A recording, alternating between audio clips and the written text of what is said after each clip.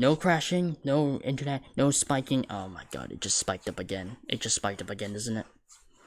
Come on. Calm down. Stop spiking.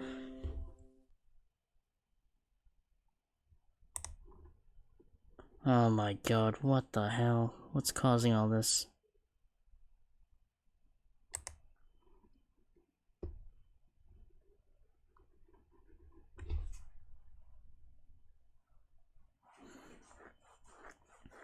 What the hell?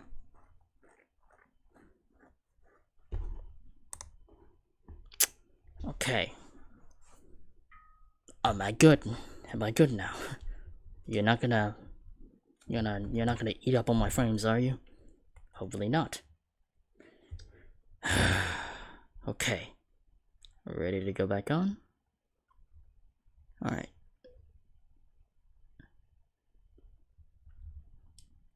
Okay.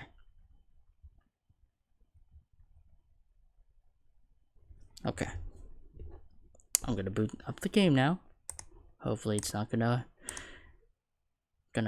skip all the frames again.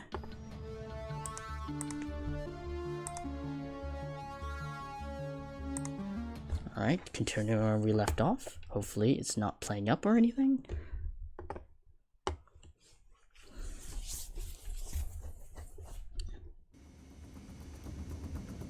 Alright, are we all good now?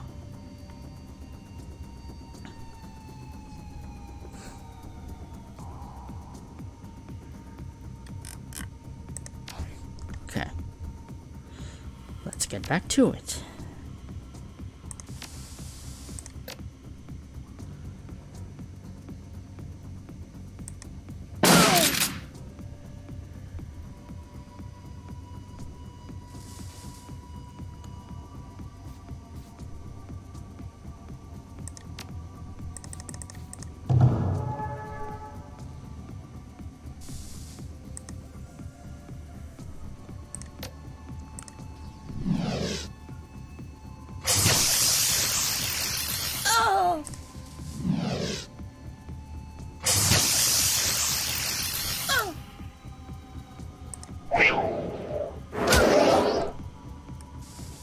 Alright, drone, take your shot.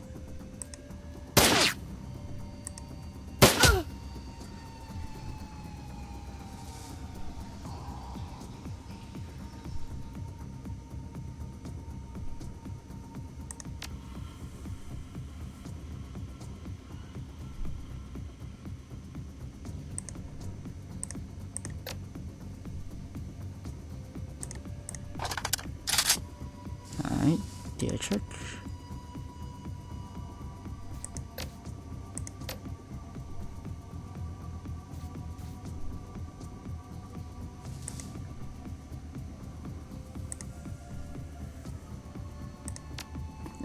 End it for the moment. Alright. Okay, are we still good? We're good, okay.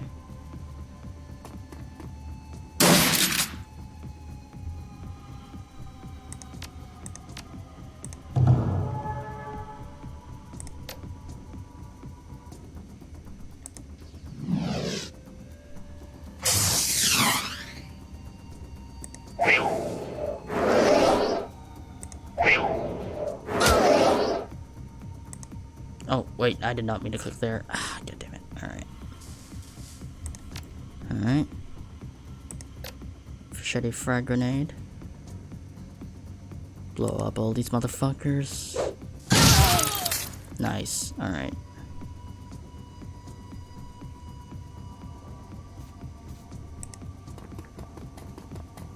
Alright.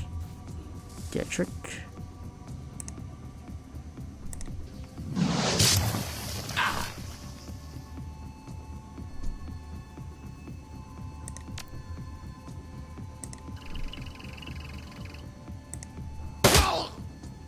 Nice. Alright.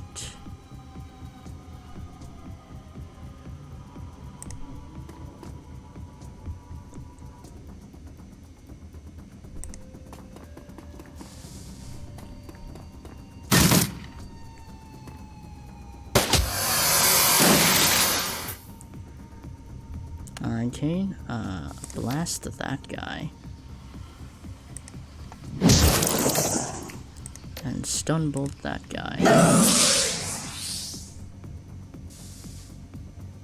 As for you, blast them. They're dead. Alright. Dietrich. I can't haste anybody. Alright, back up.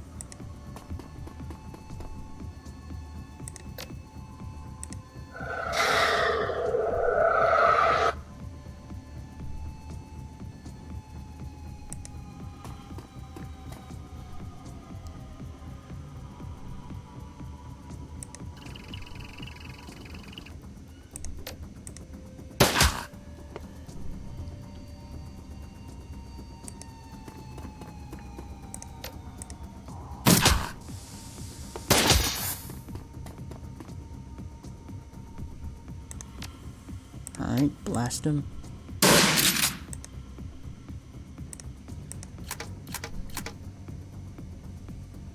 Alright.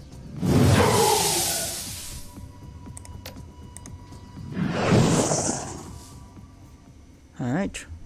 We're all good here.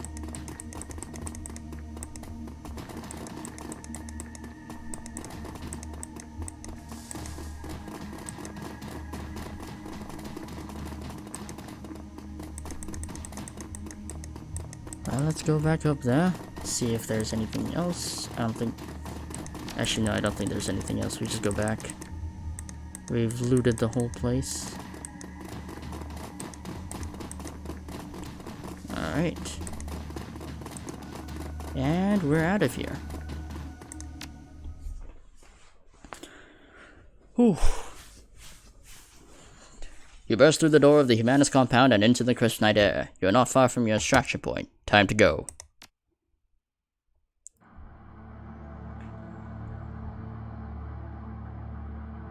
Keep Max alive. Oh, Maxim. Alright. Okay.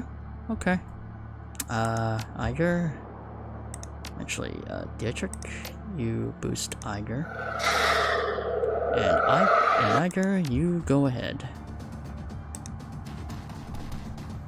Oh, yep, that's a lot of guys.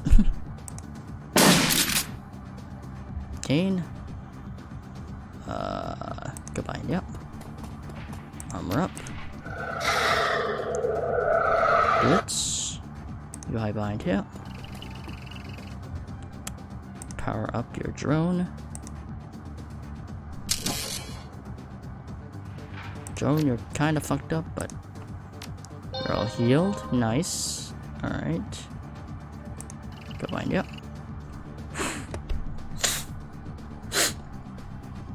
Alexander, you go behind. Yeah, with Iger. Oh yeah, they're also helping us.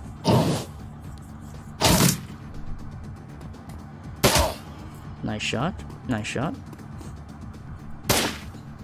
Oh. Ooh, they're taking heavy fire. Well, that means they're being attacked from both sides. And ow.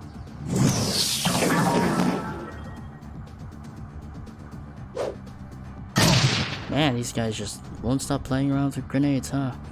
Alright.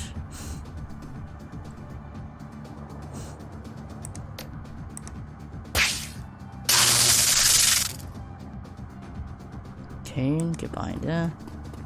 Stun bolt that mage. Dietrich, you need to get behind some cover. Get your aim, or do you have another fetid? No, you don't. Okay. I'll boost Kane up.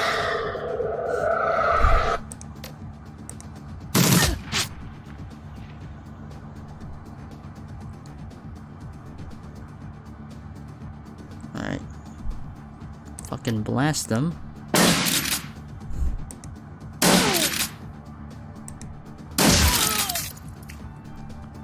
Alexander, you're kind of fucked up, but that's...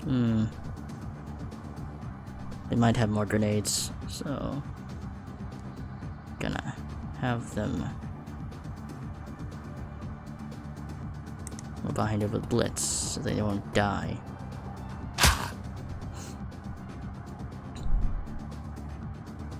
Meanwhile,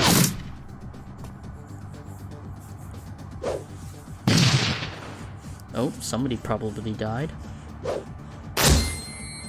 That's, oh boy. Ow. Okay then. Burn, you fucker. Burn, motherfucker.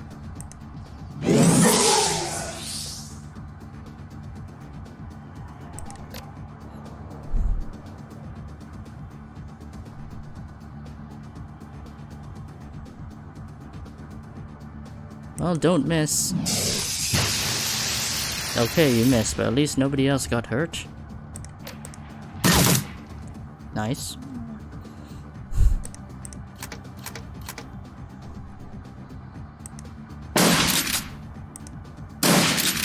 Wow, you missed everything. Okay, Alexander. How about you throwing? Nope, not that great. Okay.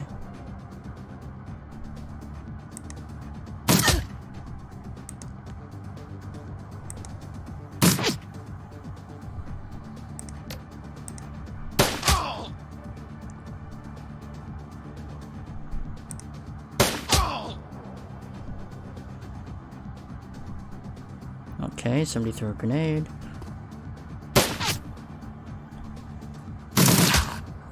Kane's getting kind of fucked up. Heal.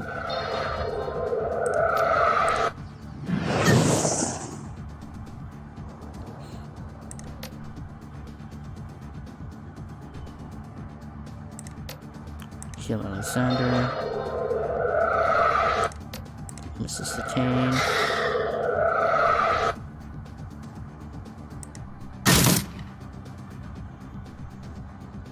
Tiger. Blast that guy.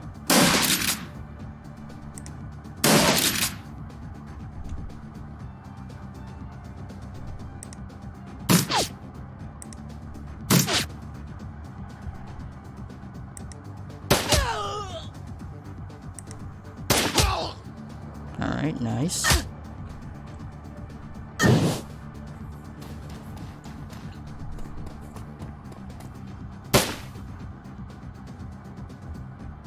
Kane or Dietrich. I'll boost Kane up.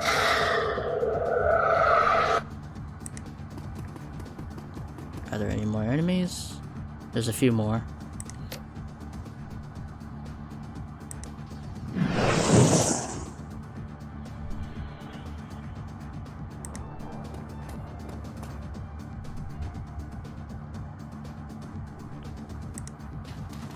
Alright, move here.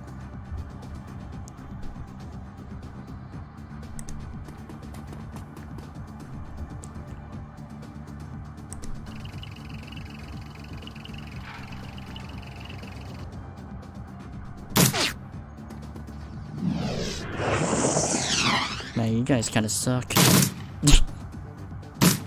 Ow. Man, they really have it out for dwarves, huh?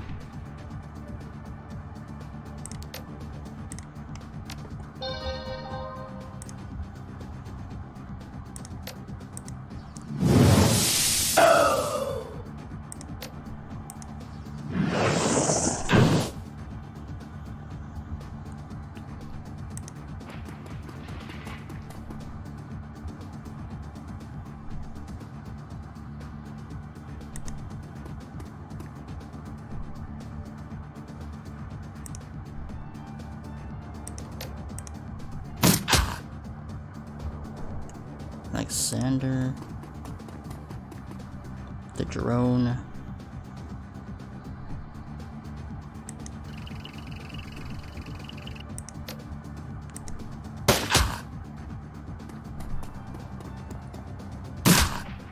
blast him.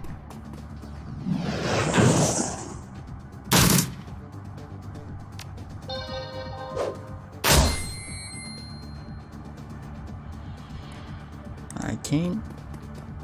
Get up there. Fireball.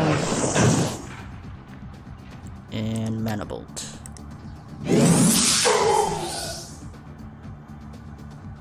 Alright, Dietrich, move over here. Provider's aim. Meanwhile, Blitz, you're just hanging there, buddy. Iger, snipe that fool. Snipe him again. And he's dead.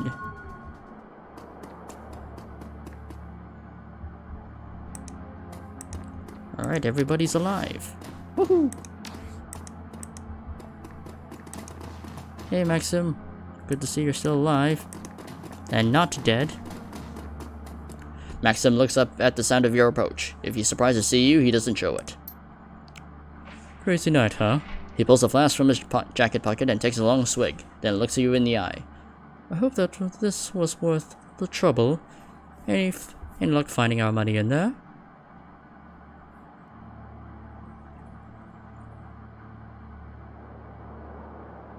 Nope, I don't think they ever had it to begin with, but I guarantee you they'll think pretty hard before crossing smugglers again. He nods. I can live with that. Alright, nicely done. Thank Christ that's over with. You okay, Alexander? The young man looks shell-shocked. He holds his rifle clenched tight in his trembling hands. Yeah, Uncle Dietrich. Yeah, I'm okay. But those guys, I knew them. One of them was my bunkmate. I killed him.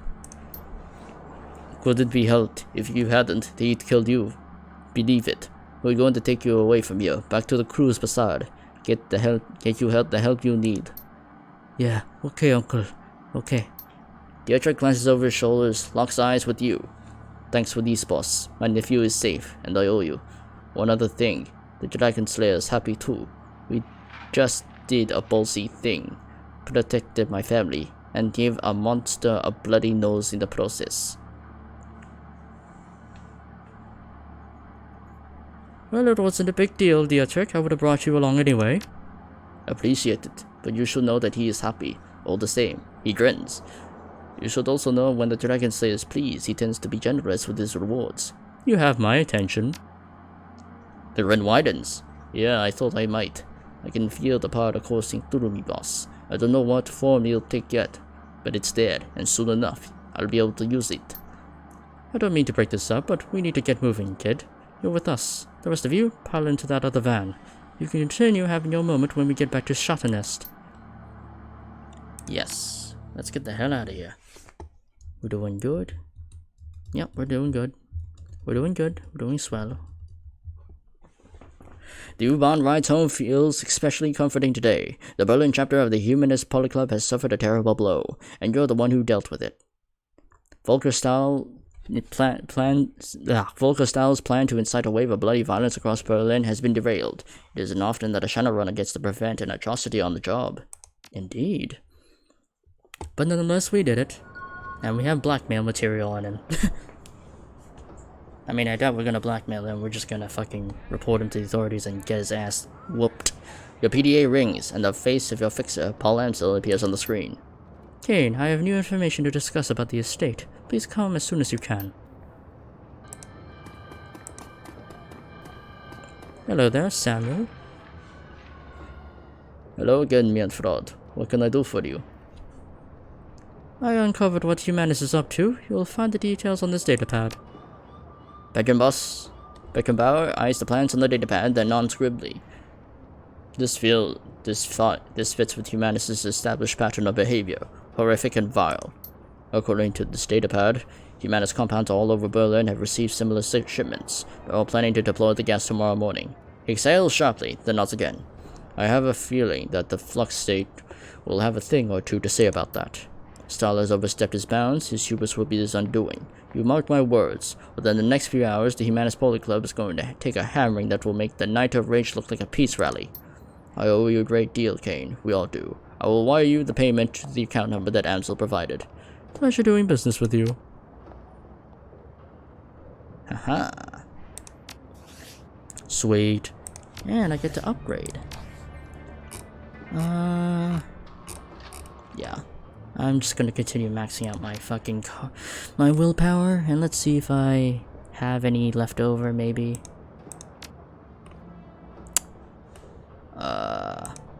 Unfortunate I'm a bit short on that, but hey, it works. Or actually, can I do this? Yeah, I can increase my spell casting so I can get another spell, and then I can boost my charisma up a bit. I could do some spirit summoning, but I could do some spirit summoning, but at the same time, I'm mainly just doing it for the etiquettes to help me do some shit. Alright. I guess I could take a point in spirit summoning, maybe. It's conjuring. Actually, no, I also need to invest points in spirit control, actually, never mind. Yeah, nah, never mind. I'm fine with this, I'm just here for the etiquette. I mean, sure I can get conjuring spells, but at the same time, I'm not sure if...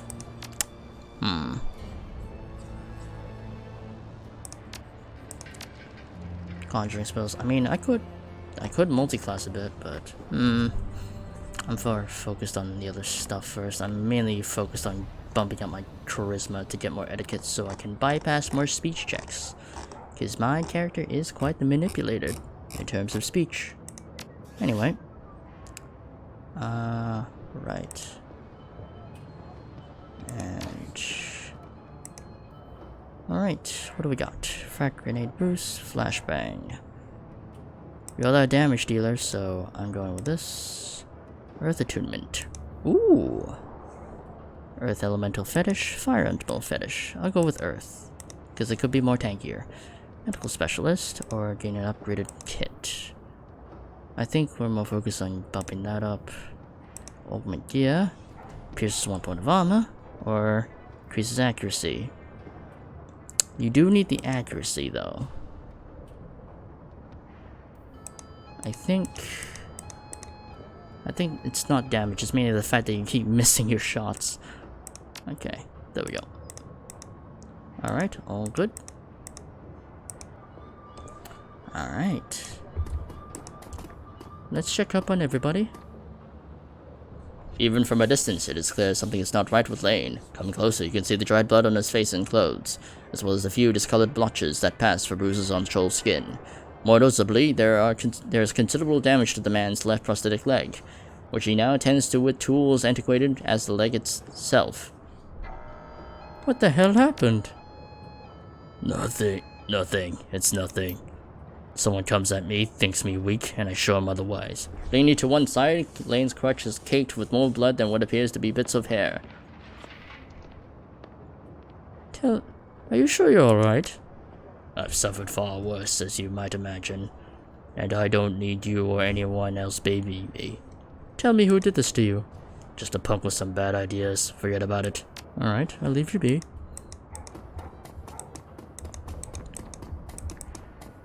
Hello there.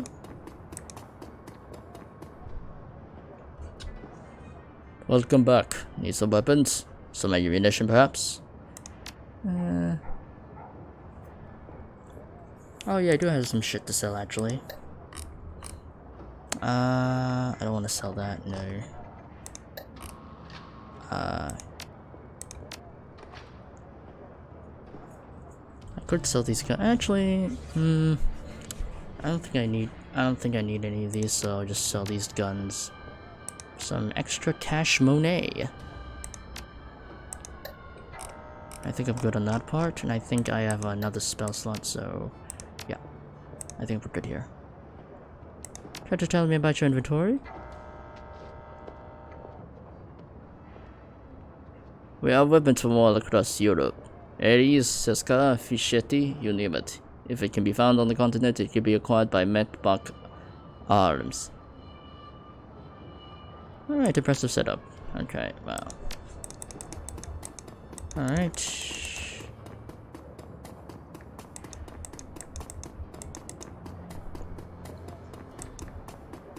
Sack Flash, hello there.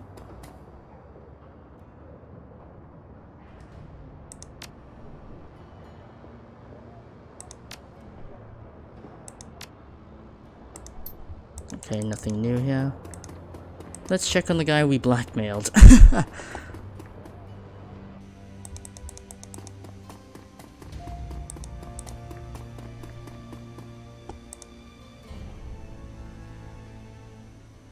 I hope that our recent misunderstanding won't have an impact on our ongoing business relationship. Misunderstanding, Kane? I'm not sure I know what you're talking about. You know exactly what I'm talking about. You're not hearing me. I don't know what you're talking about. I know nobody in the sewers, and you know nothing about my extracurricular activities. As long as you're on board with that, our business can continue uninhibited. Deal? Deal.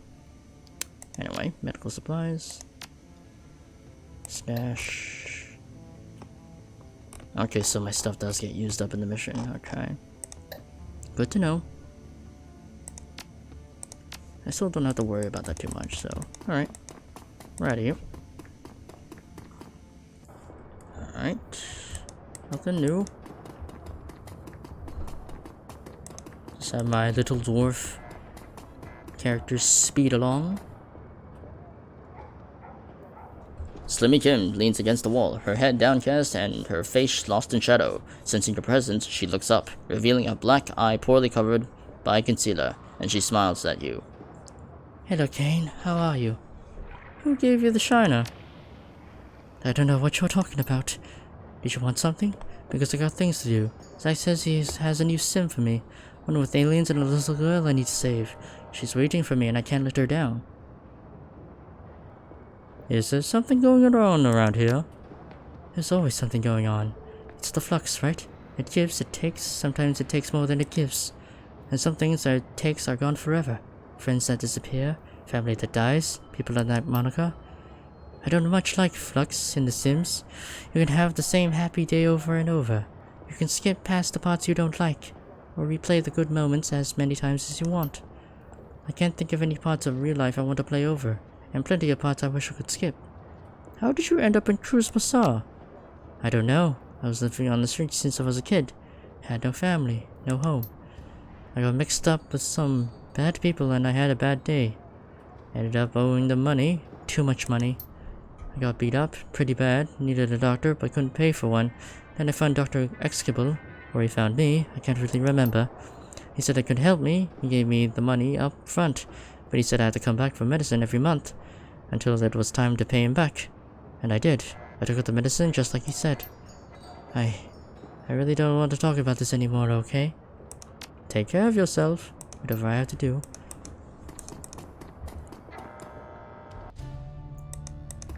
Anything new for you to say, Lady Deathstrike? Lucky Strike raises an eyebrow at your approach. A burning cigarette dangles between her fingers of her right hand as she holds a glass of scotch in her left. Kane, fancy seeing you again. Well, I was hoping you'd want to chat. Oh? She takes a drag on her cigarette. Well, you're letting me surprise. What did you want to talk about? Do you know anything about an organization called the Lodge? Duer's group, you mean? She tips back her glass and swallows. Sure, I've done a few jobs with them. They pay well. The whole ominous secret organization they try to keep me going is a little weird, but whatever. Money's money, and they got it. What can you tell me about Duer? The best I can tell, he's just a middle-aged wrong toady. Like any other corporate student that you deal with before a run. Only difference is that his organization isn't a corp. I think he's a little fresh-faced for what the Lodge has him doing. In the beginning, there were some credibility issues. I had a hard time taking the guy seriously, but then he started waving wads of new yen around and that all cleared up in a flash. Afraid I can't help you dig any deeper. He's an occasional client. She takes a sip of scotch and chases it with a long drag on a cigarette. Even if I knew more about Duer, I wouldn't tell you. Shadowrunners would kiss and tell have a funny way of dying young. Been finding much work recently. Yeah, but Cruz Bazaar isn't the best place to do it. There aren't a ton of jobs out here, so if you don't have a network. You don't have people in Cruz Bazaar. Nope, my crew is in MIT. There's a ton of work out there if you can handle it, but life isn't as pleasant as it is in Cruz Bazaar. She gestures with her cigarette, the tip glowing red in the room. I mostly visit your lovely little keys between runs to restock and relax.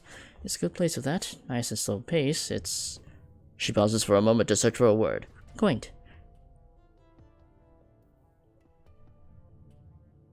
It's a nice enough place, but I don't know if that's the word I'd use. No, I would. Compared to most of Berlin, the Große Bazaar is about as quaint as it gets. Hell, it's verging on the bucolic with all the other hand-holding and the rooftop gardens. You find yourself a lovely picturesque little corner of Berlin, Kane. I guess to give your old boss some credit for that. Is the bartender here any good? Nope. It's called the Wine Killer for a reason. The guy behind the bar is more like a bush league sommelier there than he is a proper bartender. Knows a bit about wine, but when it comes to mixing drinks, he's useless. If you want a drink, I'd recommend sticking to something simple. Try ordering something with more than 2 ingredients and you're asking for trouble. So you're a wine drinker then? Me? No, never developed a taste for it. She tilts her glass, swirling the amber liquid inside. I'm not a big fan of sweet things. Never have been. Not even when I was a kid. I always preferred the smoke. If you don't like wine, why hang out in a wine bar? Because it's usually empty in here and I don't like to be bothered. And as hopeless as the bartender is, it's tough to mess up scotch if you order it neat. Now, do you have another question or... I gotta run. Yeah, see ya.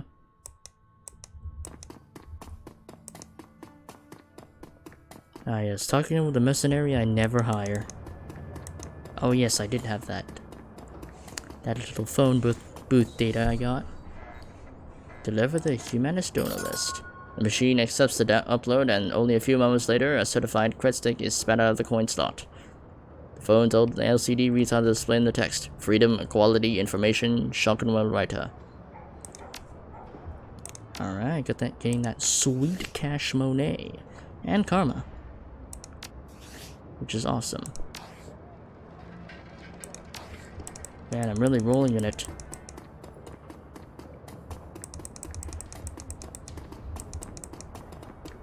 Alright, what do I have? Talk to Amsel. Stuff like that. First, I must visit the other places.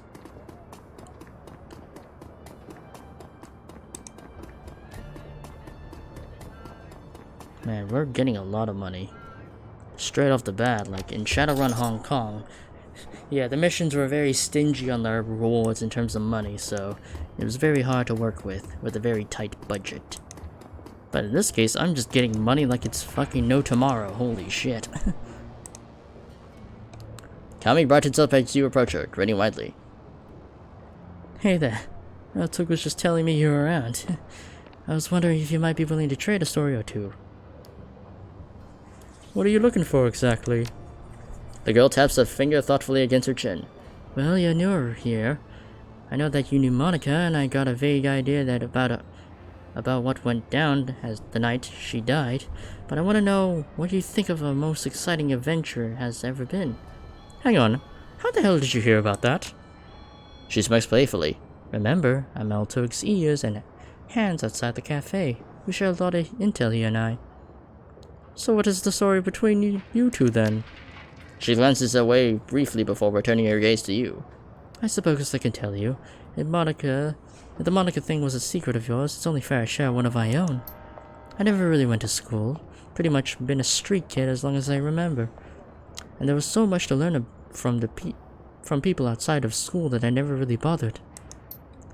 Makes it a difficult to get a job. So as all the good street kids do, I chose a place to haunt with my friends and always hung out there. That was Alto's cafe, and he was super nice about me and mine. And yeah, to them and me. I felt more comfortable with him than I ever did me and Vater. Here, her eyes narrowed to the only briefest moment at the word. And we talked a lot when I was waiting around for my friends. He must have been fairly comfortable with me too, otherwise he wouldn't have offered me a job. Well, that's nice of him. Sure was, but speaking of Altu, I ought to be going. You know who I am, if you got anything for me, yeah? She grins and waves a little before bouncing off. Alright, well, I got a new spell to buy. Because I got an extra spell slot. I believe. Yeah, I do have an extra spell slot. Alright. As you approach the counter, you find Absinthe counting a bundle of antique paper money at the till. She doesn't bother looking up. Kane, hold on a moment. I'll call Algernon for you. She pauses, squinting at you. Her mouth dips into a frown. Curious. When I look at you, I see red. Red, you say? She nods, and the frown slowly falls off her face. Her voice becomes dreamy. Red splattered like paint across great metal arms. Small rooms drenched in it, with droplets oozing down from the ceiling. She offers you a cautious smile. Pretty. Another prophecy. The last prediction you made came true. How did you do that? You are confused. I didn't do anything. I merely related what I saw. She blinks and looks away. What I shared with you was an observation, nothing more. Well, that's all I needed. Be well, dwarf. Algernon? Anything new? Alright. Holy shit! Damn! Damn, already unlocking new stuff for me to wear.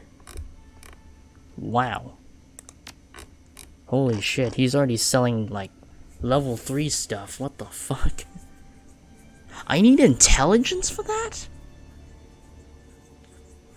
Damn, okay. So, I need intelligence for that. I did not know that. Okay. That is very interesting. But yeah, I can't use lightning bolts because I need intelligence apparently. I did not expect that. I need at least 4 intelligence to use any of the other stuff. Okay. That's interesting. Right. Where's weapons? Yeah, my power bolt. I can upgrade my power bolt to make it absolutely broken.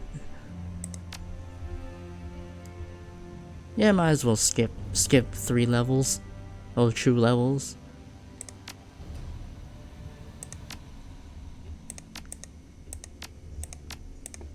Confirm. Damn, I did not expect all the stock to be so big. Well, I don't need this anymore. Outfits, I could use some better stuff. Okay. Grants 1 willpower and 1 to charisma. Traditional mage robes. Urban mage robes. Grants 1 willpower and 1 movement speed. Oh, that's pretty good. Adept combat vest. Designed to protect. Okay, grants 1 unarmed and 1 willpower. Gives me a lot of armor though. Guard armor, spirits. No, I don't do that. Occult robes. I think I might go for willpower and spellcasting. Willpower and charisma. I think I'll go with the traditional mage robes. I mean, I could up my spellcasting, but what are the spells? But there are other spells I could buy.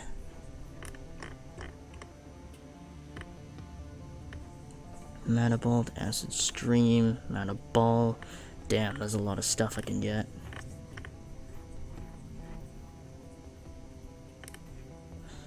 Holy shit. Strip Armor 3. Damn.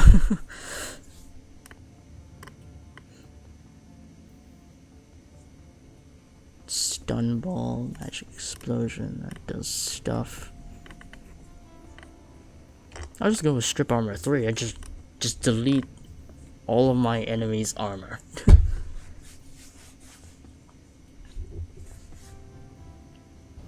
Yeah, I'll buy that one. Yeah, that's fine with me.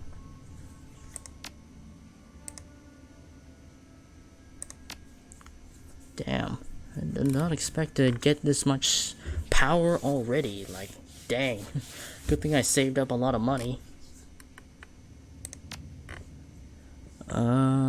Stun bolt distraction. Do I need to upgrade any of my other stuff?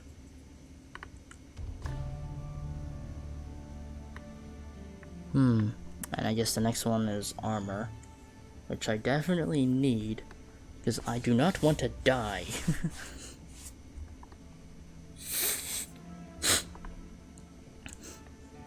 I could go urban mage. I can increase my charisma a bit.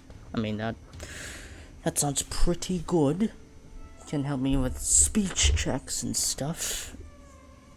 Can up my willpower and spell casting.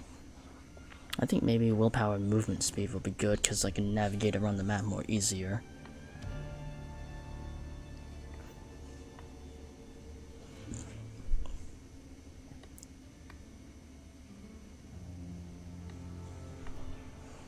I'll go with the mage cloak.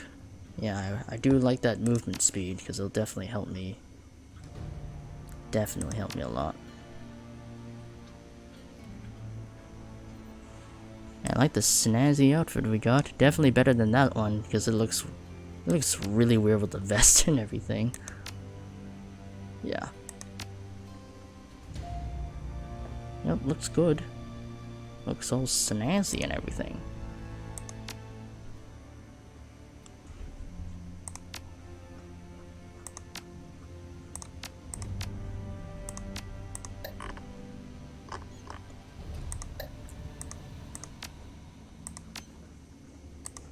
Alright, I got a huge upgrade. Now my cantrip, or my main power bolt, or whatever it's called, is way more powerful than before, and I'm very happy about that. And I got a snazzy, cool outfit as well, allowing me to do more things. Oh right, oh yeah, there's the other thing I have. Alright, anything new here, buddy? No? Okay. Oh yeah, I have the old edition. Right, I still need to attend that one audition, but I think I could be qualified enough to do everything. I'm not too certain, but hey.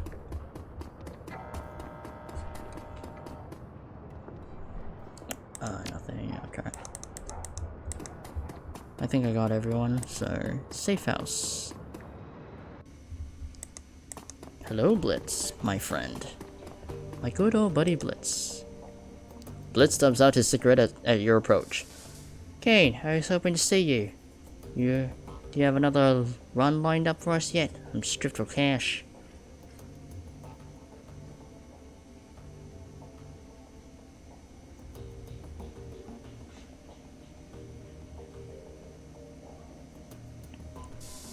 Well, don't worry. Well, don't worry. We're doing fine on the job front. Amsel's been working overtime. Oh, thank God, and thank you, Chief. Thank Paul, too, come to think of it. So, did you have a question for me, or is this a social call? So, yes, why are you strapped for cash? With all the work you've been doing, you should be rolling in new yen, like me. How do you think I got all this snazzy drip? What can I say, Chief? He tries on a thoroughly unconvincing smile, but immediately seems to think better of it. The anxious look returns to his face. I have expensive tastes. How expensive are we talking here? Even you had a raging cram habit. I think you have at least some money left. Expensive. Truth be told, I'm in debt. In debt? To who? He hesitates before responding. When he does, his voice carries on the edge of annoyance. No offense, but this is getting a little too personal, Chief. My debts are none of your business.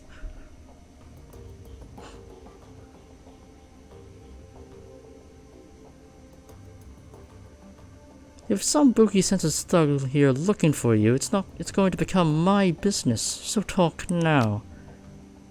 Blitz shakes his head in exasperation. Alright, fine. First off, you don't need to worry about anyone coming after me. My debts are a bunch of old contacts. If I don't pay them, I'm gonna lose them. And this line of work, it isn't smart to burn bridges. Second, before you ask, those debts are for services rendered. I was in a tight spot and I need some help. I threw around a lot of IOUs to get it. Third and finally, the trouble I was in involved a girl. I'll tell you about it if you ask me, but if we're verging into deep into personal feelings territory, so if you don't want to hear me sob over my ex-girlfriend, you drop the subject now. So it's up to you, Chief. You really want to go down this road, or shall we keep this relationship professional?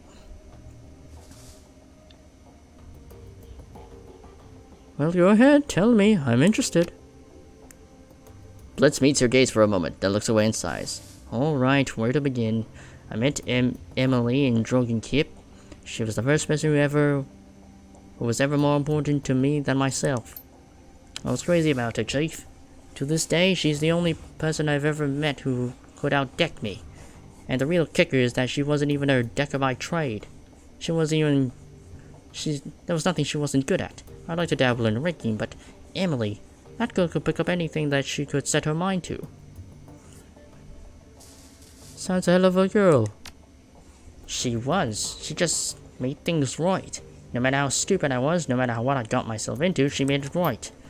I don't think much of many people, Chief. Emotional attachments aren't really my thing. Love seems like a diluted word these days, so I wouldn't waste it on Emily. Let's say that she was important to me, and then I lost her. I didn't know what was happening. It came out of nowhere. One day she was just gone, along with most of my decking gear. The only explanation was a handwritten note on old-fashioned paper. Leave me alone. That was it. We've been together for years, and that was all she left me. This beat-up old cyberdeck. Naturally, I freaked. We had shared our arguments, but we never had a huge blowout or anything. I couldn't think of anything that would drive her to do something like that. Mostly I felt hurt, so I searched for her, in the real world and in the Matrix, and turned up nothing. I started tapping my contacts, and that was when I started racking up my debt. And so, did you find her? No, she's gone, Kane, without a trace. I looked high and looked low. I poked into everything I could think of, and my contacts did the same. He shakes his head.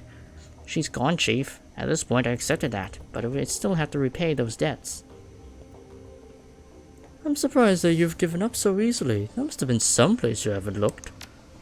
He blinked. I don't know, Kane. I really did look everywhere, and at a great personal cost. If she means that much to you, you owe it to yourself to try. Yeah, you might be right. He shakes his head. Fuck. I thought I was done with this, but you're right. Without some kind of closure, I'm never going to be at peace for this. Thanks for the talk, Chief. I'll let you know how it goes. You do that, Blitz. Good luck. Also, what was your opinion about the last run? Never been a big fan of polyclubs in general, let alone a bunch of swine like Humanus. How an idiot like Storm could attract so many followers is beyond me. Wish the master hadn't gone away, but oh well. We did what we went there to do. Talk to you later, Blitz. I mean, yeah, I didn't know he was running, so... Which is fair enough, but at the same time, he's gonna probably get killed by the authorities. Because we do know how mega corporations in this universe are like. You really came through for me, boss. You ever need anything from me, anything at all, then you can call me. I'll come running. How's Alexander holding up? He's a good kid, that nephew of mine. Give him some time and he'll shake Stahl's programming. It might take a while, but he'll adjust to life here in Cruz Bazaar. In the meantime, I found a good home for him. Samuel agreed to take him in. Is that wise? Samuel's employees have no love for Humanus. Most of them don't even like humans. Best thing for the kid will be to learn through immersion. If he stays with Samuel's group, he'll have no choice but to interact with metahumans. Soon enough, he'll learn that they're no different than anyone else. First few days will be enough, no question, but he'll make it through, and come out the other side a better man for it. Time will tell, I suppose. He nods. Yeah, that's right, it will. And when push comes to shove, he'll do the right thing, just like he did with Stahl. You'll see. Now onto other things. Remember what I was telling you back before we climbed into the van? Yeah, you were saying that Dragon Slayer was happy, and that you've been given a reward. That's right, thanks to our, let's not mince words, heroic actions back at that swine pit. The Dragon Slayer has seen fit to grant me his favor. His grin widens, and now I know what it means, and what I can do with it. I'm listening. Well, he has seen fit to grant me a new ability. He gestures at the ground near his feet, namely this. As you watch, the spot that Dietrich is pointing at begins to glow. Lines of force spread out in a scintillating web, and a feeling of raw power suffuses your body. I've just torn open a channel between myself and the Dragon Slayer. That power you feel is his power, pouring through the aether and into that spot. If you're familiar with ley lines, it's the same basic concept. I consecrate a patch of ground, and as long as I stand in that spot, all of my magic gets stronger. He crosses his arms over his chest. Not bad, huh? What about another mage or shaman? Could they benefit one of these channels too? He shrugs. I don't see why not. Like I said, it's basically a ley line. As long as you're on the Dragon Slayer's good side, I don't see why you couldn't use it. My idol, he isn't stingy with his gifts. Anyway, boss, I want to keep filling with this, learning how to properly control it. I'm sure you've got things to do as well. You take care of whatever else this needs doing. Have I next run? I'll be ready to use this. Sounds good. Take care, Dietrich. You too, boss. Alright, nice. You got a sick buff. Good on you, Dietrich. We definitely need something like that for the run. As you approach, Iker turns to face you. Her rifle has been field stripped and lying in pieces of sheet of butcher paper. Arranged in a neat row along the edge of the paper are bottles of copper solvent, bore cleaner, and lighter fluid. Our fearless leader returns. What do you need? Are we good now, Iker? Depends on what you mean when you say good. I wouldn't question your competence again. Not in front of the others, at least. But I'm not gonna lie, I still have concerns about you, Kane. What kind of concerns? Basic ones. I don't want history to repeat itself. What history are you talking about? I'd rather not go into it, fearless leader. Let's just say I've had bad luck with underexperienced teammates, and leave it at that. So, was there something else you wanted to talk about, or can I get back to cleaning my rifle? I'd like to hear about your time at the KSK. She shakes her head. No, I'm not in the habit of sharing war stories, Kane. Not with people who have never served. What, you think I wouldn't understand? No, it isn't that. You've been under fire before, you'd get it. But you don't share war stories with civilians. Maybe a Shadowrunner, but you were never a soldier. It doesn't have to be a war story. I just want a better idea who I'm running with. She looks at you in the eye for a moment, evaluating. Finally, she shrugs. Alright, Kane, you win. I owe everything to my time in the KSK, from my street name on down. So you tell me what you want to know, and we'll see where this goes. Tell me about how you got your street name. Back when I was in basic training, a fellow recruit made a vulgar joke at my expense. He said that I reminded him of his north face of the Eiger. In the Bernese Alps, huge and beautiful, but dangerous to climb. His tone left little doubt as to what sort of climbing he had in mind. I think he was trying to proposition me in his clumsy way, poking me in front of the other recruits to try and provoke a reaction. She shrugs. Anyway, he got one. I broke 3 of his ribs and the name stuck. Served him right. Iger regards you with a critical eye. You might actually mean that, but then you may just be trying to get on my good side.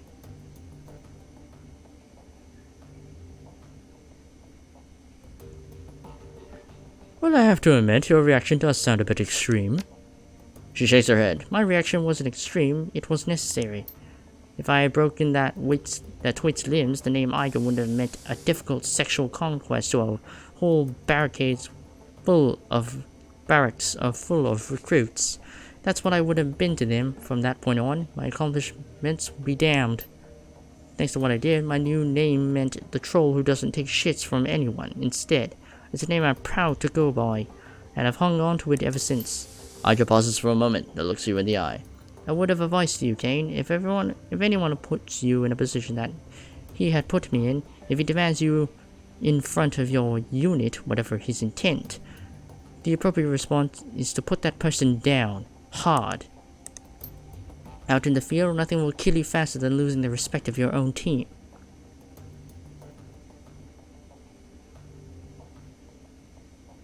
Well, that's good advice anywhere, out in the field or here in the shadows.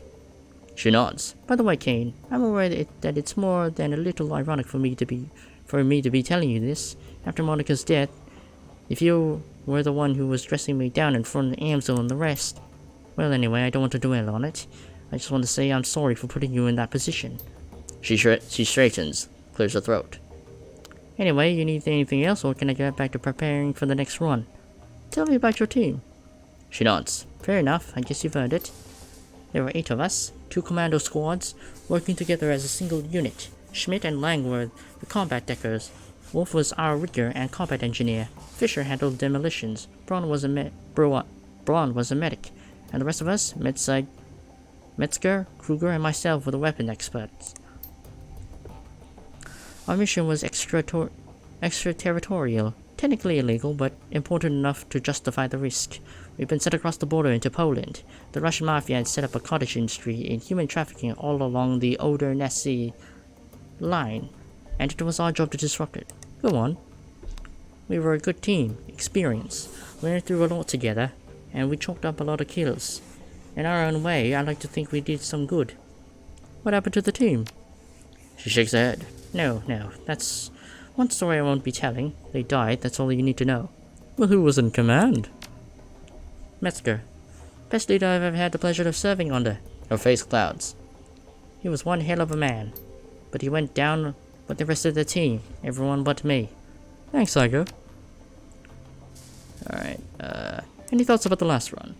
After all that moral ambiguity that we've been wading through, hitting Humanus was incredibly satisfying. What they had planned, it makes my blood boil just thinking about it.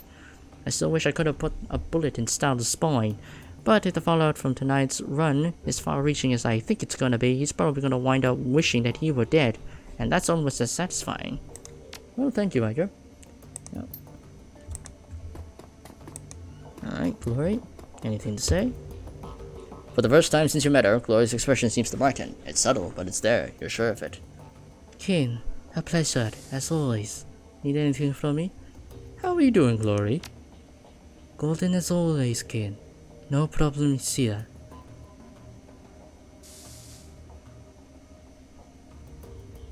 If I didn't know any better, I think you were warming up to me. She studies your face for a moment before responding. I suppose you might say that. I don't talk to many people, Ken. It just doesn't seem to be worth the effort. I don't really feel much anymore, not since... She caresses the chrome of her forearm with a hand made out of articulated steel. This. If that is true, why are you still talking to me? I suppose because you've shown an interest and because you haven't let me push you away. She locks eyes with you. Her expression is blank. I don't want to mislead you, Ken. And I still don't feel anything, not warmth or friendship or even trust. But I can appreciate the effort you're making. It's something new and it's worthy of exploring. Neat. Oh shit, oops. Okay, there we go. Are you ready to tell me about that chrome you're sporting? I'm getting there, Ken, but you'll have to give me some time. The answers come when they do. You said things went bad when you turned 14. I'd like to keep talking about that. She stares at you, at her face. She stares at you. Her face expressionless. No, I'd rather not. Why not? Because I don't see a reason to.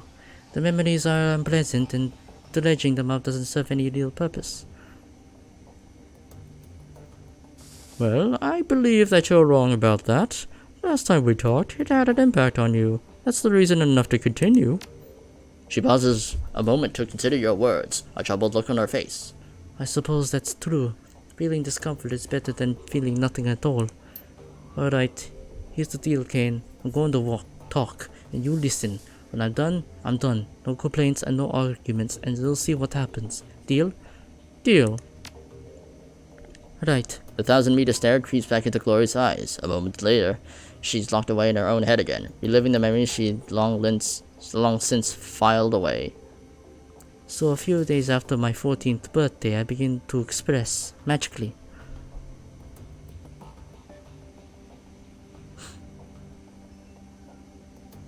Judging from what I saw in your aura, your awakening must have been an incredible thing.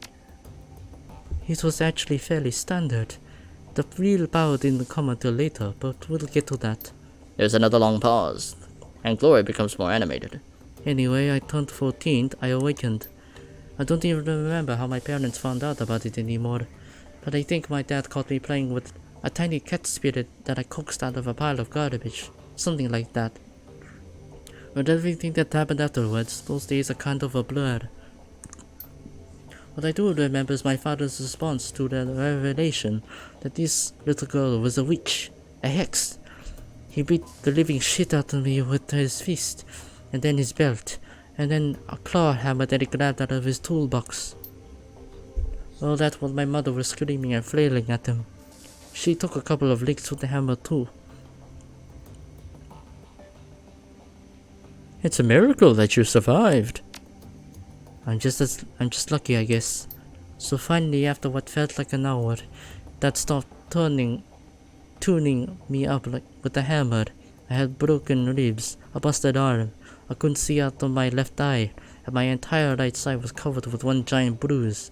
I was bleeding all over the carpet, making a real mess of the carpet. The old bastard spat on me, his bleeding, crying daughters. He spat on me, and he told me that I was this Tailfell's whore, the devil's whore. Then he kicked me out of the house. As I was crawling away, my father told me that if he or any of his cruise little brothers ever saw me again, they treat me as the Berlin chapter treats the enemies of God. If you're not familiar with how the Crusaders here in Berlin deal with heretics, it's decidedly less pretty than what my dad and his buddies did to their victims. I got the hint, and the next morning I started out of Stuttgart. You were a human girl, presumably with an ID. Why didn't you go to a hospital? Oh, I did, but not in Stuttgart. Stuttgart? If I went to a local hospital with the kind of injuries that Dad gave me, there'd be questions, and I couldn't afford to stay in town any longer than I had to. Even my dad warned of getting arrested for beating me, and the rest of the local cruisers would have found me, and I'd have wound up skinned alive and thrown into the Neckar. I woke up in Tübingen. I figured it'd be safe enough place to find medical attention, and maybe to call home. It's not far from Stuttgart, but it has a huge student community that I figured I could blend into, and the university there has a decent magic department. My dad dropped me off at the university hospital, and they patched me up pretty good. Had some questions for me about how I got so beaten up, but I lied and told them that I had been mugged, which played nicely into my complete lack of cash credit and identification. Glory pauses for a moment and looks down at the floor. As she fixes her eyes on you, she is visibly tense. We're going to fast forward through the next few years. I was a kid on the street. I got by best as I could, doing whatever I had to do. The rest we can leave up to your imagination. Good? Well, you did what you had to do. I'm no stranger to that myself. I don't think anyone working in the shadows is. She nods. I figured you'd understand. So anyway, I lived on the streets for a few years. Got used to being hungry all the time. Got used to being rained on. Got by. I was painfully aware that I had magical talents, but without any kind of training or guidance, I didn't really know how to use or develop them. Truth be told, they scared me, so I more or less ignored them. So it just went on like that until a few days after my 17th birthday. I met Marta, and everything changed. Marta was a sweet girl. After I took her for a street kid like me, her clothes were a little ratty, and she seemed a bit comfortable being near to me, but also looked well fed and happy. And those two things I hadn't been in years. We started hanging out, and before I knew what was happening, I was in love. There was a genuine attraction between Marta and me, I think. But I also think that a lot of my affection for her came from the fact that she was the first person in years to give a damn about me. She cared, and I loved her for that. Glory pauses. She looks flustered, her composure cracked. Keep going, Glory. She stares at you for the beat, then nods. A few ragged breaths later, she continues. Mata told me about the place where she has been hanging out. She invited me to join her there. It's called Fristel, the fireplace, and it was sort of a commune for dispossessed youth. It turns out that a lot of the street kids I known over these years had moved there. The way they disappeared, I assume they'd been kidnapped or killed or had gone back to their parents, but there they were. I remember being kind of angry about it, like, how did everybody get the memo about these but me? Mata calmed me down. She was good at helping me work through my feelings, and I wound up following her to Verstel. To a street kid, it was basically paradise. The owner, a guy named Haro, has set up this little farm that just outside of Tübingen in the Schönbusch forest.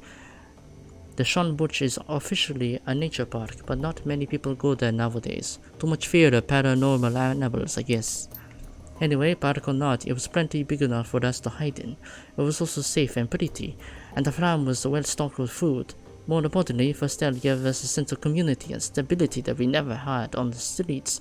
We loved Taro for that. He became like a surrogate father to us.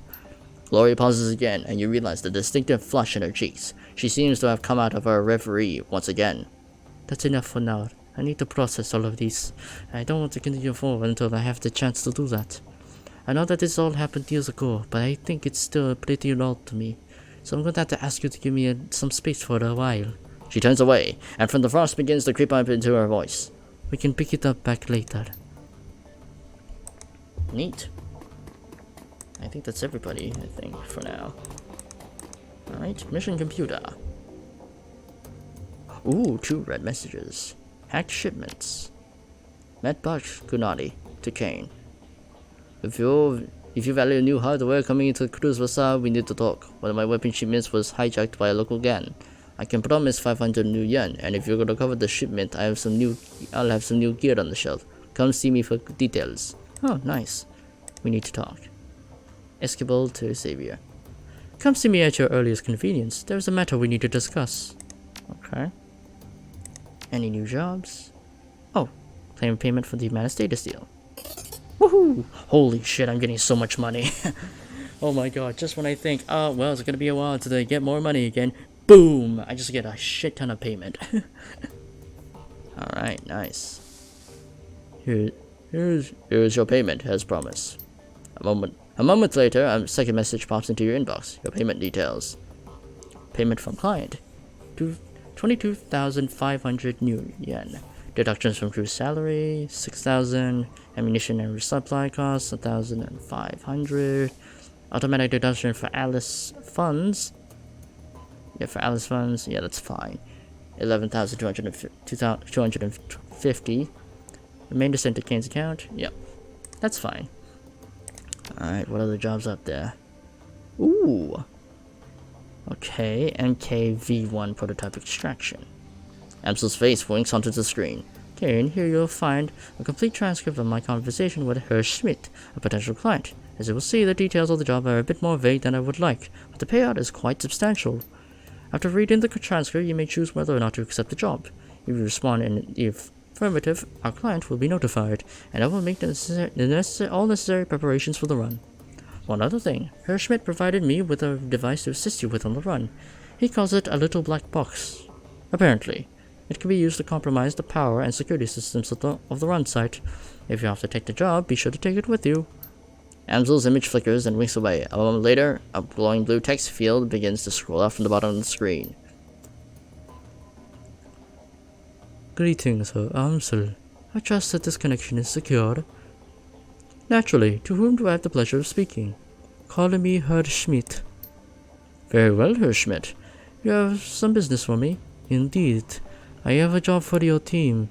A simple matter. Judging from what I've heard of your team, I imagine that they will be well suited for the task. Go on. The interests that I represent have learned that AG Chemi Europa is working on a company-wide project, something very secret. Very new, reliable sources inform me that they're keeping a working prototype of this new venture at their Berlin facility.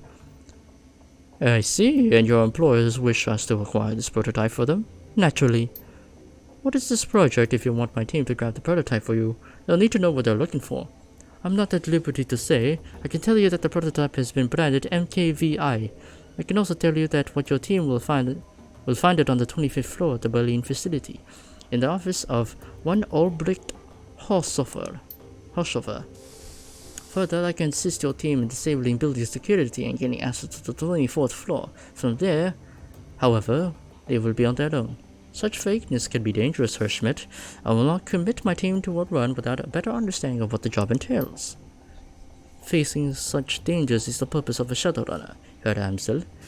Your team will be rewarded handsomely for their services. My employers have set aside 20,000 new yuan for the job. Consider it hazard pay if you wish. Make it 25,000 new yuan and we'll look somewhere else. 22,500 new yuan. Final offer.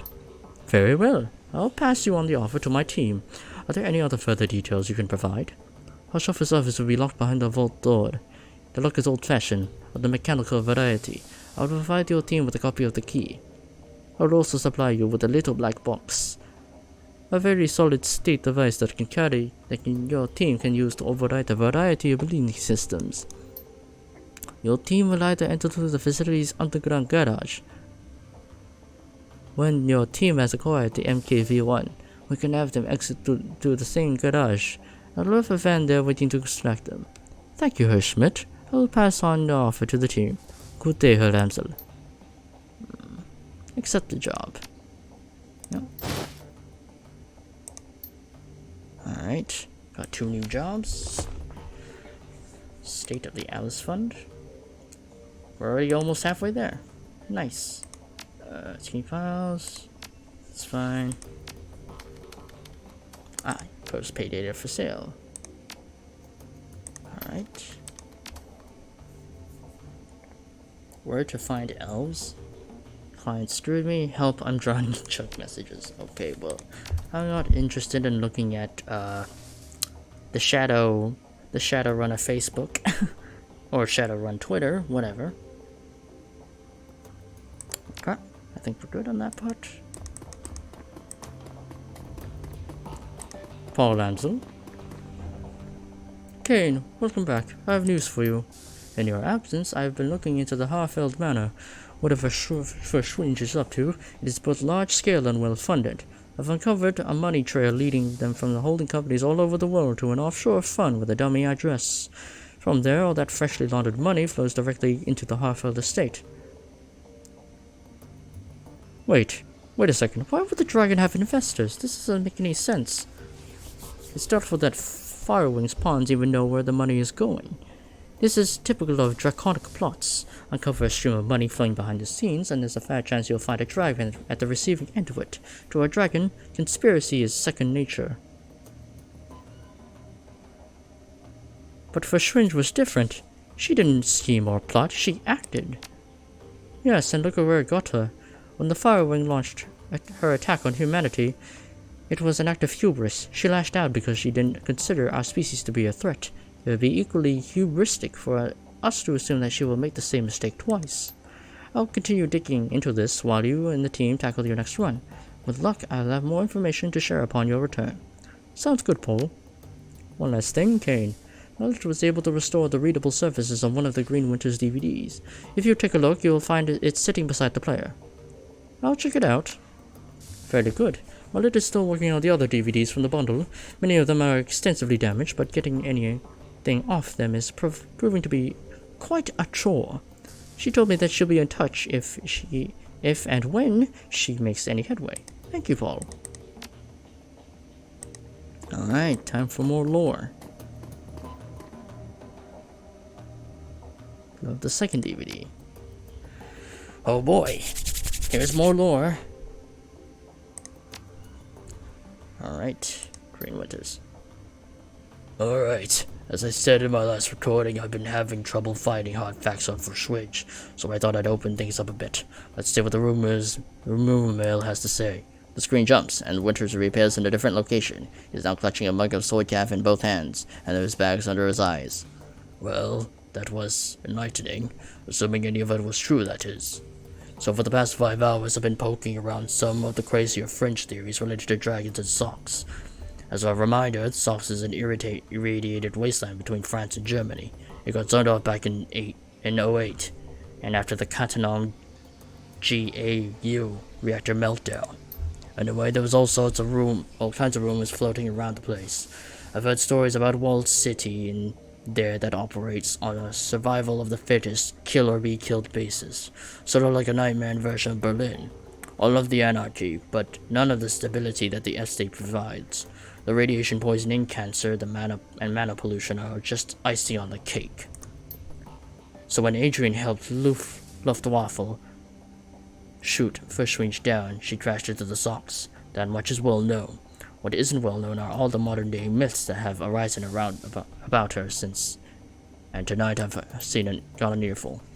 I chatted up a girl who claimed to be a ghost rat that's a smuggler that operates in the Socks. She told me about the dragon cult called the Disciples of the Cleaning Fire.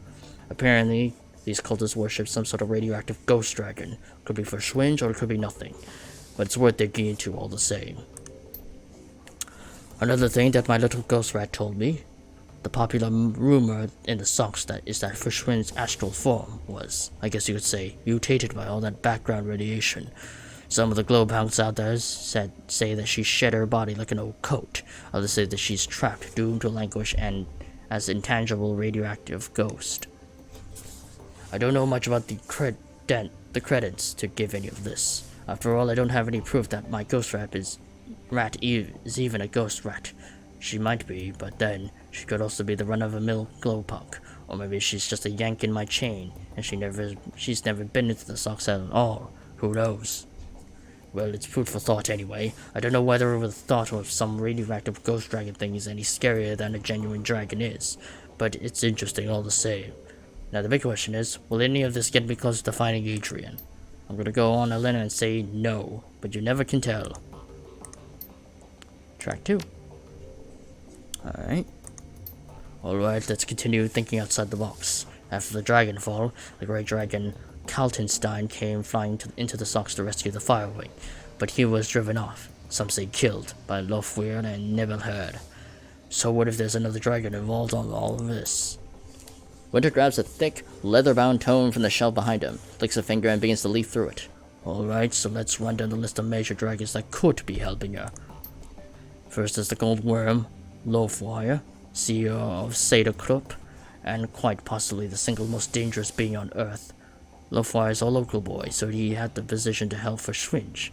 He certainly has the financial capability to help her. He could send a small army into the Socks if he wanted to. So he's definitely got the means, but I can't see how he'd have the motive. He's actively prevented Firewing's rescue back in 2012. After all, the same thing is true for Nebelherd. So let's scratch both of them off the list. He flips the page, frowning. We've got Aden, the great Shirush. He's operating out of Turkey. By all accounts, he's not a fan of Lofweir. They're actively competing for territory in the Middle East, so I suppose that could have been considered motive. Reviving the Fireman might cause problems for the Golden Worm, but still was a war with the Sadokrupp by straying onto Lower's territory. Again, I don't think it's likely. He turns another page. There's Seladir. Out in the Wales, he's pretty heavily invested in the Transis neuronet, so he's got the money, but he's too busy dealing with the BTL killer scandal that Trans is going through out in London to get his dirty claws on the Socks. Flip.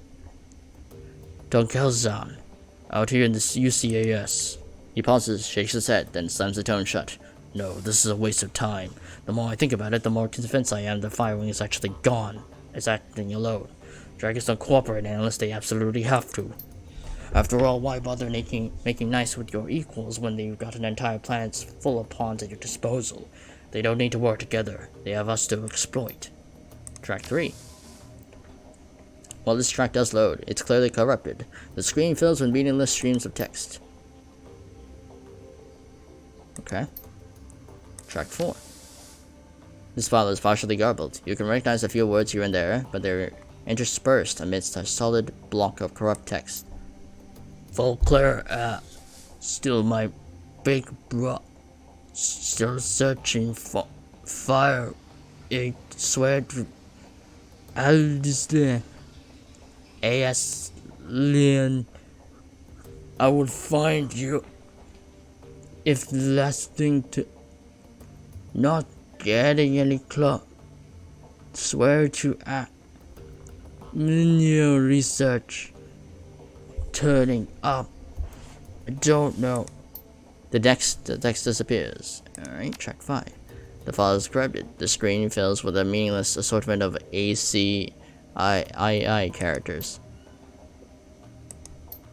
Track 6. Screen goes black, and the same digital chime you heard on the Dragonfall DVD plays again. A crackle of static fills the air, followed the same now familiar electronic whine. A few moments later, the display goes live. Beauclair looks haggard. His eyes are heavily bagged and bloodshot, and his hair is mussed. He holds a cigarette in an unsteady hand. Hermie, it's me. I can't sleep. I don't know where you are. Out having fun, no doubt, maybe flirting with one of those unattainable beauties that you're always chasing. He drags on a smile, but it quickly disappears. He takes a drag on a cigarette. That's good. I want you to live a pleasant, normal life. After all, one of us should. Beauclair rubs his eyes. I can still smell the smoke, Hermie. It's almost a year later, and I can still taste the stench of burning corpses. When I sleep, I can hear sirens and screams. There's no sound in the world as horrible as a burn victim's screams. The doctors would call this PTSD, I'm sure. They'd have me in therapy. Maybe dose me up on SSRIs, like they do to our veteran soldiers. He chuckles, then takes another drag. What a story for the tabloids. The great dragon slayer, Adrian Beauclair, mentally incapable of wrestling with his own demons. He shakes his head. No. No therapy to me. No therapy for me. And certainly no medication. I have a reputation to live up to. However poorly deserved it is, and however little I want it. He pauses, stumps out his cigarette. The Argent's still alive, Hermie. Of that I am certain. One of the days I will find her, and then perhaps I'll be able to sleep through the night. Alright. Well, I mean, we kind of figured that the dragon's still alive. And, well, I can only assume that Hermie, during all that corrupted shit going on in this, is him getting fucking fried in the brain. By the, thing. By whatever caused the death of Monica. So, yeah. Well, anyway, I guess time for more shopping, I guess. Because we got a lot more funds to spend with. And I love it.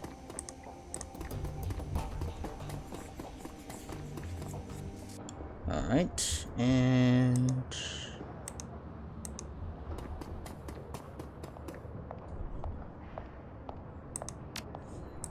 I guess I can go back to spending stuff on new spells and shit. Because I'm getting a lot of money. Got a lot of money to spend. Algernon?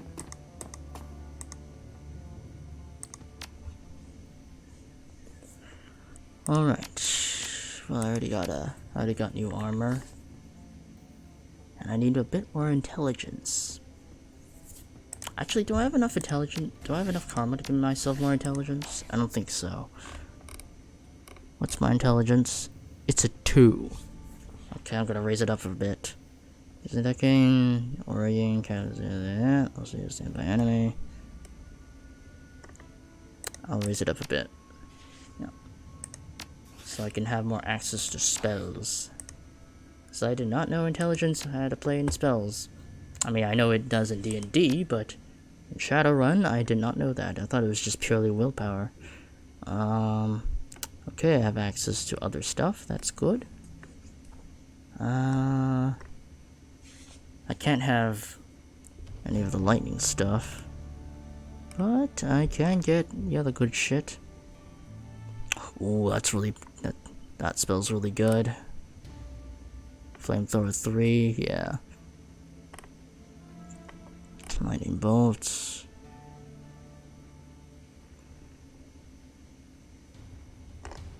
Do I have any upgraded versions of Stun Bolt? I don't think I do. Or maybe I do. No, I don't think I do.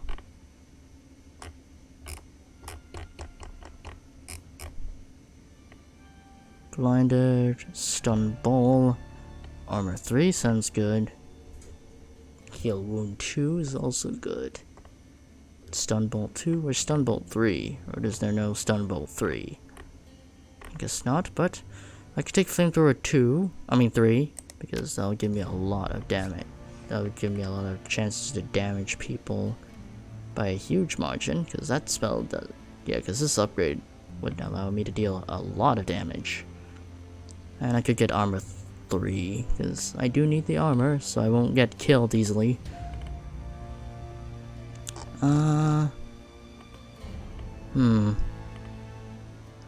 Mana Bolt. I could also get that to pierce, get some good old armor piercing. I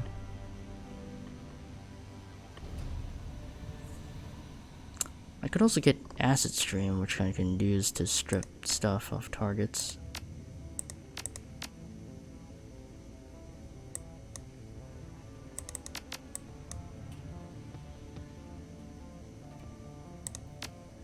Yeah.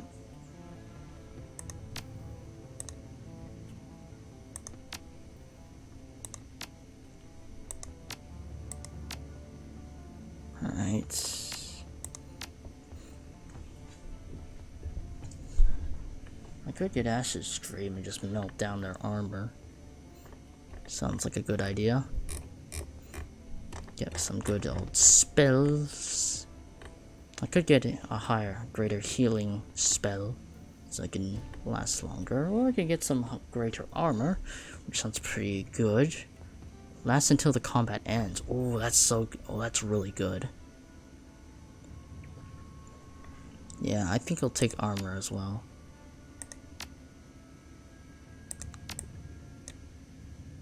Take armor 3. Yep. Look at that. All my shit's getting upgraded.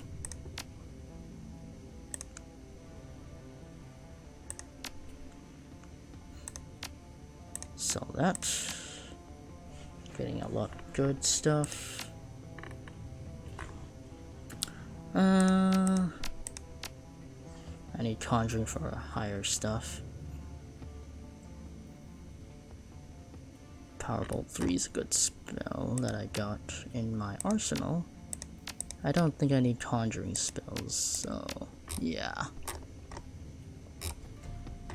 I think I'm gonna be completely focused on these spells because that's my build. I'm a pure wizard.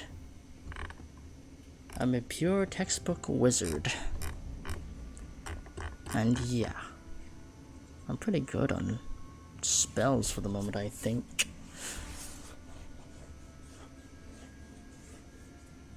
What's Stun Bolt? Does 1 AP damage to the target. What's the AP cool? Oh, that's 3. Maybe not.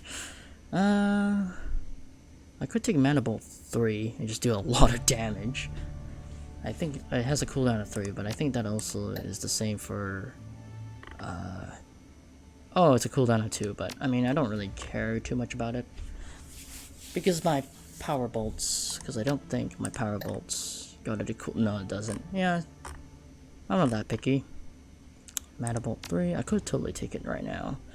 It'd just be an absolute unit.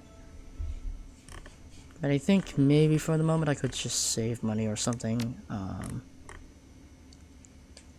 already got some decent armor that gives me good buffs, so I'm good. I don't think I need to replace anything. I mean, I could get Heal Wounds 2, so I could heal myself for quite a lot. And it does actually have... Wait. Why does it say HP 0?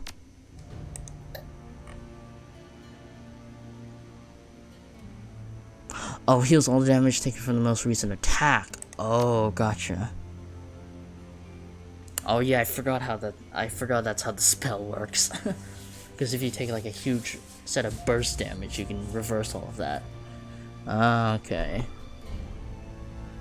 Wait, what's the difference between this and heal? What's the difference between heal 1 and 2? The most recent attack. Is a recent attack. So wait, what's the difference between heal 1 and heal 2? I don't understand that.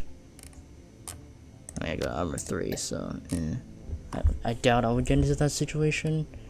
Unless they got armor stripping capabilities, which might in like late game stuff, but I don't think I'm in trouble with that, especially when I'm all decked out and everything. I could get a mind wipe, but would that be better than my stun bolt? Actually, no, it would take 2 AP to use mind wipe. Never mind. Yeah, I got some stuff here.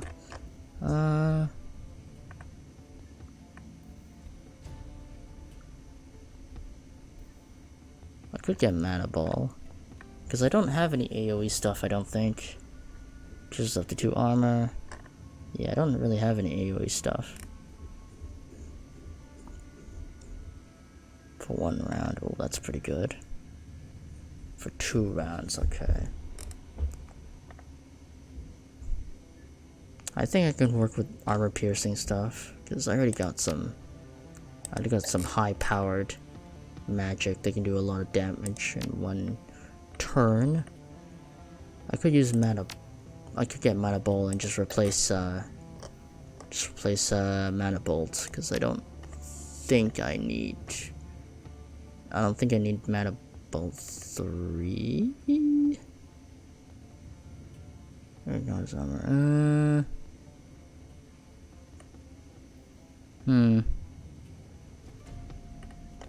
But it also does I could also get this, because it also does ongoing AP damage. That is quite difficult to choose between.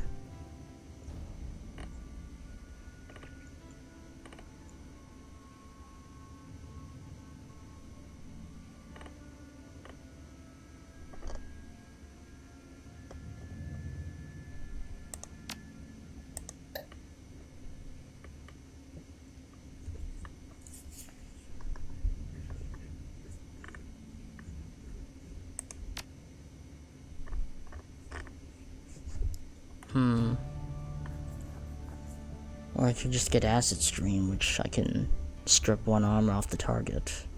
And it also deals damage over time, which is also really good.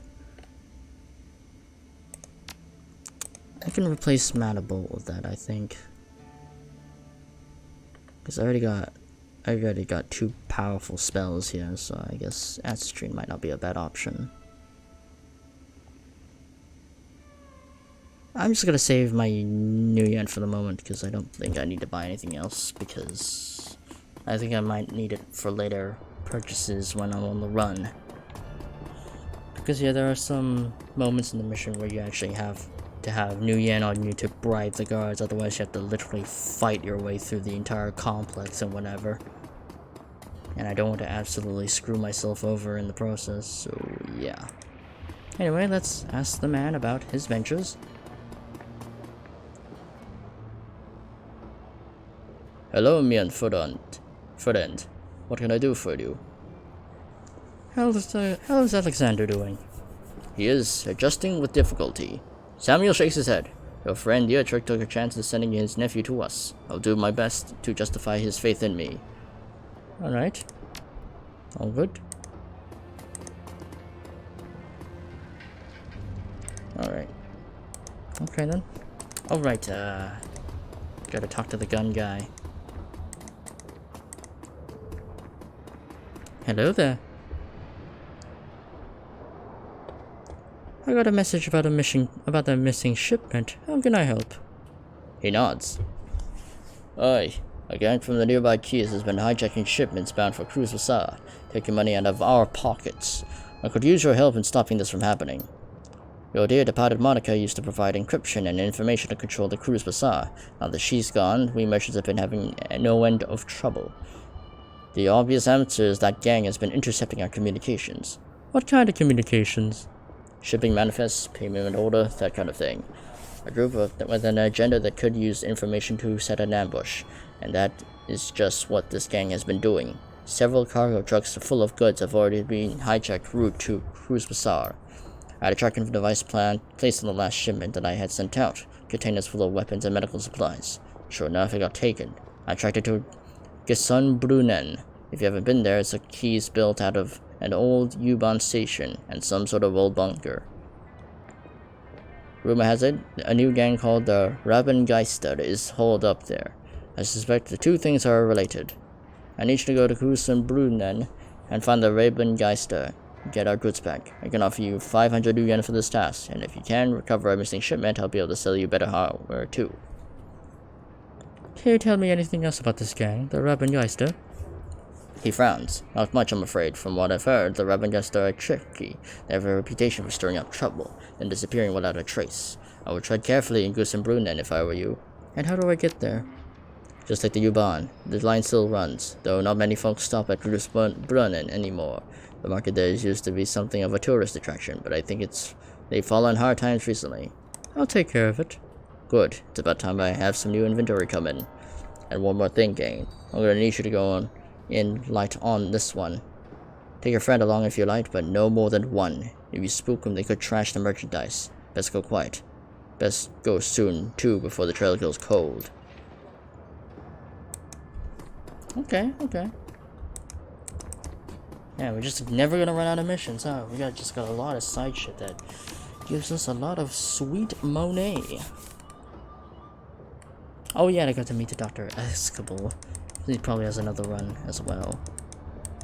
Man, just a lot of side quests. We're gonna be rolling in cash in no time. Like, damn, it's not gonna take us long to get a lot of money in our pockets. I think we're already gonna reach well, at least my character's gonna reach end game level before any of my team members get to. Welcome back. What can I do for you, my friend? I got your message. What did you want to discuss? Business. I have a job for you. I'm a little surprised that you want to hire me. We always haven't seen eye to eye. Especially that one time where I blackmailed you.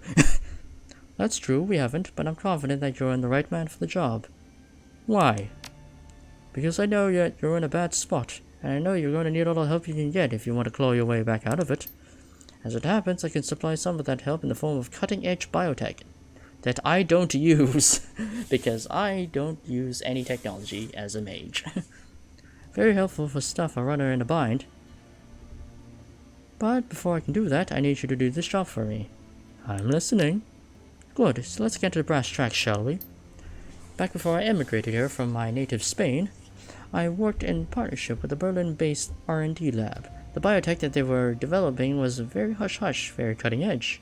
Our arrangements was so that I would bankroll their research, and that they, in turn, would provide me with a unique merchandise to sell in my clinics. Go on. About 2 years ago, things went sour. My name was slandered, and the fickle mistress that is the public perception turned against me. An ugly business, I assure you. Even talking about my fall from grace makes my stomach turn. The injustice of all of it made it all too much to bear. Just how was your name slandered? What did they accuse you of? He sighs. What didn't they? Theft, medical malpractice, the sale of stolen goods, other, more colorful accusations that do not bear repeating. But that was then, and this is now. I came to Berlin to escape all of that. Of course, I also moved here to be closer to the lab that I funded, and the merchandise I am owed. So let me guess, you want me to go fetch your merchandise? Yes, and to find out what happened to the lab itself. The facility is locked down, you see, nearly impenetrable, and I have no idea why. As I was packing to move to Berlin, as well, all was well. 16 hours later, I arrived to discover that the building locked itself tight, with my merchandise inside. The Turk, Altrug, has been running surveillance on the site ever since I set up shop here. At that time, no one has entered, and no one has left. Whatever went wrong in there must have killed the research team. I want you to find your way into the building and recover the cybertech they were developing, and to find out what happened to the researchers, in that order.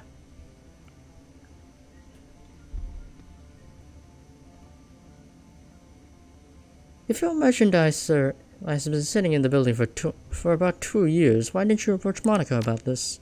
Who says that I didn't? I had let's say, a tumultuous friendship with your dear departed Monica. We had our ups and downs, you see, and on this subject she was most certainly down. That was her choice. I'm hoping that you'll be very savvy enough to make not the same mistake. Alright, let's talk compensation. What's in this for me? I can't afford to pay you in new yen. That's your own fault, by the way. You shut off a good chunk of my revenue when you pulled that stunt down in the sewers.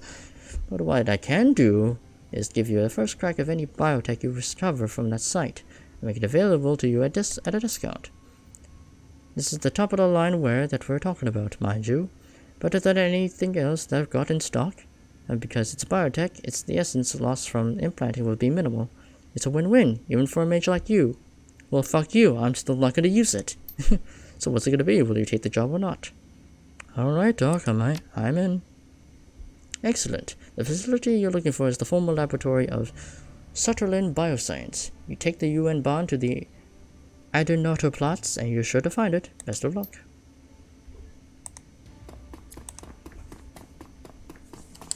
Alright, we got a lot of quests to do.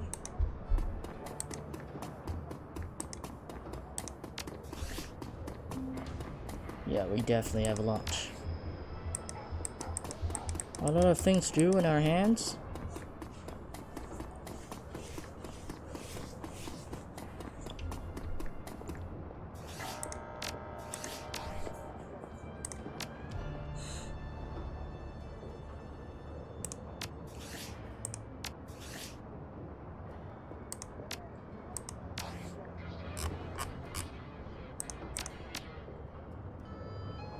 And to think I needed some intelligence for this, which I mean kind of makes sense, but still.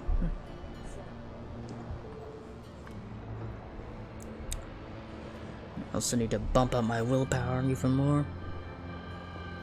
And my spellcasting to get more slots. Oh wait, I've already met my entire... Oh wait, I already hit the max spent for spell slots. Oh damn. Okay. Yeah, because the rest don't give me more spell slots. Okay. Fair enough. I'm basically endgame level already, or near it at least. Which is good. But also, it kind of terrifies me on what's going to be there for the endgame. In terms of how difficult things will be. But yeah, I think I just need to bump up my intelligence by one more level so I can get access to the rest of the spells, and then just focus on spell casting and willpower and shit. And also charisma, because I need more etiquettes. Yeah, because I need one more etiquette to make myself a bit more savvy with the speech checks. Yeah.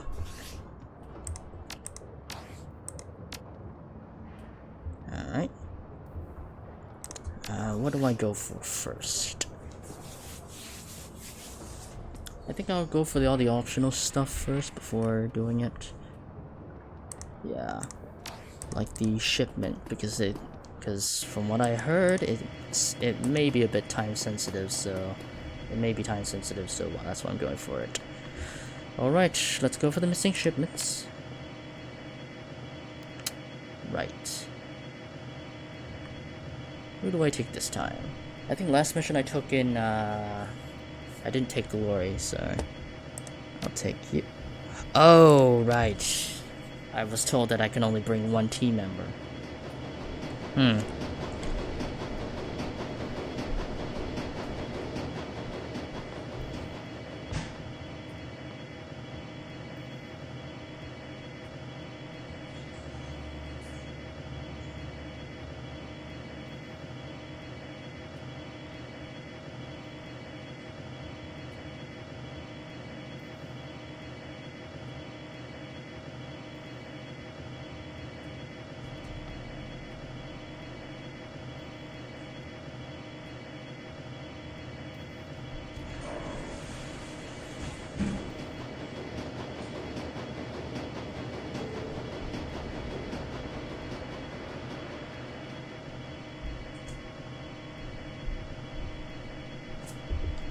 Alright,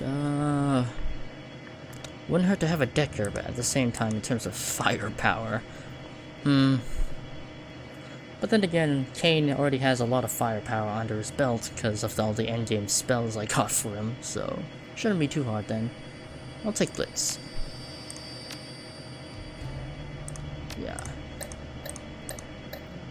Yeah, I'll take Blitz. Yep. Oh, whatever. That's fine. Kane's already becoming a huge magic powerhouse, so should be all good. Hard times. This is a short train ride to Gusenbrunnen. You exit the subway car, stepping onto the old, grungy platform. The place is deserted, though signs of life are everywhere. A gaping hole in the ceiling filters cool, hazy light from above. To your right, a small plot of crops struggles to endure the hard cold and the limited light of the station. Trash and junk litters the platform. It's clear that this place hasn't had anything resembling a janitorial staff in quite some time. Somewhere in this old, rundown U-Bahn station lies the entrance to the Gusenbrunnen Keys, and hopefully some leads on the whereabouts of the Rassengeister and the Gunnari's missing shipment. Alright. Got some trauma kits. What about Blitz? Okay. Well, Blitz, let's give you a phosphorus grenade. Yeah, let's give you a grenade, and I'll give myself this. And I think we're good here. Yeah.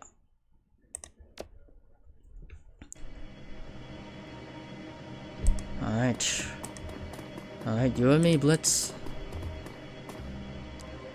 Alright. That was explained in the intro. What do we got here? Stairway doesn't look okay. I mean, you never know, there might be some decking areas that I need to clear out. Get some extra loot on me. Oh. There's a guard. That's far enough, friend. An older man raises his hand, squinting at you as you approach. To his left, a young orc shifts his weight, resting it one hand casually on a pistol at his hip. Both are dressed in what might be considered uniforms, but it's hard to tell for sure. We don't like to get many visitors down here these days, and you'll forgive me for saying, but well, you don't really look like the type that usually comes through here. He looks fed for one thing. The old man snorts. Indeed. So what brings you to Gusenbrunnen, stranger? I'm visiting from the Rhine-Ruhr Megaplex, and my friend Hans said the market here is second to none. I had to come to see for myself. The old man smiles sadly. Well, maybe a few years ago that was true. These days, well, it's hard times all around, I suppose. But you're welcome to go on in, of course. Customers are always welcome. Oh, and talk to Corden if you hear some good stories about the market. Back in its prime, he's always happy to share a tale or two. The old man steps aside. Watch your step on the ladder there. Some of the statements get slippery when it's cold. Say, have you heard of anything about a gang hiding out here? A group called themselves the Rassengeister? A gang, eh? The man looks over his partner and then back at you warily. After a moment, he steps slowly back in front of the entrance. No, we keep security pretty tight around here. If a gang like that was running stuff through here, we know about it. Now, we don't want any trouble on here. On second thought, maybe we should just move along and catch the next train back.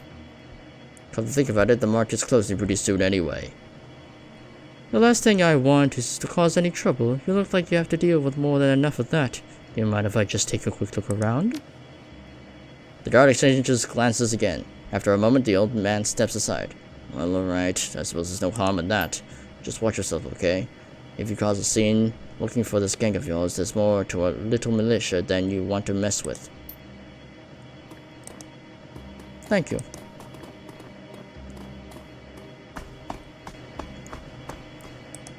Alright, be on your guard, Blitz. I may be a powerful mage this time, and why aren't you following me? Okay. Order. The man before you is of an average build in his nondescript dress. He is leaning against the old wooden cabinet reading a book. As you approach, he looks at and casts a warm smile in your direction. Guten Tag. Name's Gordon, friend. Can't say I've seen you around these parts before. Just passing through, or...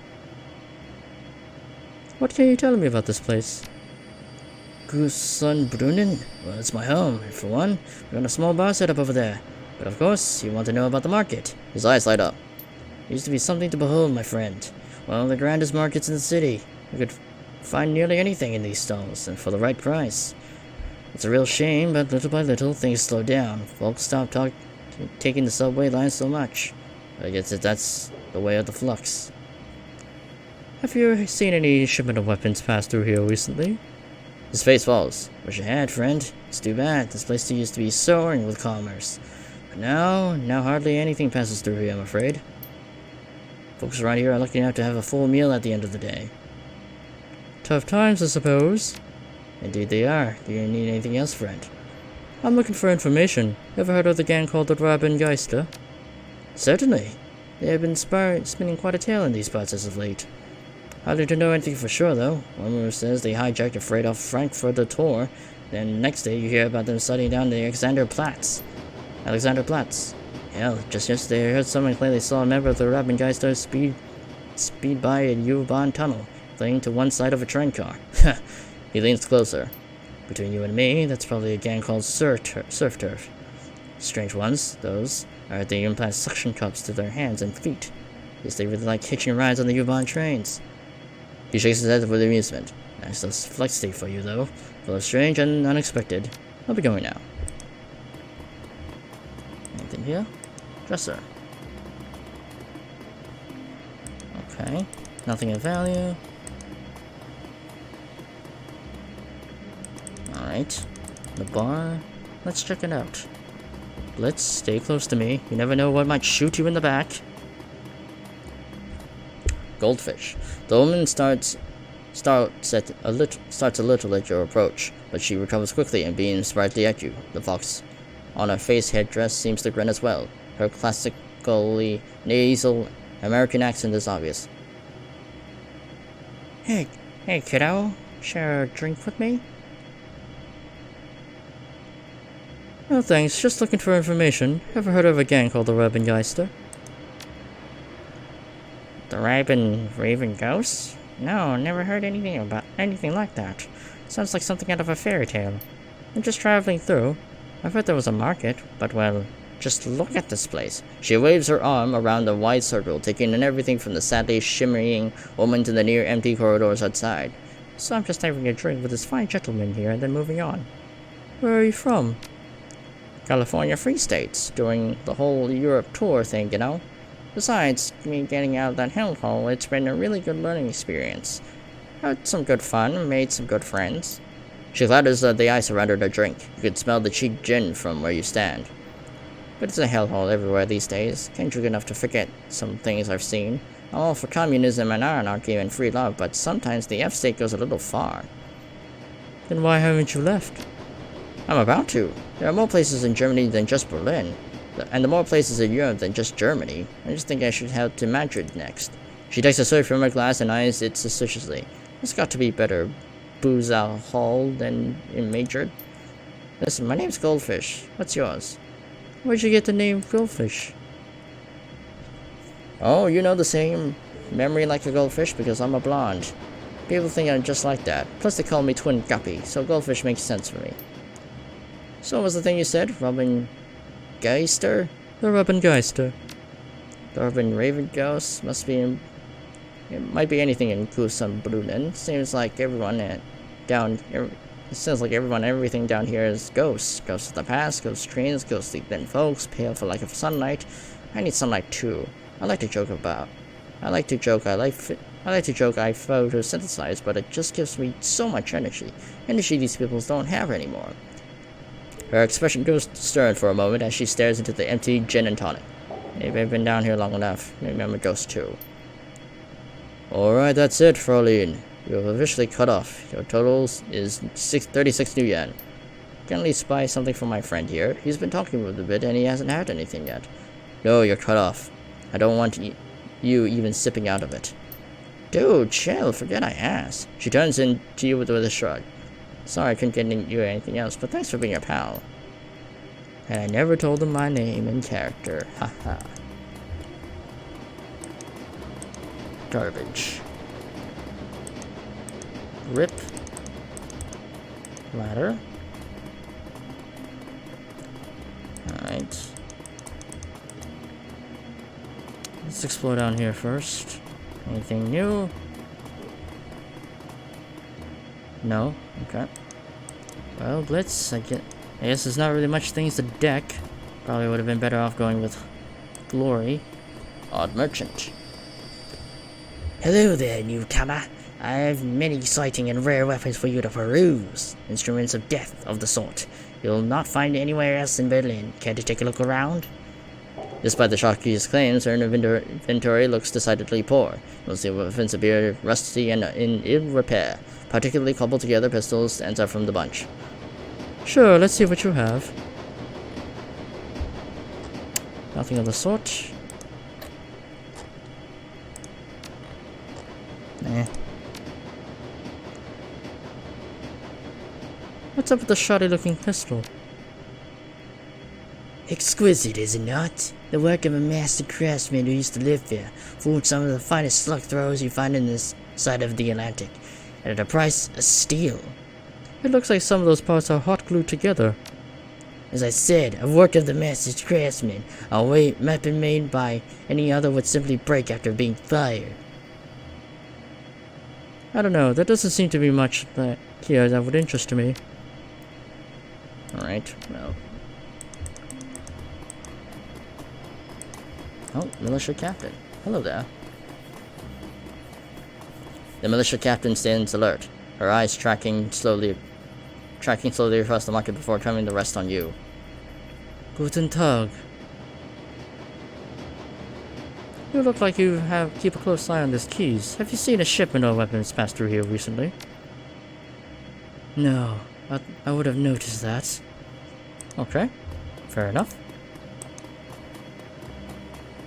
I've seen the part of the shipment. You'll notice a scuff mark on the ground, as if something heavy was dragged across here. The marks vanish into the wall. Inspect the wall more closely. You find a small seam that would suggest that there might be a passageway hidden in the wall there, but you can't spot no clear-cut mechanism for opening it. Maybe we should ask around. This looks like the place, so I'm sure someone might spill the beans. Okay. Yep. Use info terminal. This appears to be an old U-Bahn informational terminal. Judging by the system's design and current condition, it's quite old. As you approach, the machine makes a series of sputtering sounds as the dust-covered screen flickers dimly to light.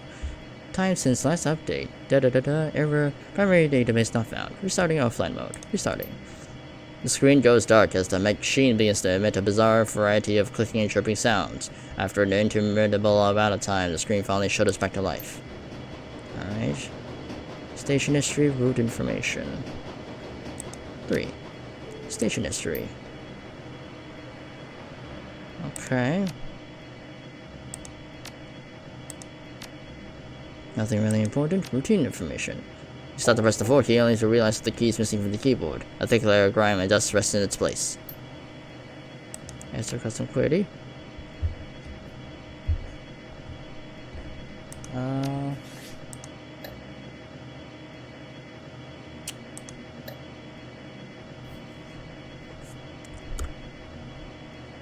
Rabengeister.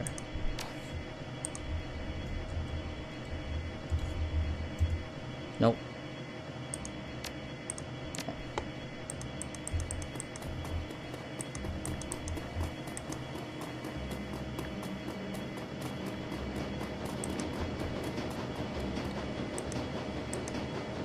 Oh shit.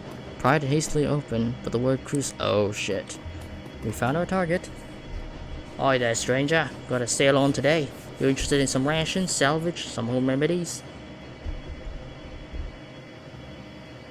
There's a crate behind your shop that looks like it was marked for delivery for Crutus Bazaar. You wouldn't have to know about that, would you? The troll looks around nervously. No, I don't know anything about crates. Looking for backup? It's just us here, friend. Okay, look, yeah, the Rabengeister came by yesterday, asked me to move the rest of these medical supplies, and disappeared. I don't know where they went, but, I mean, hey, I gotta make a living, right? Look around here. They leave me this kind of score. I'm grateful. I already sold most of it in less than a day. Plenty of folks around here in need of real medical supplies. Alright, I've told you what I know, so we're cool, right? I don't know anything else.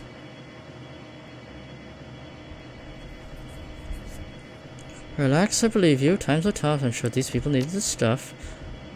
You're not going to hurt me. Thank you, stranger. Not everyone's understanding around here.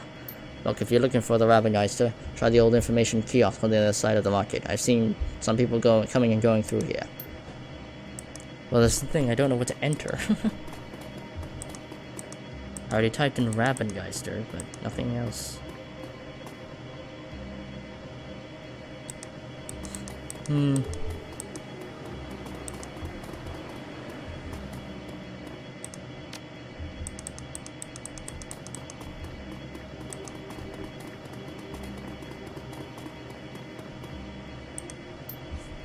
I'm looking for a gang called the Rabbengeister. Ever heard of them?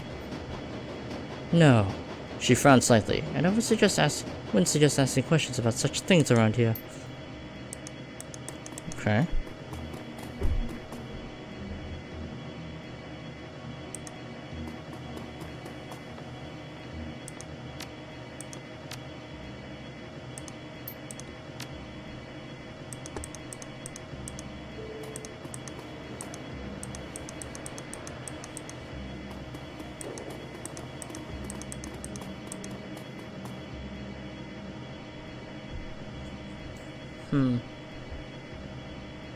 Maybe it's somewhere in the station history.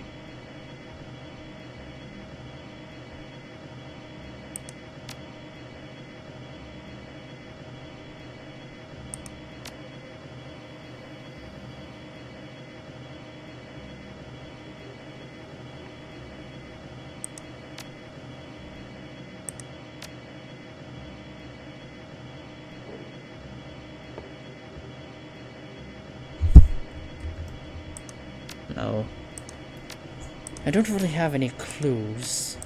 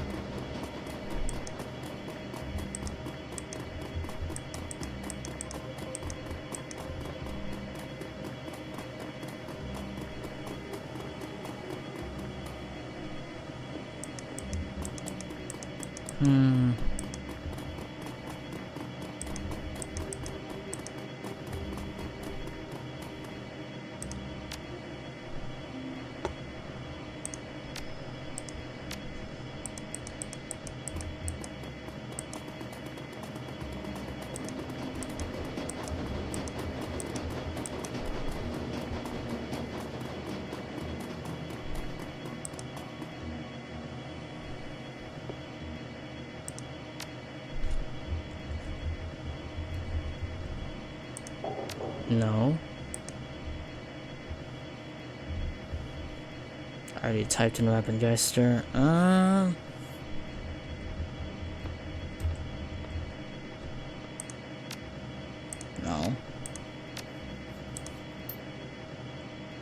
Sandbrunnen.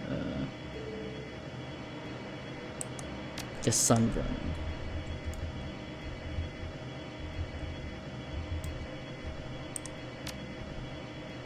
No.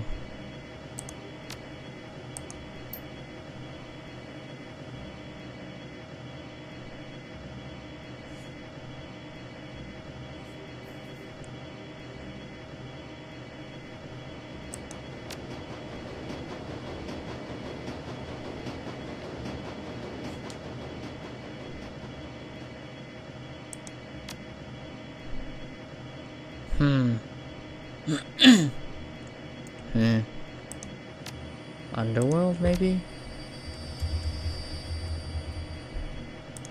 No. This is,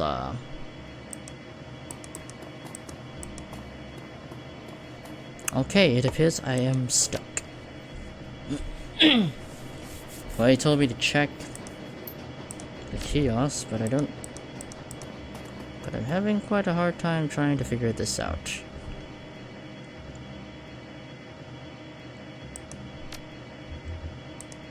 No.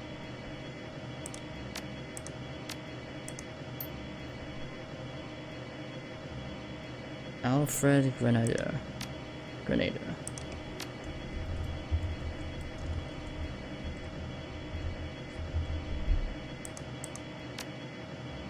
No.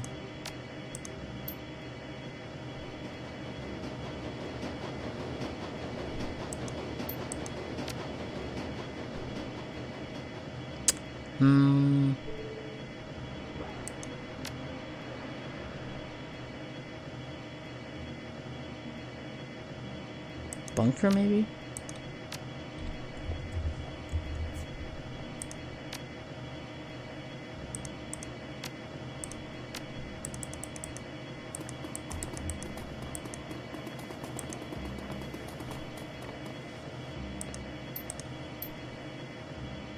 Oh, okay. Say, what's up with those scuff marks on the ground over there by the information kiosk? I wouldn't know. I'm not in charge of cleaning around here. She sighs. Hell, nobody is these days. The way things have been going, hopefully our luck will turn sooner or later. It'd be nice to take some pride in this place again. Changing the subject, are we? I know you're hiding something back there. She stiffens, then suddenly her rifle is leveled to your chest. Fine. I don't know who you are or what you're doing snooping around here, but you better come with me now or our gang leaders are going to speak with you. Her free hand reaches down to produce a thick leather blindfold. Who's leader? Come on. Of the Rabbengeister. It's clear that you know that much by now. And what makes you think I'll come along? Her rifle remains steady. Look, I don't want to do this any more than you do, but we're not going to let you keep sniffing around here. If you come with me, I guarantee nobody's going to stab you in the back. I'll bring you safely to see the Rabbengeister. Very well, I'll go. That's a smart decision. She reaches out to blindfold you, and the world goes dark.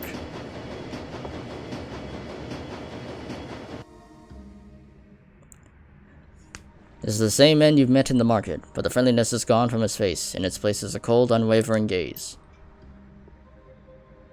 Should have started the market, stranger. If the Rabbengeister were to be found, we'd open a fucking cafe. Now what do you want of us? Say your piece.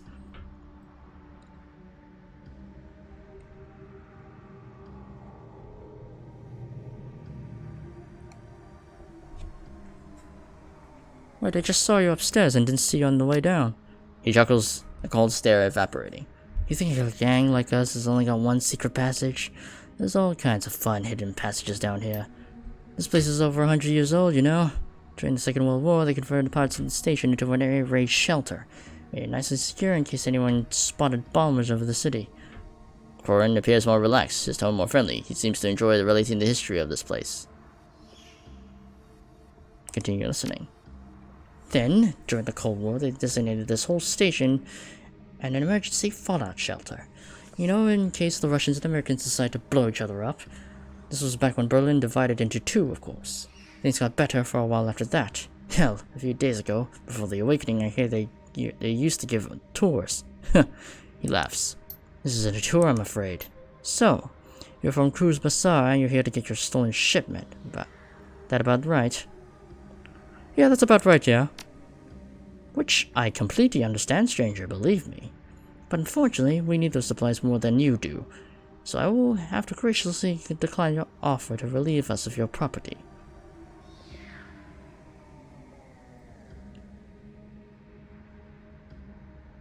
I can see that things are hard around here, Corin, but I have to look out for my own keys, and that shipment belongs to us. Not from where I'm standing. Look, there's no need for bloodshed. I'll tell you what. It seems that you'd like to know what it's like to look out for keys like this. It's not easy, right? We provide for these people. A haul from the shipment keeps Gus and Brunnen from going hungry just a little while longer. It's our home. These are our people. I suggest you feel the same about Cruz Bazaar. So I'm prepared to let you leave, just like that. Knowing our little secret in here and everything. In return, all you need to do is walk away. Just walk away and never forget, and forget this ever happened. Horn smiles. What do you think, stranger? I think in the flux, folks like us need to stick together. Why stay strangers? Maybe we can come to an arrangement that can benefit both of our keys. Horn raises an eyebrow. I'm listening. In Cruz Bazaar, my friend Al-Tuk has a series of data taps established to monitor nearby communications. We return our shipment, and we'll let you listen in on those taps. I see, that's an interesting offer, friend. That would certainly let us scope out more lucrative heists around here, assuming the taps are reliable. They are. I checked them on the other day. He pauses for a long moment, then cracks a smile. Very well, I suppose that's worth a piece of crate and of guns. Your medical supplies are already mostly gone, I'm afraid, but the weapon shipment is still being held in the locker at Frankfurter Tor. I'll have it sent back to the Cruz Bazaar immediately. And you'll let us in on those data taps? Take the tunnel to the Cruz Bazaar and talk to Altu. He runs a small cafe not far from Ubon's station. Tell him I sent you. He'll set you up. Well, well. Warren looks thoughtful. Maybe things are looking up around here. I suppose friends and enemies can be found in strange ways here in the Flux. Glad we could have this talk, Lauren. Going to be going now. You can see yourself out. He grins. Take care, stranger. Doesn't have to be this way. Alright. Charisma, baby. And decking 3, surprisingly, actually, now that I think about it. I was not expecting to pass a decking check of all things. Yeah, because I literally have no points of decking, but I think it's the fact that I have 3 intelligence that's what allowed me to pass that check. Which I'm very lucky to have. Militiaman.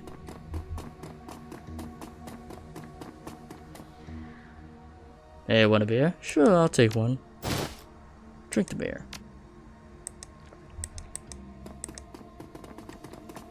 They're all empty. Well, let's get out of here.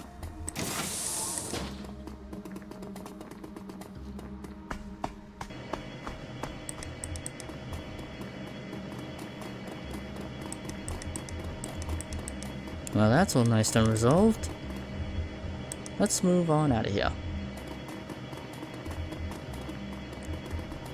Didn't need to use any firepower.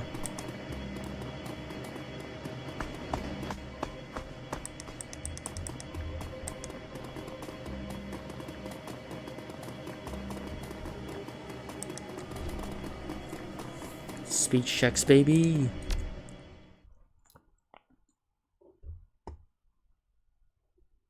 You emerge from the Ubon station and out into the familiar streets of Cruz Bazaar.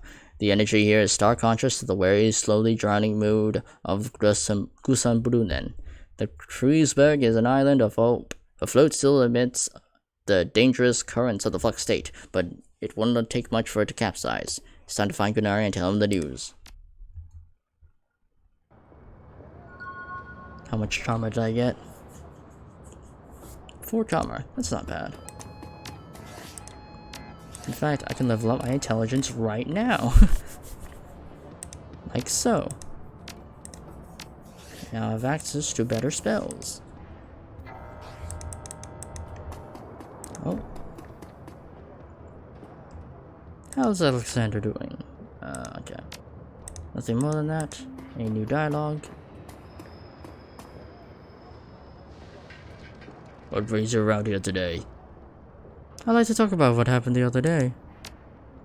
The old soldier glowers, but given his physical handicaps and recent injuries, he hardly makes for an intimidating figure, troll size notwithstanding.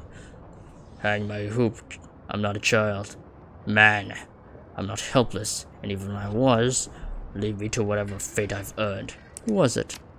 Someone who heard of an unfound rumor. A rumor about me joining with the ORC. Presumed favorite pullet club among us trogs. Maybe it was Humanus, or maybe another Flux fanatic who thought the balance of power would be upset by me joining the ORC. I don't know, I just don't care. I just want to be left alone. What did they want? They wanted to dissuade me from lending my voice or experience to any pro-metahuman parties. I tried to talk him down, tried to explain my fighting days are done, but he wouldn't believe me. Bastard made a liar out of me when I beat him with my crutch. Will they be back? Not if they know what's good for them. Last time they caught me alone taking a shortcut through the alley. I won't make that mistake again. I'm sticking close to home and close to Samuel and his people. They won't shy away from a fight. Alright, we'll leave it at that for now. Anyways, so about those Euro Wars. Lane Science is settling on creaky legs. But with a tight-knit community like Cruz Massage that you can't escape who you are. Fine. You want to hear it? I'll tell it. The old troll leans heavily on his crutch and takes a steadying breath. I was a colonel in the Finnish army. During the first Euro War, the Jaeger Brigade was mine. For decades, we used ATVs, Nasses, bandwagons, mostly slow, lumbering things, but built for the snows of the Lapland. I was the one who charged all of that, moving us over to the T-birds. I made us fast and nimble. The Russians were so slow, and though they had us outnumbered and outgunned, we could run circles around them. I'm not sure when, and I'm not sure who, but the comparison who made Rommel Arctic Fox followed suit after. But I still don't celebrate the title. Far too many young soldiers died under the command of Arctic Fox. That's why some asked me to fight, and this is why I refuse. I won't take any more of your time. So, Gennari, got your shipments back.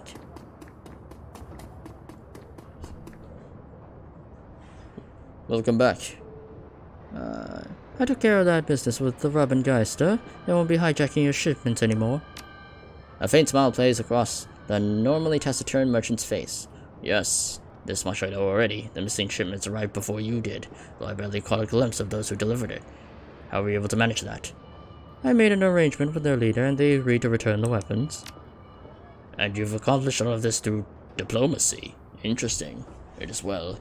Not what I would have done, but perhaps that is for the best. Here's your payment, and as promised, you should need any weapons. Thanks to you, I have some merchandise available. Alright. What new stuff? Okay. Get a sweet revolver out of that, damn. But I mean, the damage isn't as... Well, I mean, it's slightly more than my cantrip, my power bolt, but I mean, I think my cantrip's still better because I don't have to reload or anything, and it has 0 cooldown, so I'm good with my magic. I don't need to use a gun. Oh yeah, do I have anything that I need to sell? I don't think I do.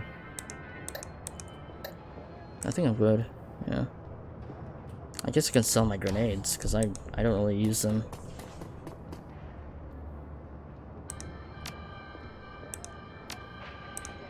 Oh, I use these.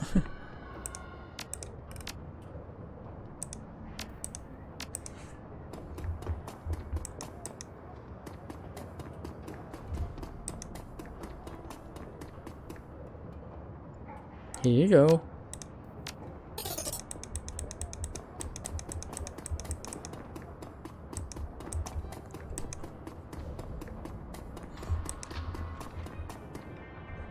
She offers you an unapologetic... Oh, no, okay, okay. Well, time to buy more spells. Lovely spells.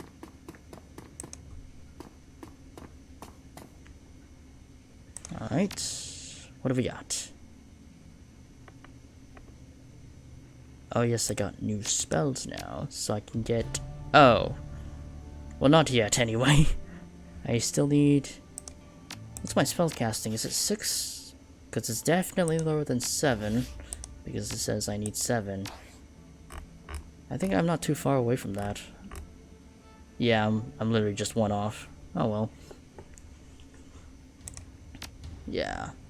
I think I'll focus on getting that so I can get lightning bolt and shit. What's my current spell list? Heal, mana bolt, strip armor. Okay, I'm keeping these 3 definitely. Because I definitely need these for combat.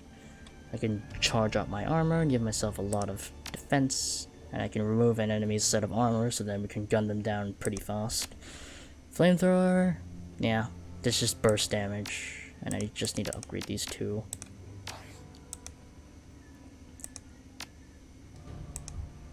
I can get rid of mana bolt, so... Or I could upgrade it, because it can pierce armor. But I can also do an acid stream. Yeah, I can do acid stream that does damage over time, and it also strips armor, which is good. Yeah, I'll go for acid stream. I'll replace mana bolts. Yeah.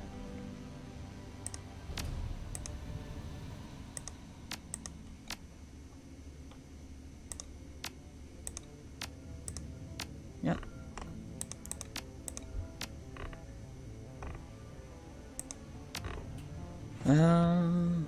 Let's see what else is there. I guess the only thing left to do is to upgrade my heal. Though I don't really know what's the difference between this and heal 1. Yeah, I don't really know the difference between heal 1 and heal 2. Oh, it's just lower cooldown. Oh, okay, I get it now. Where's heal 3 though? What happened to heal 3?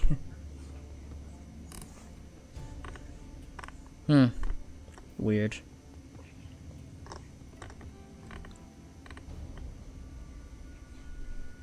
Spellcasting 8, damn. That's really high.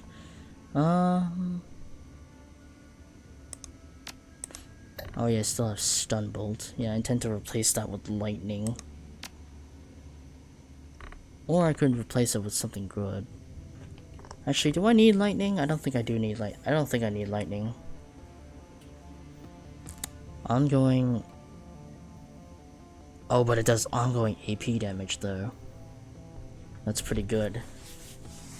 That's something I can use. Yeah, I'll save. I'll save for it. I don't think I need anything else. I mean, I could take heal wound 2. I don't know what happened to 3.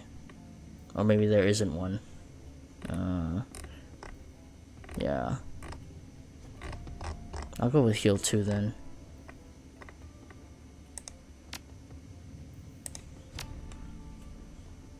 Get rid of heal 1 and put in heal 2.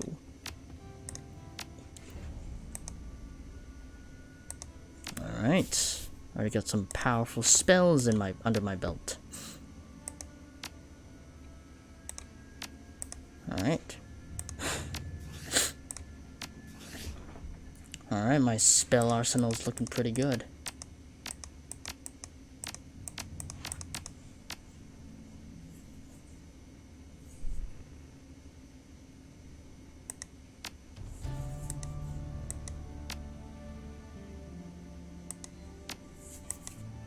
Actually... Oh wait, I'm an idiot. Ah, damn it. Never mind, I think I may have fucked up. Because I don't think...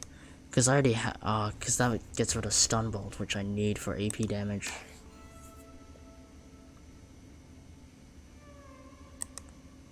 Damn it. Alright, I think I might have screwed up on my purchase there. I don't need acid stream, because, I mean, my armor is good. I already have a spell that literally takes away pretty much all of their armor. Yeah. I'll go back.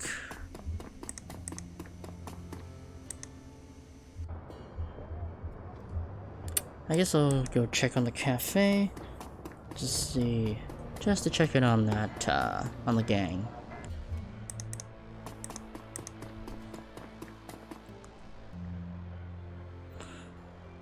Well, Took, I sent a man named Quan to talk to you. I told him that he could have access to your datatypes. Bartazzi raises an eyebrow. You did you? A bit presumptuous of you, is it not?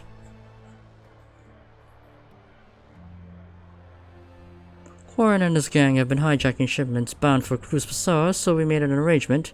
He listens to your tap and they leave our goods alone and steal from our enemies instead. Everybody wins. I see, well... That sounds like a tidy little arrangement you made with them. If indeed. The kind of arrangement I might make myself. He laughs. The kind of arrangement Monica might have made. I will honor your promise then. Quarren and his gang shall have access to my data tabs, save for those that are listening in on the Cruz Bazaar itself. Not that such taps exist, mind you. No, of course not. Well, happy to have that arranged. Anyway, time to re-equip Stunbolt.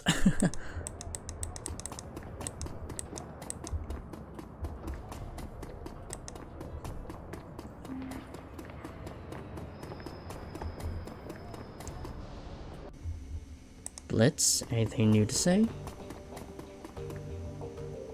Any thoughts on the last run? No? Okay. Okay, I just need to re-equip my shit. Because I definitely need to.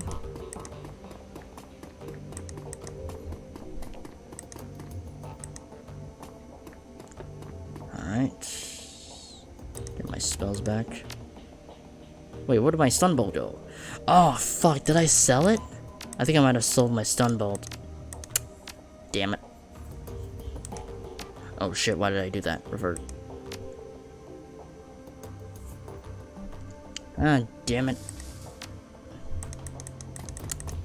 Looks like I might have to buy it back.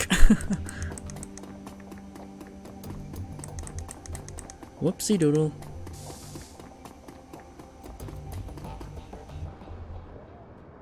Actually, how much money do I have right now? I don't know how much Stunbolt is for the moment. Or Stunbolt 2.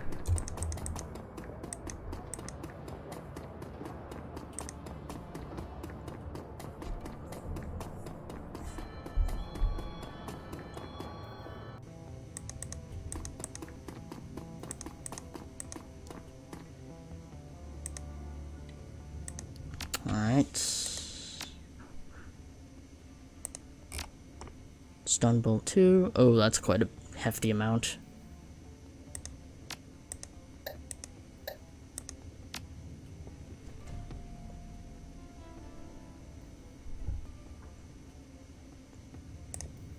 Ah, whatever. Yeah. Yeah, it does ongoing AP damage, which I'm not going to complain about. Alright. I guess more Shadowrunning.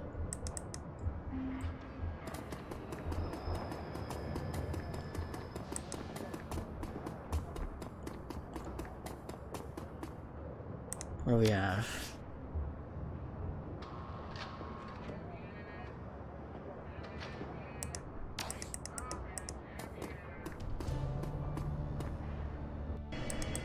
Alright, what other Shadowruns we got? We got quite a lot, so... Oh yeah, we gotta go to this place. Yeah, I say I'm strong enough to do cool stuff now. To do better shit now, because I'm basically almost endgame level. At least I think so anyway. Unless there's more shit that's gonna appear on the store that I can use. As for the U-Bahn hums towards the Frankfurter Tor, you tug idly at the fabric of your maintenance uniform. You found it in a duffel bag on your seat when you boarded, along with a note from Duer to put it on before your arrival. The moment you step off this train, the note said, your trial run begins. You are to rendezvous with the rest of your team. Reconnoiter the building and plant the specific devices in the Alashaya suite. Beyond that, your approaches will be left to you.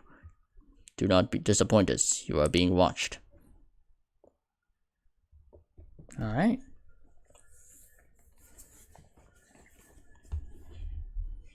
Alright, this is sort of a solo job, huh? Well, I can work with that. As you emerge from the dingy confines of the U-Bahn terminal and step into the light of day, you will find yourself confronted by a wall of muscle in a knight-errant uniform. You're with maintenance. It isn't a question. He stands impassively, waiting for a response. Yes, sir. Have you seen any other maintenance guys around here? Yeah, they've been trickling all over the last 15 minutes or so. I've already done a security check on your entire crew. Everything checked out, so you're good to head on into the building whenever you want. Thanks for the time. He nods at you. Have a good one. Here's my dingy uniform that I'm probably wearing my... yeah, my cloak under.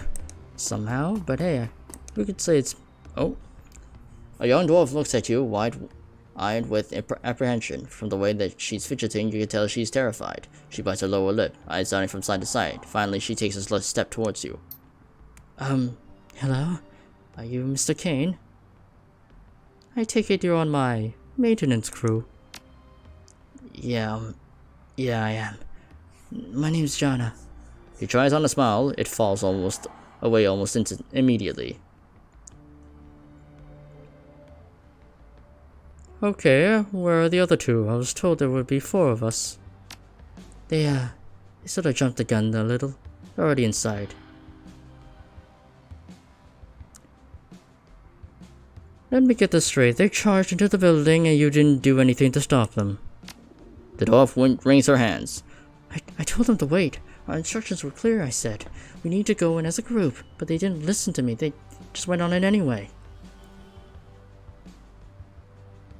Alright, calm down. I see that you have a toolbox. Are you a rigger or something? She swallows. Well, no. I'm not like you, not like the others. You should probably know, then. You'll have to clarify that. Violence makes me sick to the stomach. I've never broken into a building or stolen anything in my life. I guess what I'm trying to say is that I'm not a criminal. I'm just an electrician. If you're not a Shadowrunner, what are you doing on this crew? Her face flushes red. I'd rather not talk about it. Let's say someone did me a favor once, and that coming along on this thing is how I have to pay for it back. Look, in the end, it doesn't matter. I have to be on this run, and you have to bring me along. It's what they want. Do you at least know how to defend yourself? Well, kind of. I brought my laser, and I have a little holdout pistol for self-defense. I've done some shooting out of the range, but I never fired at any living thing before. Certainly not a person. I'm hoping we can get through this thing without having me to. That makes the 2 of us. When did our teammates abandon you? About 10 minutes ago. I watched them through the storm, through the front doors of the building we're going to hit. Well, they're eager. I can give them that much. They can't have gone too far ahead of us. Without my help, they wouldn't have been able to make it on the first floor. How did you know that? Nobody's getting upstairs until I bypass security locks on the elevator. That's why I decided to wait for you out here. I figured that they couldn't get themselves into much trouble if I didn't come with them. Good thinking. Thanks. I just hope they don't screw things up in there. All that I want to get this thing over with and get back home. Speaking of which, let's get moving. Yeah, okay, let's do it. Don't worry, fellow dwarf. We shall get through this together. Okay. Yeah, we're free to enter, we were told. Don't worry, I'm stacked with magic. As you step through the door, you find yourself confronted by a pair of men wearing the same kind of uniform you are. Judging by their expressions, there's no love lost between the two. Hearing the door swing open, they turn to face you. The shorter of the two, a human with arcane symbols tastefully embossed onto his belt, glares at you. Huh, you're finally here.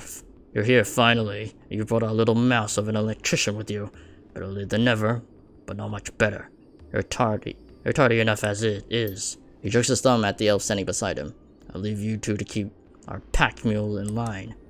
The elf curls his lip into a snarl. Hanging from his back is a bulging pack that looks incredibly heavy. His broad shoulders sag under the weight of whatever's inside. He's dumb as a post, but at least he can lift heavy things. Might not be bad in a fight either. At the very least, he can soak up a few bullets for the rest of us. Staring daggers at the mage, he spits out a long stirring of foreign words in a single susurrant breath. The sound of it is lovely, but his expression leaves little doubt that the message behind those words is an ugly one. Oh, and I hope you can speak Sparathiel. He shakes his head in disgust. Damned useless immigrants. Look, let's just get it on with. Straight to the point. Good. I have an important meeting in a few hours, so let's get to the penthouse and plant the cameras. I'll mask them against detection, and then we can all go our separate ways. The elf mutters something under his breath, and hitches the bulky pack up a little higher on his back. The muscle bulge under the strain of it.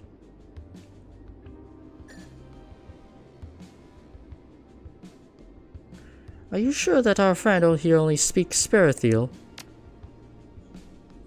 To my immense disappointment, yes. A Cairngir dialect by the sounds of it. I wish he'd do us a favor and go back. Can you understand me at all? The musical tones of the elvish tongue pour out of his mouth again, but you can't make out a word. His dialect is quite foreign. It's unlike the form of Sperethiel spoken by the elves of Tir na Nog. The elf falls silent. He looks just as frustrated as the mage is. Just relax and concentrate on the job. Your words don't seem to have much impact. The elf scowls deepens. Okay.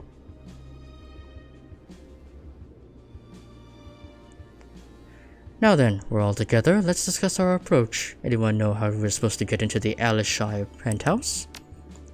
I do. If you can get me to a building access panel that's on the same circuit as the penthouse, I should be able to put its security system into maintenance mode. The job will take some creative rewiring, well, that and whatever's in the pack the elf is carrying. Our employees gave me the schematics. And you know where we'll find that access panel, Mouse? Quit calling me that. She takes a moment to calm herself. And yes, I do. There's an access panel on one of the mid-range apartments on the same floor. My contact gave me the key code that should get us in. You said should twice already. That makes me feel uneasy. Well, there's nothing I can do about it. It's the plan that I was given, and we're stuck with it. Unless you have a better idea, we just have to follow our instructors and hope for the best. She turns to face you. Get me the building access terminal on this floor, and I can rewire the elevator. That's the first thing that we should need to do. Once we're upstairs, we use the code I was given. I rewire Alishire's security system, and we hide the cameras in his apartment. Her brow furrows. Well, that's the theory anyway.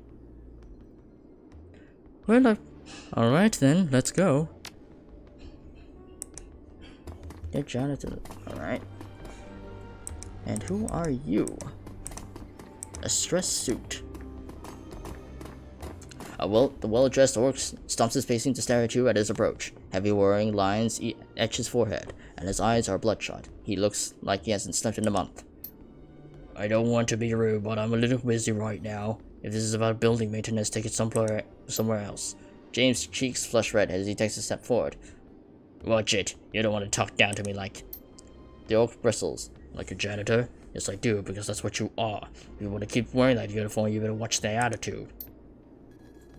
Now, isn't there a floor that you could be cleaning or something? I've got a lot on my mind to worry about. Important things. I don't want to be bothered. You think that just because we're in maintenance, we don't understand what you're going through? I have 621Bs to file before the day is out, and if I don't, I can kiss my efficiency bonus goodbye. With a visible effort, he calms himself. Look, sorry, I'm not trying to be unpleasant, but it's just that I have a huge presentation to give to the board in 20 minutes. I stayed up all night practicing it, and now I'm so tired I can't even remember my own name. That's rough. He shakes his head miserably. I'm going to botch this, and the worst part of it, most of the bastards will assume it's because I'm an orc. They're already making jokes behind my back, and after this, it's gonna get a lot worse. That's tough, man. Best of luck. He scowls and continues the pace.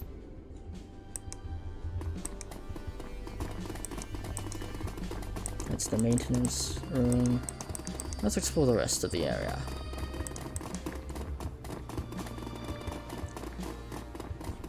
A boutique food kiosk. The sign out front advertises a variety of locally sourced foodstuff, all of them terribly overpriced. Take a closer look.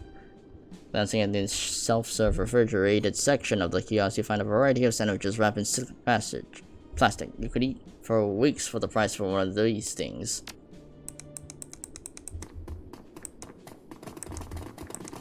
Oh, Taylor. Hello there. The saleswoman's expression brightens at your approach. Welcome to Dunkley's Fine Clothiers. Are you shopping for a suit? A fashionable business suit is made out of ballistic cloth catches your eye. It would be a simple matter to slide it under your baggy maintenance overalls. Let me see that suit. Ha, good choice. Style and safety, you have a good eye. She takes your arm. Here, let me show you to the dressing room. Oh, nah. No thanks. What do we got here? Shauna studies the junction box for a moment, then turns to face you. See that guy in the hallway? Well, he's standing next to the junction box just like this one. Looks like they're both on the same circuit too. So? It's like he used this to overload the one that the guard is standing by. She looks at the juncture box again and nods. Yeah, I feel like I could feed a nice power spike to that one from here. You know, if you wanted me to. What would that do? Make a loud bang and arc enough voltage into that hallway to knock out a gang of trolls. Alright, try him. Easy.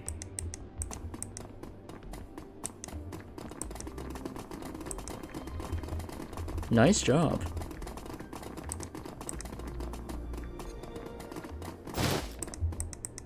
Nice.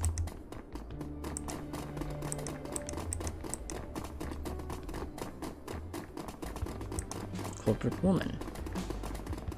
A well-groomed corporate couple stands in the corner, browsing racks of pamphlets about the neural enhancement headwear. The woman's head turns at the sound of your approach. Upon seeing your uniform, her nose wrinkles. Oh, hello. How are we in your way? You wouldn't want to keep you from your work. Her spray-tan husband chimes in. Right. Last thing we want to do is come between you people and whatever it is you do.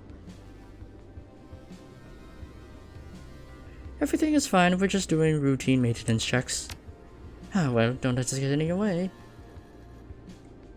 Well, you're not in the way at all. Say, what are you two looking at? This? He holds up a display model that they were inspecting so you can see it. A small chip along with a glossy, attractive information sheet. It's a pediatric skillware plus system for our son. Our little Hans deserves the very best, and he'll need it if he's going to compete with his classmates in the academy, which means headwear from Augmentech. We may not be as rich as other parents, but this, at least, it's something we can do.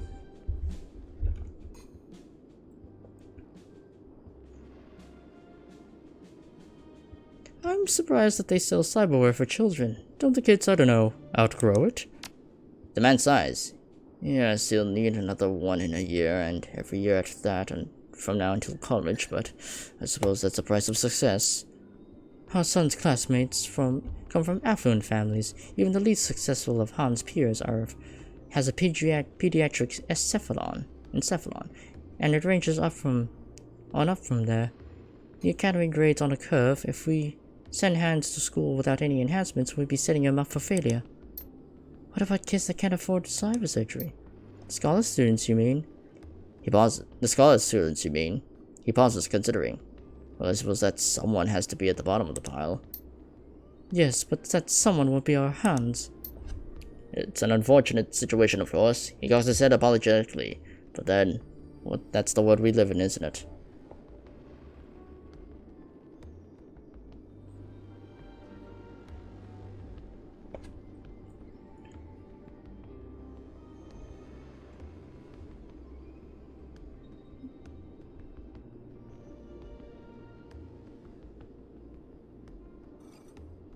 So the rich kids get deck stacked on their favor, and the kids who got where they are on merit get shafted. Sounds about right.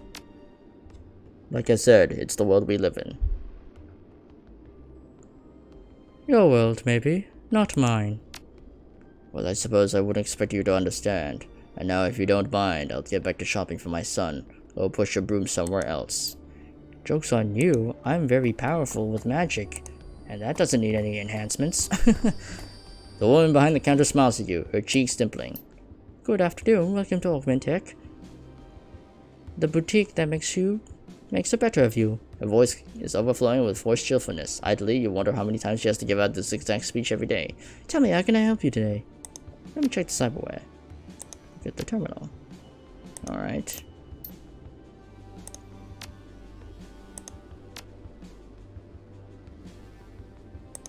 Oh, I thought it was just a plain shop, but I don't really use cyberware because I'm a mage and that's gonna get in the way of my essence, so yeah.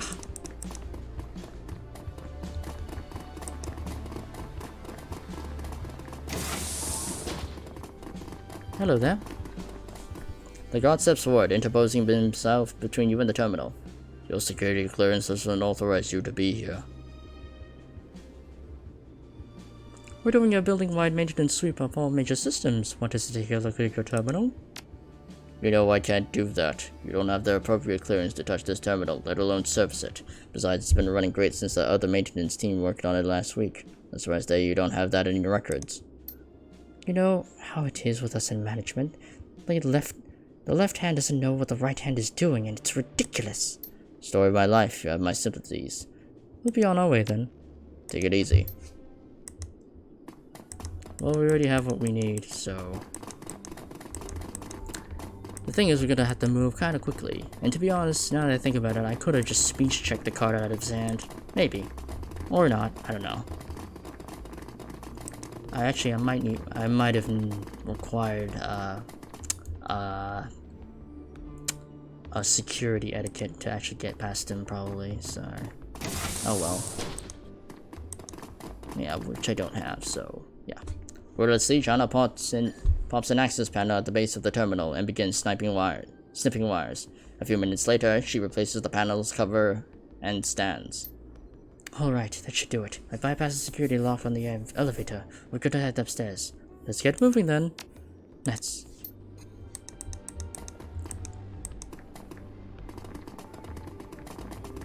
And let's try not to get ourselves killed.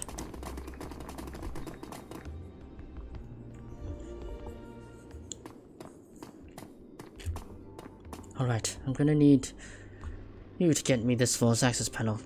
That'll be in room 303. The door combination is 14291. She glances up at you. Make sure you write that down. Yeah, I've got it.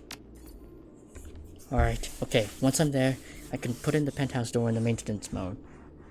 That'll set the key code combination to 111111. So we shouldn't have to get any trouble in getting in to plant the cameras. We've been making halfway decent time. Not good, but not terrible. But I can't afford any more delays. He crackles his knuckles. I sure hope no one gets in our way for their own sake. I'm with you there. Let's get this done. Let's. The sooner I'm rid of you people, the better off we'll all be. That's the first thing you've said that I think we all agree with. If we didn't need you to finish the run, I bet Kane would have beaten the tar out of you already. His lips curl into a sneer. Sadly for all of us, you do need me. Believe me, I wouldn't be here if you didn't. Oh, and by the way, we're going to have words when this run is over, mouse.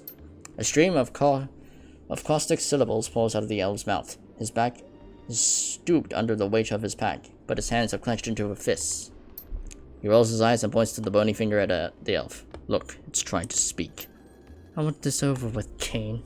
I want to get away from these people and go home. Yes, yes, yes.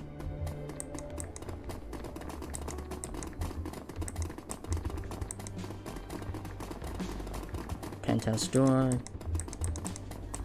Not the apartment though.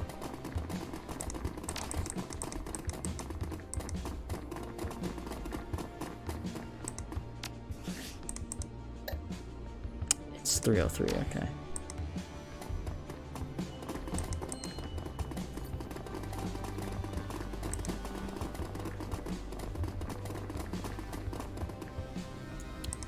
I don't have that. I'm just seeing if I had cyberdeck and if I can deck and stuff, I could do it, but I don't. I'm a mage. This trendedly designed panel reads Apartment 303. A slick high-grade keypad has been mounted to the door frame. Here's keypad. What's the code? 14291.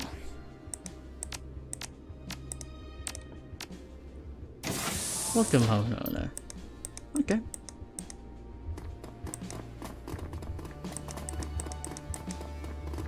Anything for the taking? No.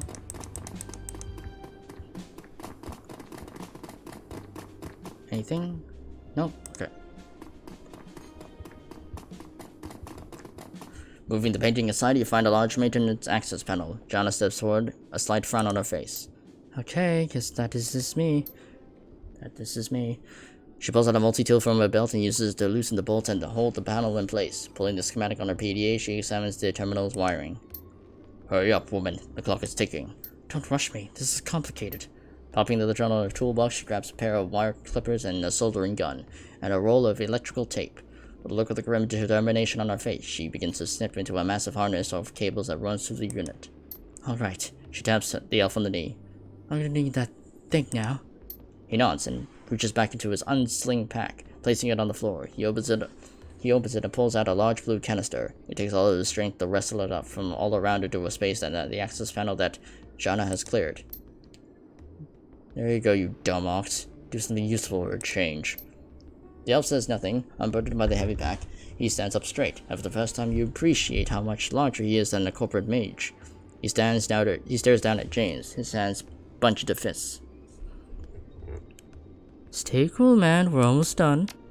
If the elf understands you, he shows no signs of it. He continues to stare James down, and the mage continues to ignore him. The payload in place, Jana goes back to work. It only takes a few minutes for her to screw, wire, and solder the canister into the harness. She inspects her work, nods, and turns to face you. She stands and brushes the hair out of her eyes. Alright, job's done. Just need to do a bit of cleanup and we can get out of here. That's it? She taps the screen of her PDA. According to this, yes, the penthouse security system should be inactive.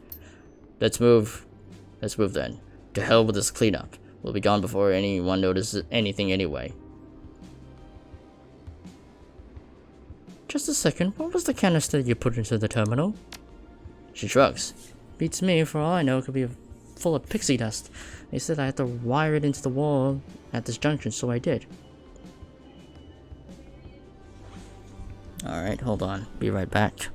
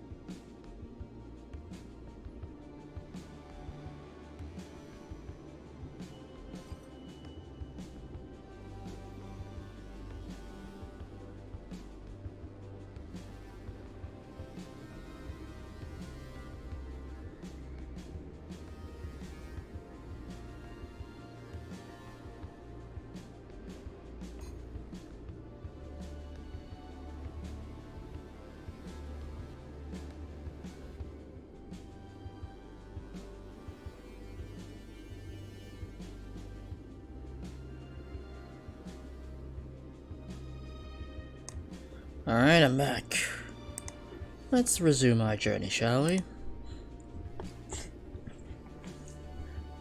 Alright. Our employees don't tell us much, do they? The mage sneers. You haven't been doing this for long, have you? The lodge doesn't tell you the things you don't need to know, and you don't ask. Your job is to do what they tell you, take the money, and keep your mouth shut about it afterwards. It's all very simple. The lodge? The mage's eyes widened incredulously. You don't even know who you're working for, do you? You're leading the team and you don't have a clue. Jana cuts in, her eyes wide. Both of you, shut up. Someone's coming. Oh shit. Hello. A tall, deeply tanned man in rounds corner a jog and come bustling into the room. You recognize him as the father that you spoke with at the Augmentech kiosk. He stops short when he sees your team and the smile falls from his face. You're that guy from the cyberware kiosk. What the hell is going on here? He advances to you, full of bluster and bravado. This is my apartment. I own it. You can't just walk in here and start pulling the walls apart without my consent. We're maintenance. Look at the uniforms. Yeah, I see that, but it doesn't give you the right to force your way into my home and start tearing up my walls. At the very least, you should have given me advance notice. James shoots you an irritated glance. This is a waste of time. I'm already running late. If you don't take care of this idiot, I will. The elf barks something out at James. The sound of uncharacteristically ugly, all harsh consonants and sibilant hisses. Let's keep calm, everyone. This is a simple misunderstanding. Misunderstanding, my ass. Your friend just called me an idiot in my own home. He wheels in on James, his hand balled into fists. I want to know your employee number, and I want to know it now. The mage raises an eyebrow, smiling. Do you now? I'm a member of the Homeowners Association for this level. You know what that means? I have a lot to pull with the building management. He thrusts an outstretched finger at James. Your days wearing that uniform are numbered. I promise you that.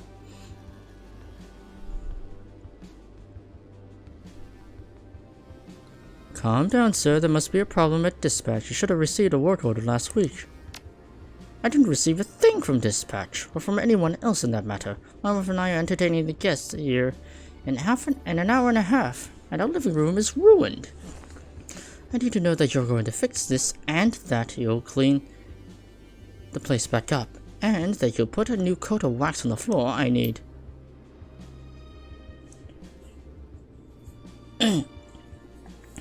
The hell with it, I don't have time for this. His hand twists into claws as he raises an eye. An instant later, they're wreathed into an unnatural purple glow.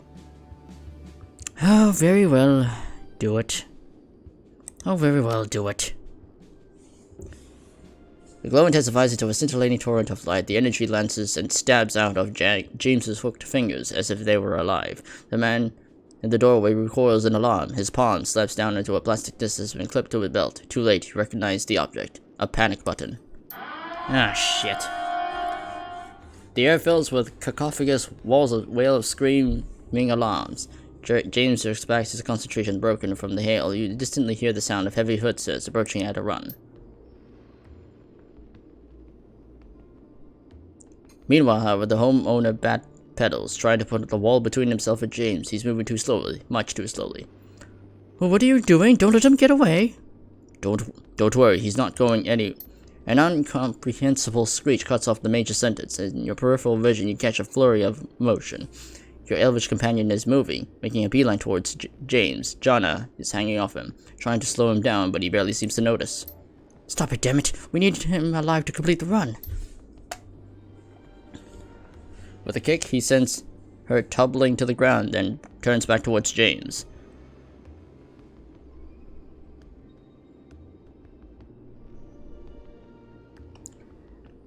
Yeah, Kane will step in between them. I hate this bastard too, but Jana's right. We need him.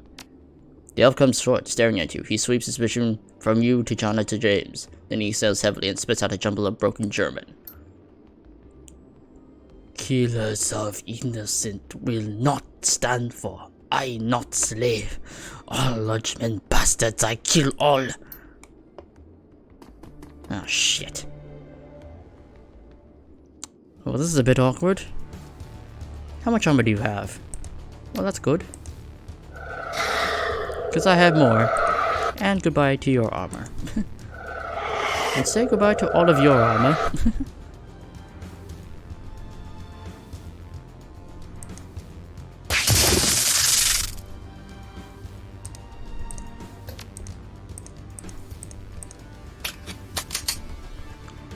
Buddy.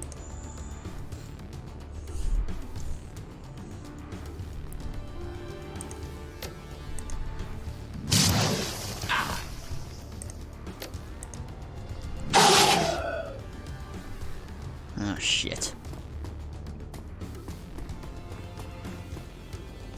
Oh shit, we need to get to cover now. Why do I have Stunbolt 1 and 2? What the fuck? Ah shit, did I mix up my orders? Ah, whatever.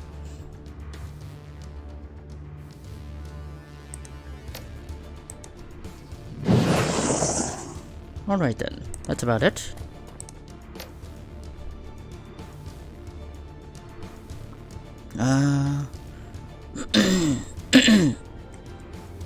Oh shit.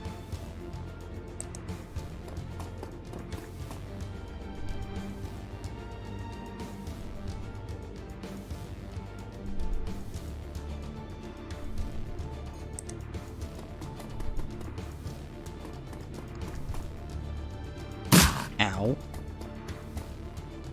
Oh jeez. Alright. Well, you go treat. Actually, you go behind here.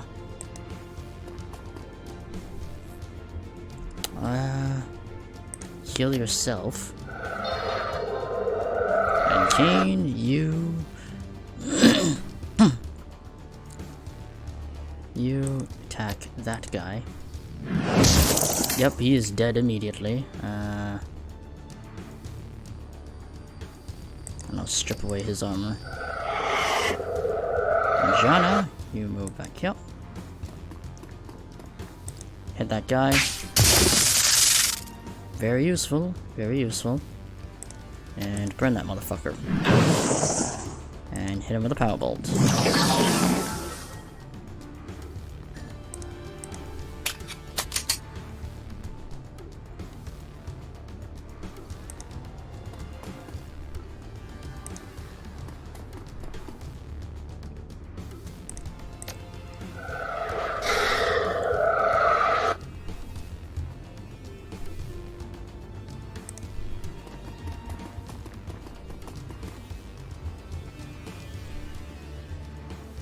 Okay, our entrance is this way. James, go down here.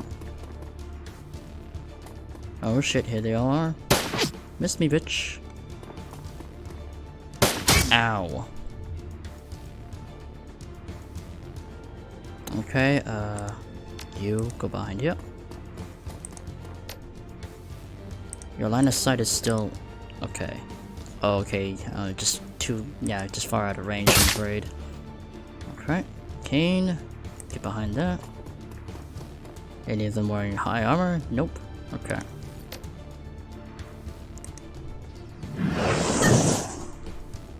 Yeah, I do so much damage.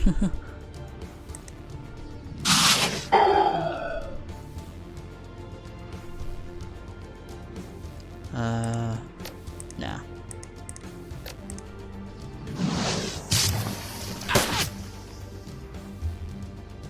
Alright, Kane, kill him.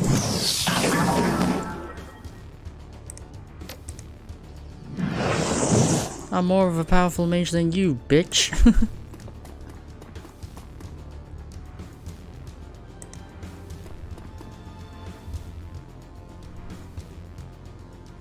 Man.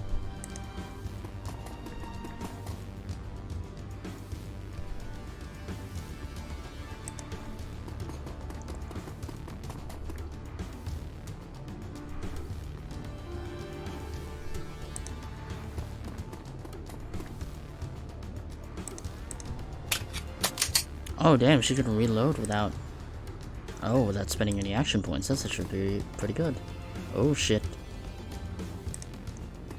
Oh, there's some ley lines here though. That's good. Oh, corporate mages.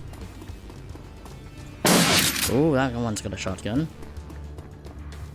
Oh boy.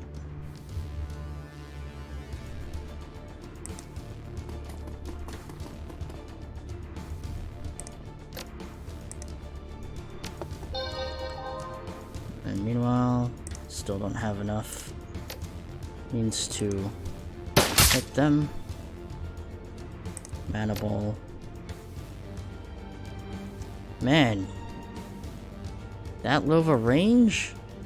Jeez. Still work though. Oh my god, he's taking damage. Aha! Surprise! The power of the ley lines.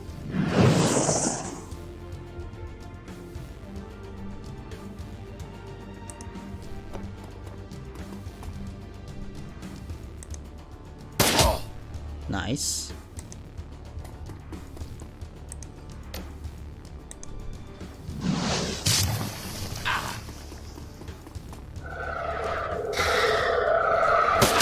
Man, they always gang up on James. I guess that's kind of karma.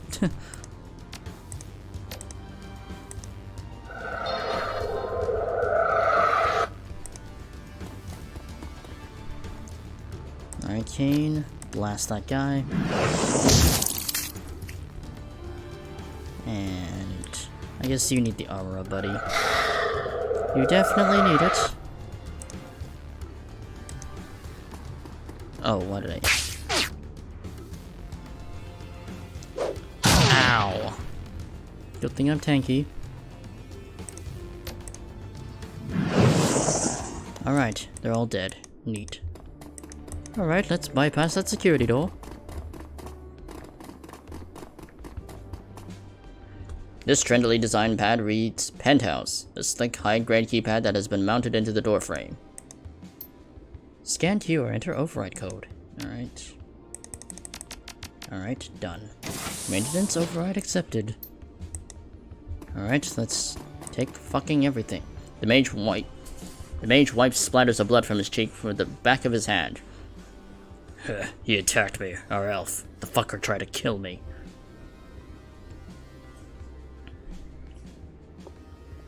You don't have to remind me, I helped you fight him off, remember? His face flushes red. If you'd been a better group leader, you would have let that happen. You would have... For the love of God, shut up, just stop talking. We're both sick to the death of you. You need me to finish the run, let's do that now. Without another word, the mage turns and stalks off into the direction of the penthouse. Place camera. You place the first camera, it adheres to the ceiling with an audible click. James steps forward, his fingers bent. He whispers a long string of hushed syllables that seem to vibrate in your mind. For a moment, nothing seems to happen, then you blink and the camera is gone. Done. Get moving to the next one.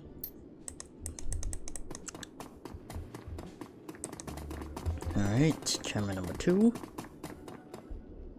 The second camera clicks into a heating vent. The lens rises to adjust to the light. James repeats his previous performance as the camera fades from view. Alright, and camera number 3. Oh, but first, medical supplies. Yoinky spoinky. And place the camera. He placed the last camera. James steps forward, then turns to stare at you in the eye. When we get through this run, I'm gonna tell my handler all about you. You won't work for the lodge again, not because you're an incompetent leader, but because I have to pull, and I don't like you very much. What do you say about that?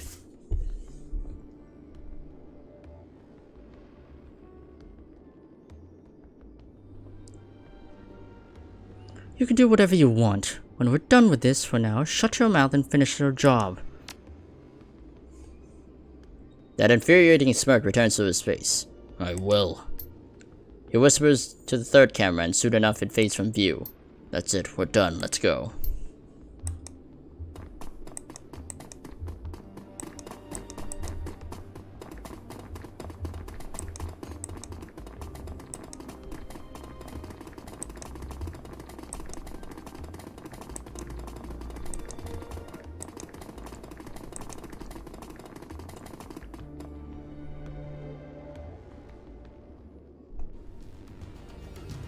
Oh boy.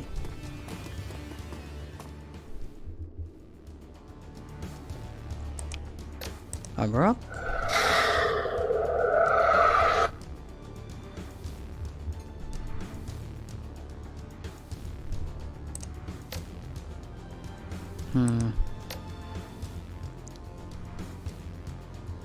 Where's our exit? Okay. We run around here. Oh, there's already a few guys there. Well, we're kind of compromised, huh? Have to use this then.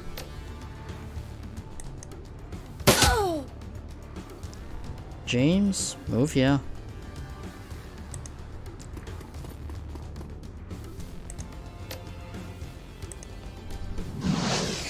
Wow, you totally missed that. Oh shit. Hi there. Ow. Oh shit, I'm almost dead. Ow. I forgot that magic bypasses all. That magic bypasses all armor. Fuck. Alright, well. I don't think I can run that far. No, I cannot. Okay, I'll use it on myself. And get the fuck out of here.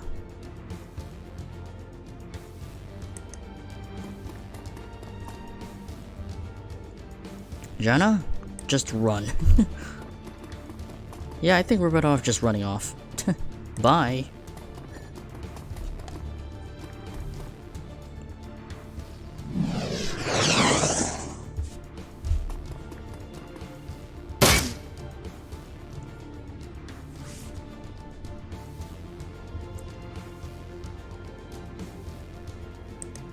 Goodbye.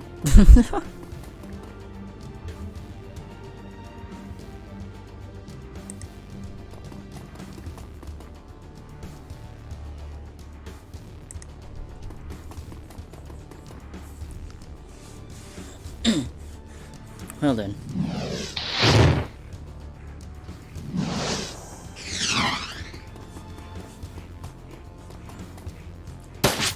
Miss me. Alright, let's get out of here. Bye, bitch.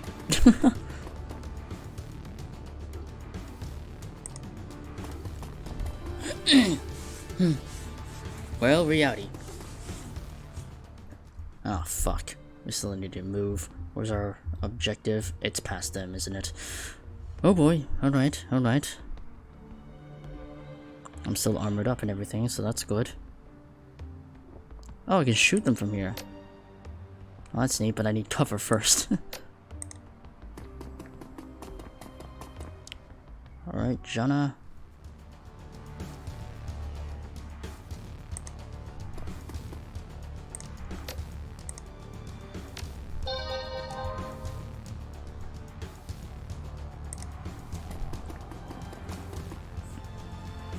Ow. Ow. I reckon we just beeline it.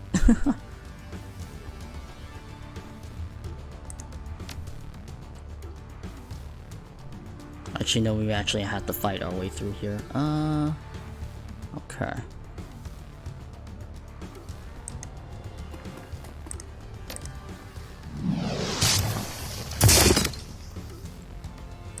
Alright then.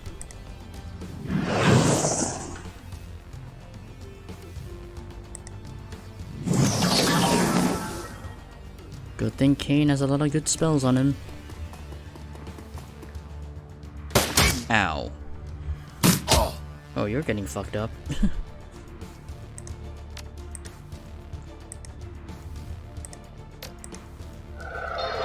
Man, that's just karma, man. That's just straight up karma for what you did, but yeah.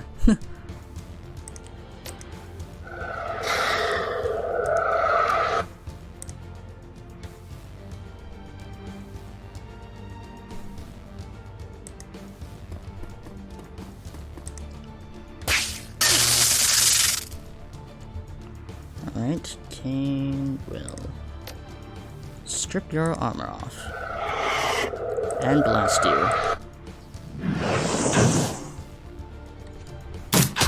Man, they really have it out for James, huh?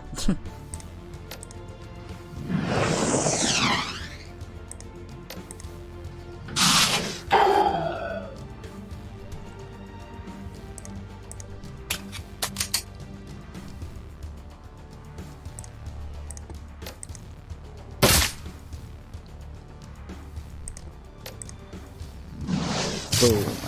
And dead.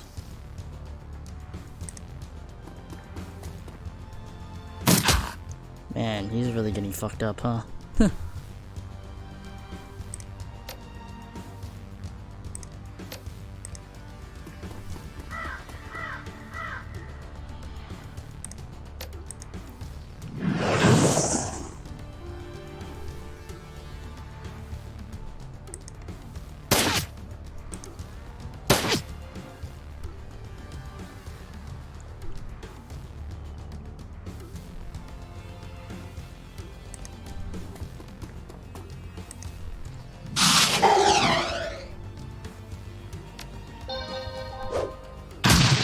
Ow.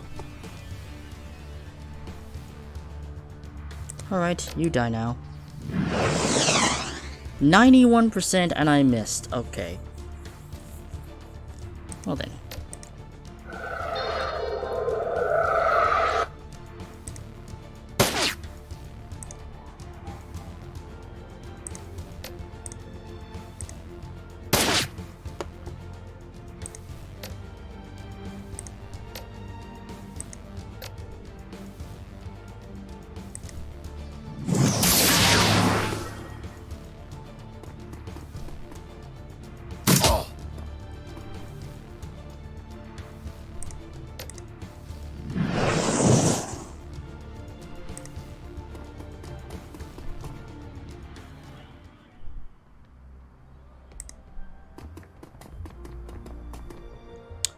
Oh yeah, it's that guy.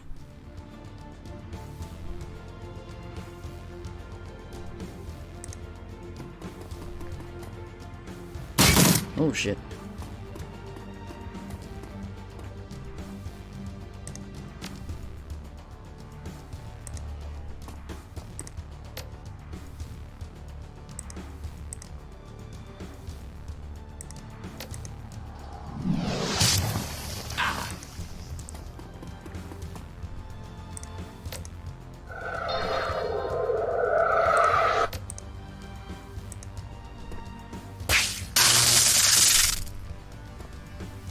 Alright, let's melt this sucker alive.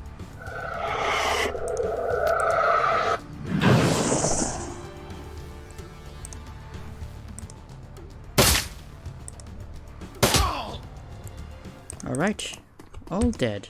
Alright, we're out of here. We're out of here.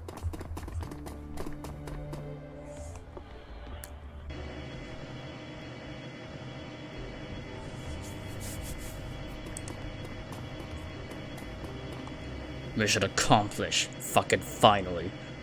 Call your handler and tell him that the job is done, and be quick about it. I need you to be on the next train out of here. For once, he and I are in agreement. I can't put this place behind me quickly enough. All I want to do is go home, hug my cat, and forget tonight ever happened. And enter the comm code. You punch Luca's comm code into your PDA. A few seconds later, you hear the telltale click of a successful connection. Dora's voice pours out from your PDA speakers.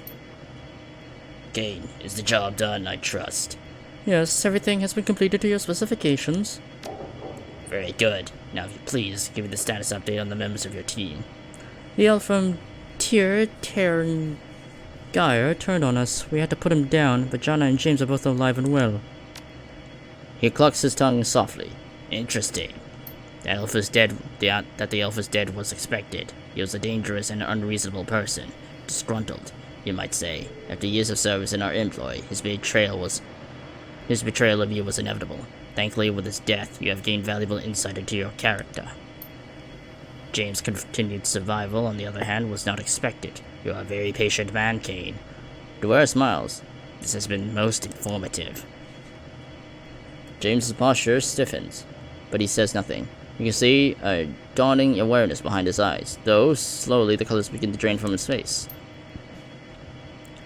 Now let's see how adequately you completed the task that I sent before you. Enter the following code into your PDA, if you please. 525619. Punches in code. You type in the code as instructed. As your PDA screen cuts to static, a moment later, a familiar image materializes on the screen. The penthouse room that you bugged. It appears to be a live feed from the canvas that you planted. Your sweep of the room is secure. Did on a full sweep? Absolutely, sir. We have run multiple sweeps with a complete sensor package, and we brought in a mage to search for signs of astral tampering. It all checks out clean. You're completely safe in here. He lets out a heavy sigh. Thank God. Call downstairs to let my wife know that it's safe to come up. Will do, sir. Is there anything else you would like to do tonight? No, thank you. That will be all. You have a good... Suddenly, the air seems to ignite. There is a blinding flash and your PDA cuts to a static. Oh shit. And that takes care of that. Please return to Cruz Bazaar. The remainder of your post-run interview will conclude your arrival. Hang on, what the hell was that? He raises an eyebrow. What did it feel like? An explosion, of course.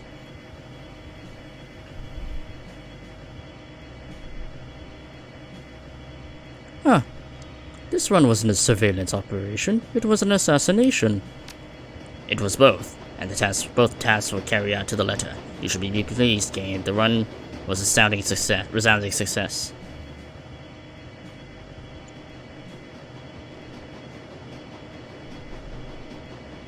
Well, I suppose another satisfied customer when I get hired to do a job I deliver. Jana covers her mouth with a hand, a horrid expression on her face. Oh God, I killed someone. That man is dead because of me. From the sound of that explosion, I guess you killed a fair number of someones. Alashai and his bodyguard at the very least. There's a probably good half-dozen more. A morbid grin creases on the mage's thin-lipped mouth. That makes you a mass murderer, Mouse. You're moving up in the world. A sob racks her chest. She begins to hyperventilate. I can never get away from this. This is going to follow me for the rest of my life. I killed people. I'm a fucking murderer. Say it louder, why don't you? I don't think they heard you in France. I haven't heard a response from you, Kane. Shall I make preparations for your post-run interview? Are you ready to continue the test? I'm looking forward to hearing what you say about this, Dua. I'll see you soon. Very good. I'll be waiting. Well, neat.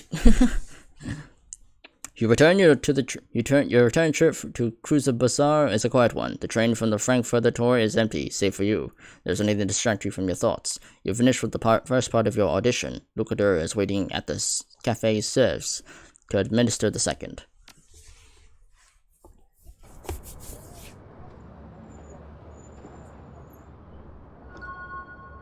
Two karma. Neat. Oh, I can't talk with him anymore. Okay. Well, it's only 2 karma, so...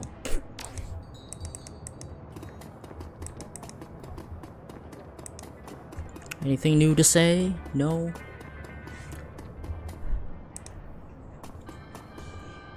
No? Okay. I guess that wasn't considered a full-on run.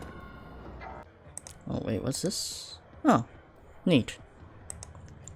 Sniper specialist, shotgun ammo mod. Yeah, you use the shotgun more, so yeah. Nerve bolt. Flushes enemies from cover when they are hit. Ooh, that's pretty good. Or battle hardened. Nah, give you the nerve spirit, that's really good. Fray armor, that's good. Or oh shit. Nah. The RC is already shit enough. Decking. Crucify 1. Your speed controls increase by 1. I'll increase your decking because I feel like we need that. Anyway, there we go. And done.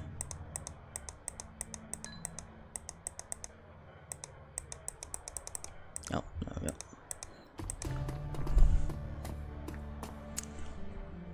Kane, welcome back. And my congratulations on a job well done. Well, if you wanted Alashai dead, you could have just said so. I'd have taken the job either way. You're not thoughtfully. Good to know, but the purpose of this test was to gauge your adaptability. We need to know that you'll be willing to do what we tell you to do, regardless of your personal feelings on the matter. And we need to know that you'll roll the punches if the circumstances change mid-run. Many of your colleagues in the Shadow community have overinflated egos. They let their personal feelings interfere with their work. My organization needs to know that you will see the task that we signed you through, no matter what. The true purpose of the run is to see that you just went on was to test your willingness to adapt to change. You're still being tested, by the way. If you work for my organization, you may be asked to do things that you find morally troubling. Sometimes it might appear that we're lying to you, but you can take comfort in knowing that everything we request of you is ultimately for the greater good.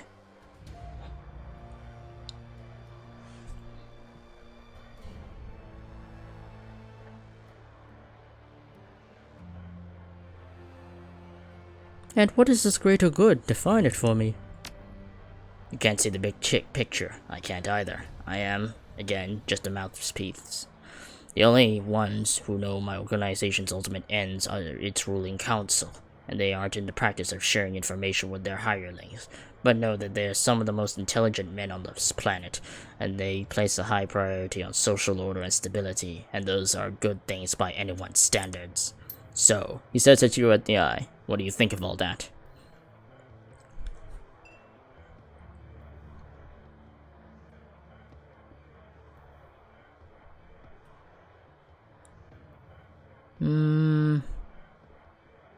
Every client I've worked with has kept secrets. I don't see how this is any different. A brief pause.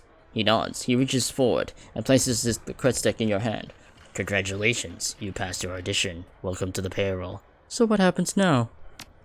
Now we part ways. Don't worry, I'll call you when your services are needed. He taps a neatly trimmed fingernail against the earpiece of his comlink. When I contact you with a new task, the choice of whether to take it or leave it will be up to you. If you take it, return here, I'll pay you a fair sum for your services. If you leave it, well, there are some in my organization who will be quite unhappy. Well, good to know. I suppose I'll be waiting to hear it from you. Very good. I'll be in touch. Alright. Sweet.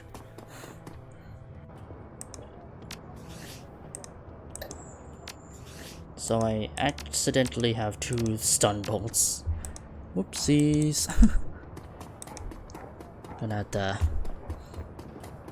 deal with that.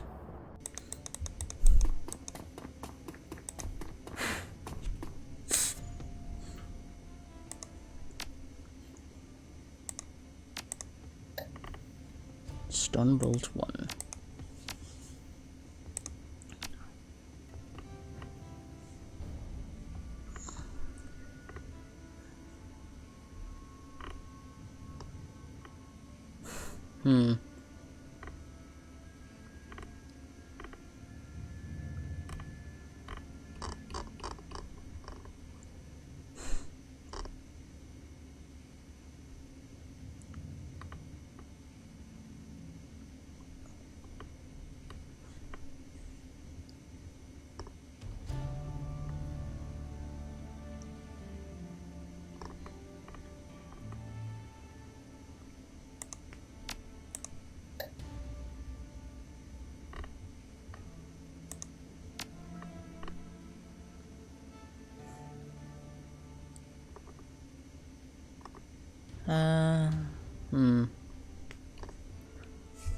I think I'll save for now. Yeah. Anyway, let's take on the other runs. Oh yeah, and I gotta check on my pay data.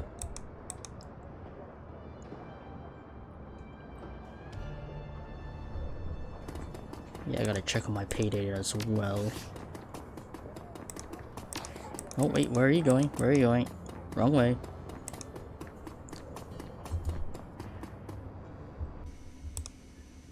Anything else to say, Blitz? As you approach Blitz, he gives you an easy smile.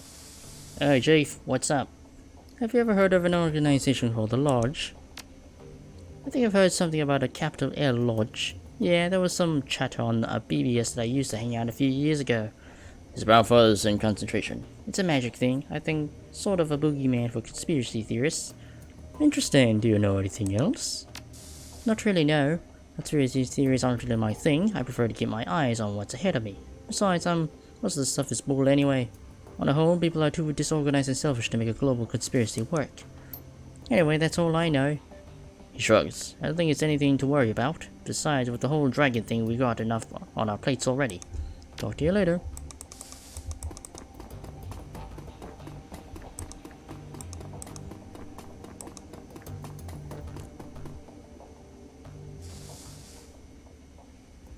Dietrich greets you with a familiar wry smile. I'm curious, Dietrich. Why did you switch from affronting a band to running in the shadows? Honestly, working the stage was getting boring, boss. Spitting and screaming at the world was fun and good when I was a kid, but it didn't do it for me anymore. The Dragon Slayer wanted me to fight a real enemy, so I left the band behind and turned into the shadows. He shrugs. I don't know, I guess I think it would be the best way to find one. Considering current events, I say you're not wrong about that. Yeah, I guess not. Feels kinda daunting to truth be told, but it's exciting all the same. I've been looking for a worthy adversary for a while. It's kinda satisfying to have a white whale to chase. How long have you been looking for a real enemy? He shrugs. Not too long, ever since I took down the last one. The last one?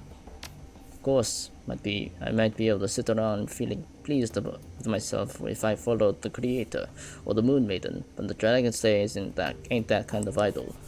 If I'm not drinking and fighting, and I'm not doing either of those things, I'm looking for a bigger, better fight to get in next time. Dietrich produces a flask from his jacket pocket and raises it in salute. It's a remarkably simple code to live by. So who was the last one? Gang boss, a great big oldish bastard called the Wild Shadowrun, like the chapter of the Horde. I had my sights set on him and his for a while. They hurt a lot of people and I figured they pose a challenge. I wasn't wrong about that, but I took him out in the end. Dietrich, when does this pattern end? Well, boss, the way I figured it, it'll end when I pick up a fight I can't win.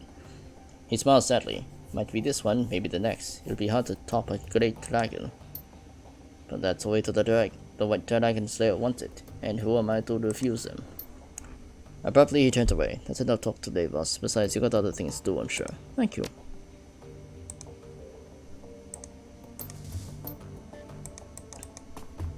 Tiger. Alright. Glory. Alright, I gotta check on my pay data.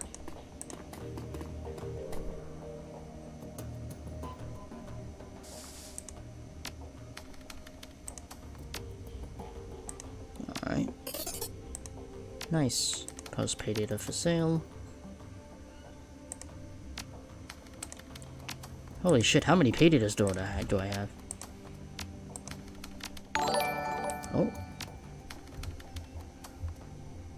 Hey, Bupluck, thanks for the follow. Alright, so... Wait. Oh wait, no, I don't have that many paid arrows. Alright, so... What's next?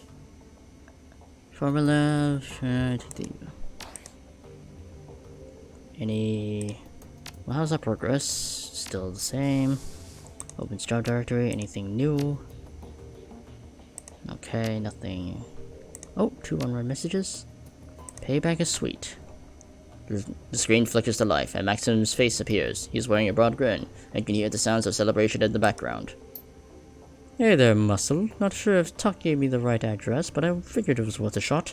I don't know if you heard, but our favorite polyglot got hit from all sides by the FSA today. It was glorious. Anyway, just thought you want to share in the good news, and thank you for your help back there. I don't think we made it out there without you. He raises a hand in salute. Take care, Kane. The message ends and the image fades. You find yourself back in your inbox. And there's thanks. Alexander.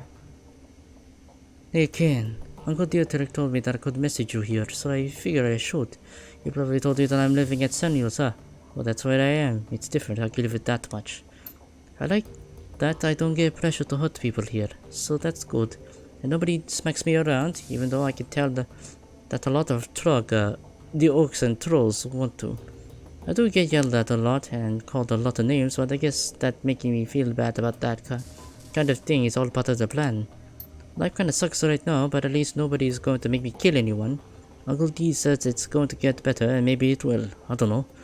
Anyway, what I mostly wanted to say was thanks for not killing me back at the Humanus compound. I had a gun on you, so you could totally have, but you didn't. And I'm really glad about that. Thanks. Alexander. I mean, it's not like your bullets would actually kill me. I have an armor spell that literally protects me from bullets. I'm practically bulletproof. Yeah.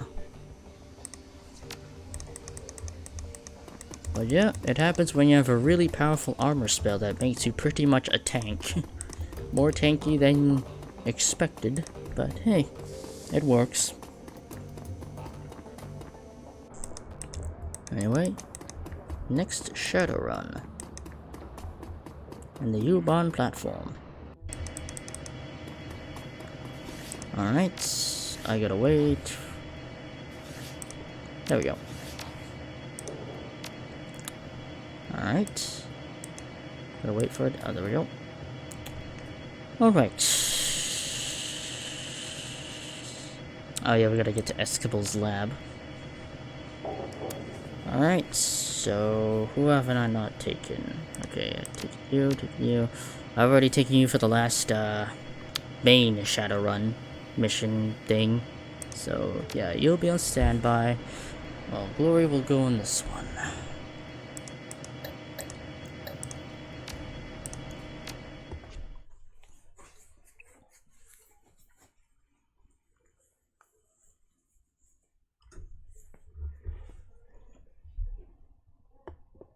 Lockdown.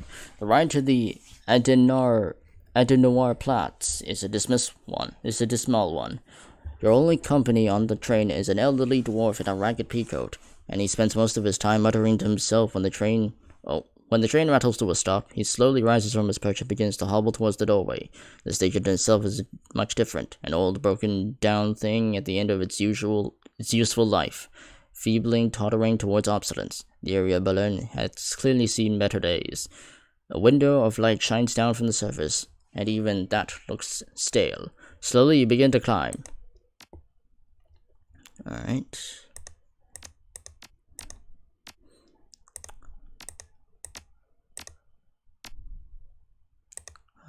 Anyone else got trauma kits?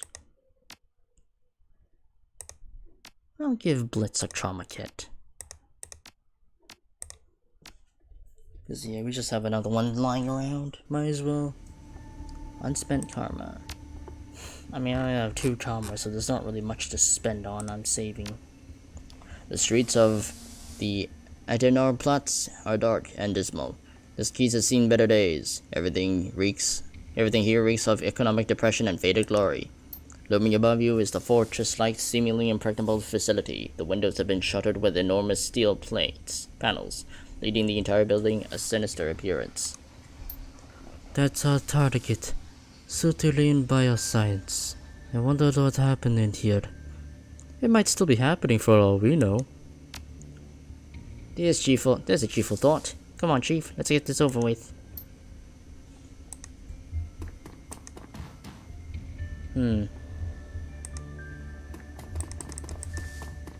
Okay.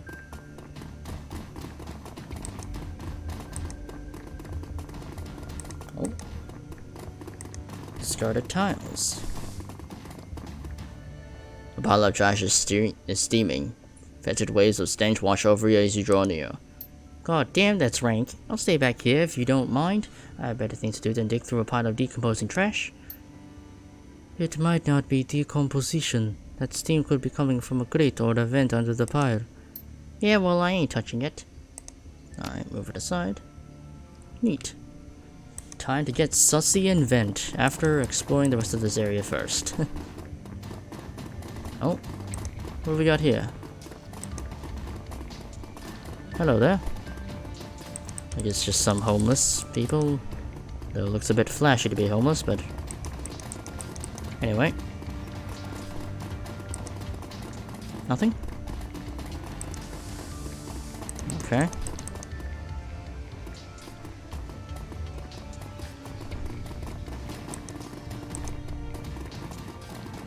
Oh, check in. We do have... Okay, let me save this, because I hate hacking minigames.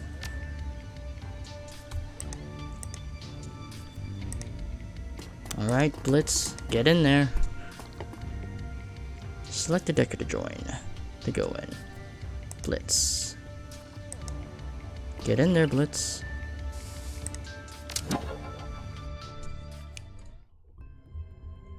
Where are you supposed to go?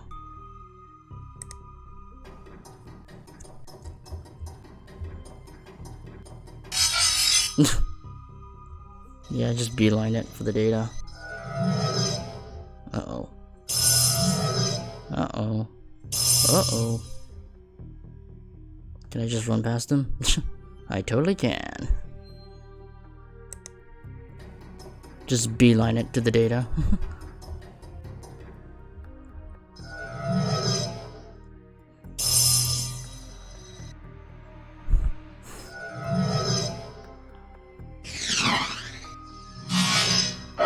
Ow. Oh wait, do I have to clear out all the enemies? Ah, damn it. Oh, whatever.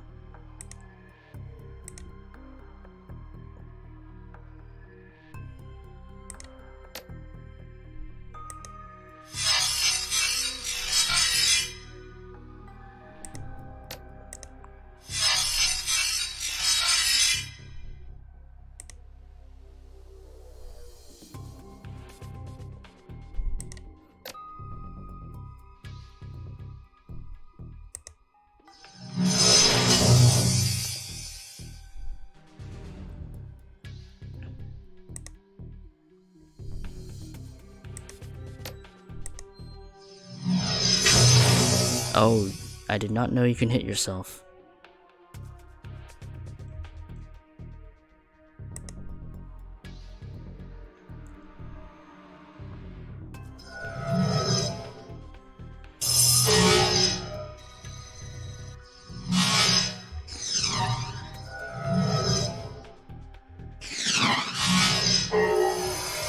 Oh, it died before it even exploded. That's great.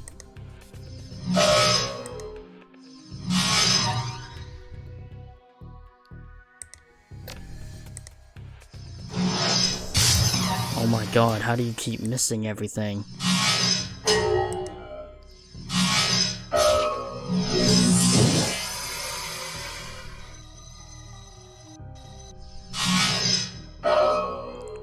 Wow.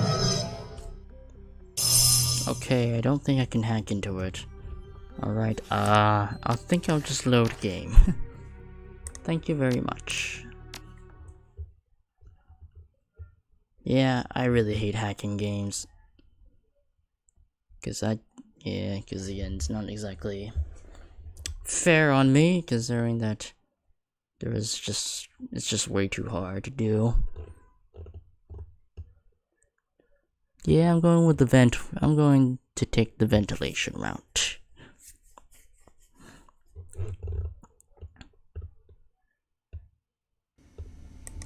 Yeah, I'm taking the ventilation route. It's not worth it.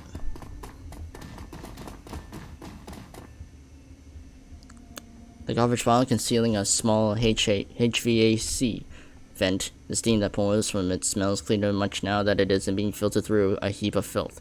The dwarf may be able to fit inside the vent, but nothing larger. I can hop in. I'm a dwarf. I'm a dwarf. I can move.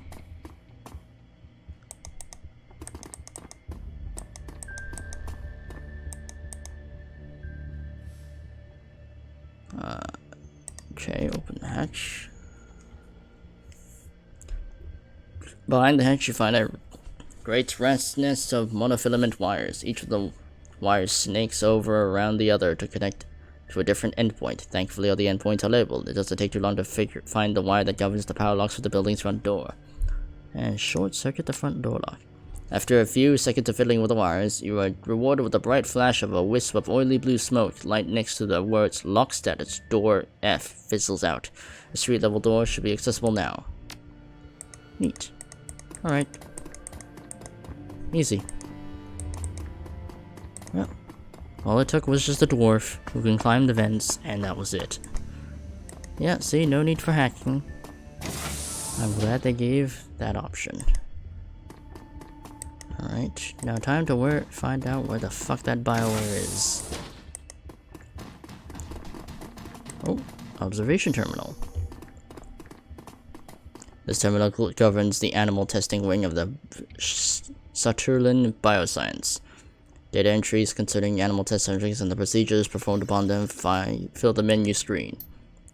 Shadowrun Bioscience, Animal Testing Observation Terminal, Hellhound Testing Protocols, Basilisk Testing Protocols.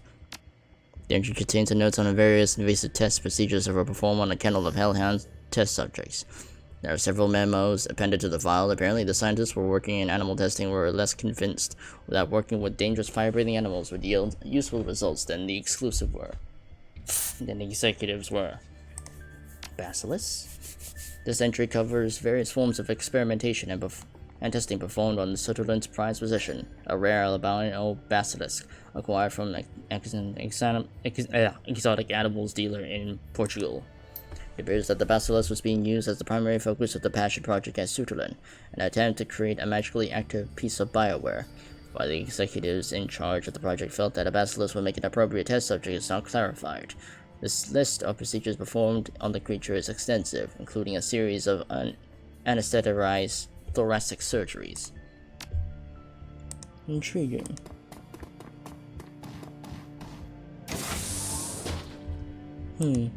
Tread carefully.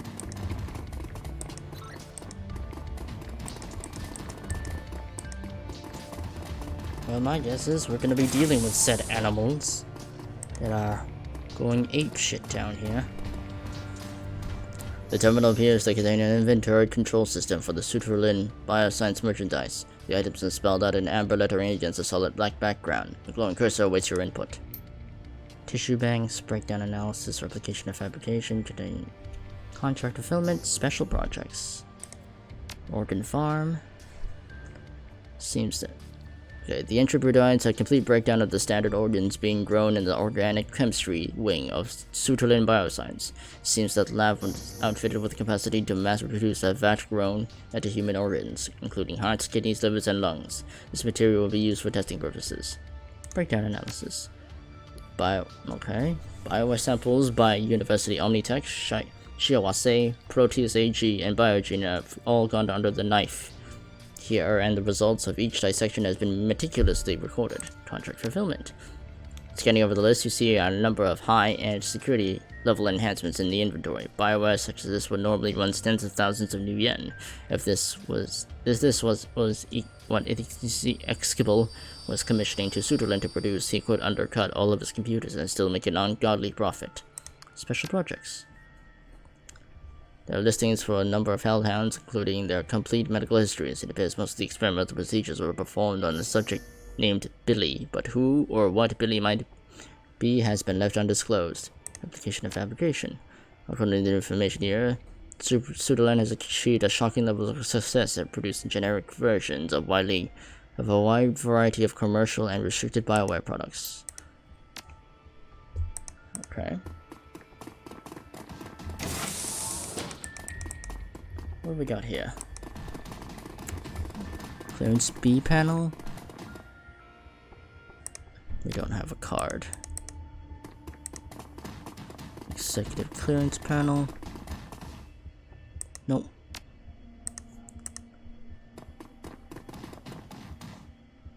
Yeah, use my deck to hack the panel. Your hack successfully unlocks the door. Alright. Oh shit. Here we go. Well, armor up.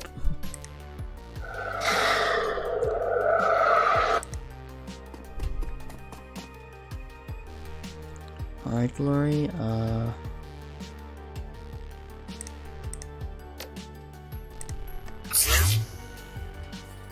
alright.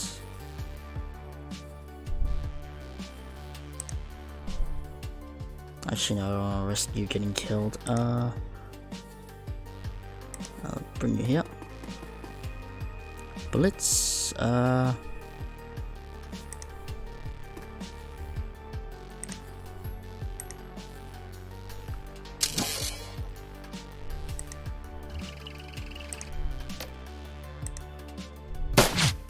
well, that was a horrible shot.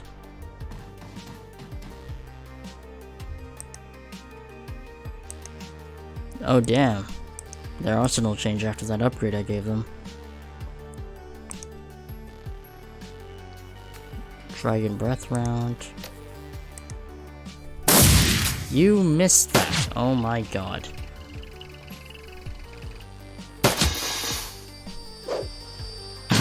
God damn it. Yeah.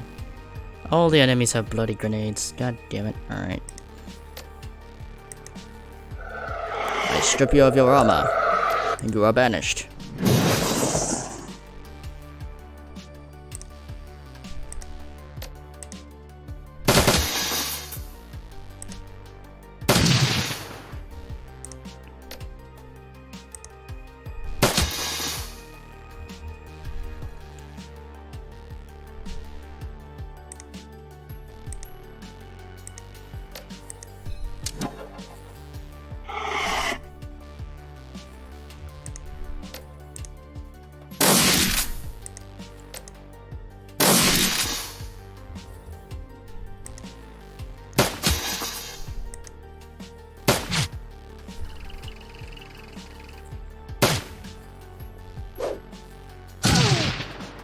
Oh shit. Right. Patch them up. And melee the fuck out of it.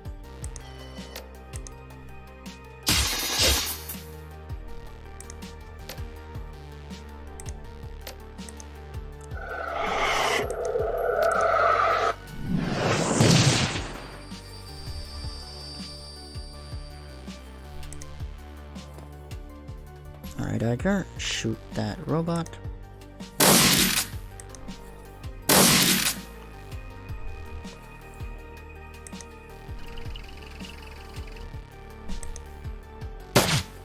Oh, good job, and ow.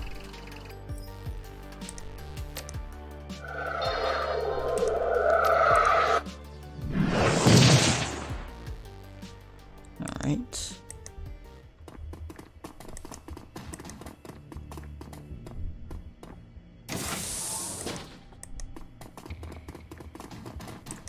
Okay, well, all these ladders seem to point down.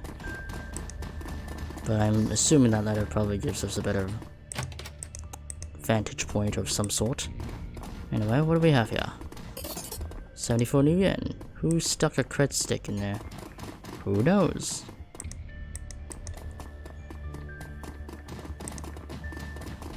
Open the door. Oh, what do we have here?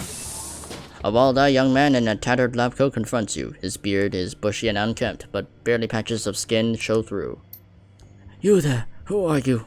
He stalks towards you, his hands twitching. How dare you enter my domain? Easy there, pal. I thought this lab was abandoned. Abandoned? This is my territory. My home. You are an invader in my territory, dwarfling, and you have murdered my peasantry. Blitzmud mutters under his breath. We got a live one here, Chief. He continues his rant without pausing your breath. You are a murderer, a monster. You will pay. Hold up. Who are you?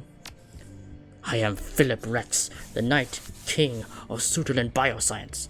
I will have you banished for your transgressions, dwarfling, banished to the underworld, and left to the ravages of the all-powerful Billy. He pauses, blinking. Hold still while I fetch the robots that will banish you.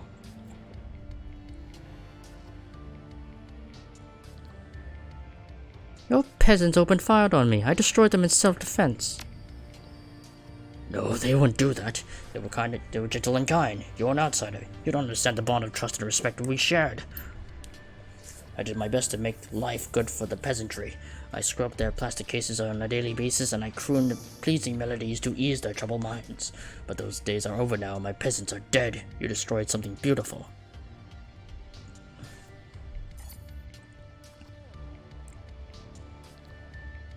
Alright, sire. I'm sorry about your peasants, but I'm on an important, quest. The grief on his face instantly vanishes. What replaces it with a local curiosity. Oh, well, that changes everything.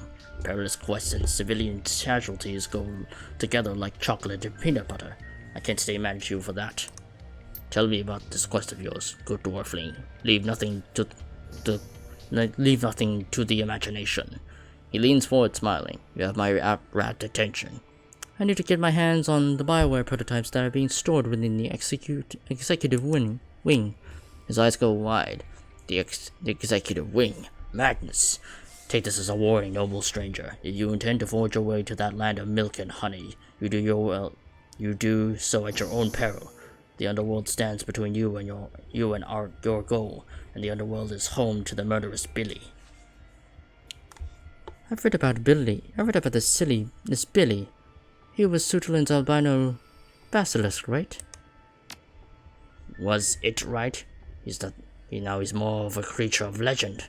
Years of experimentation have remade him into a beast, into the ultimate killing machine. He's smarter than 10 men, and 5 times as deadly. Well, I think I've heard all I need about Billy. Just tell me how to get to the executive wing. Very well, stranger. If you cannot be dissuaded, I will help you.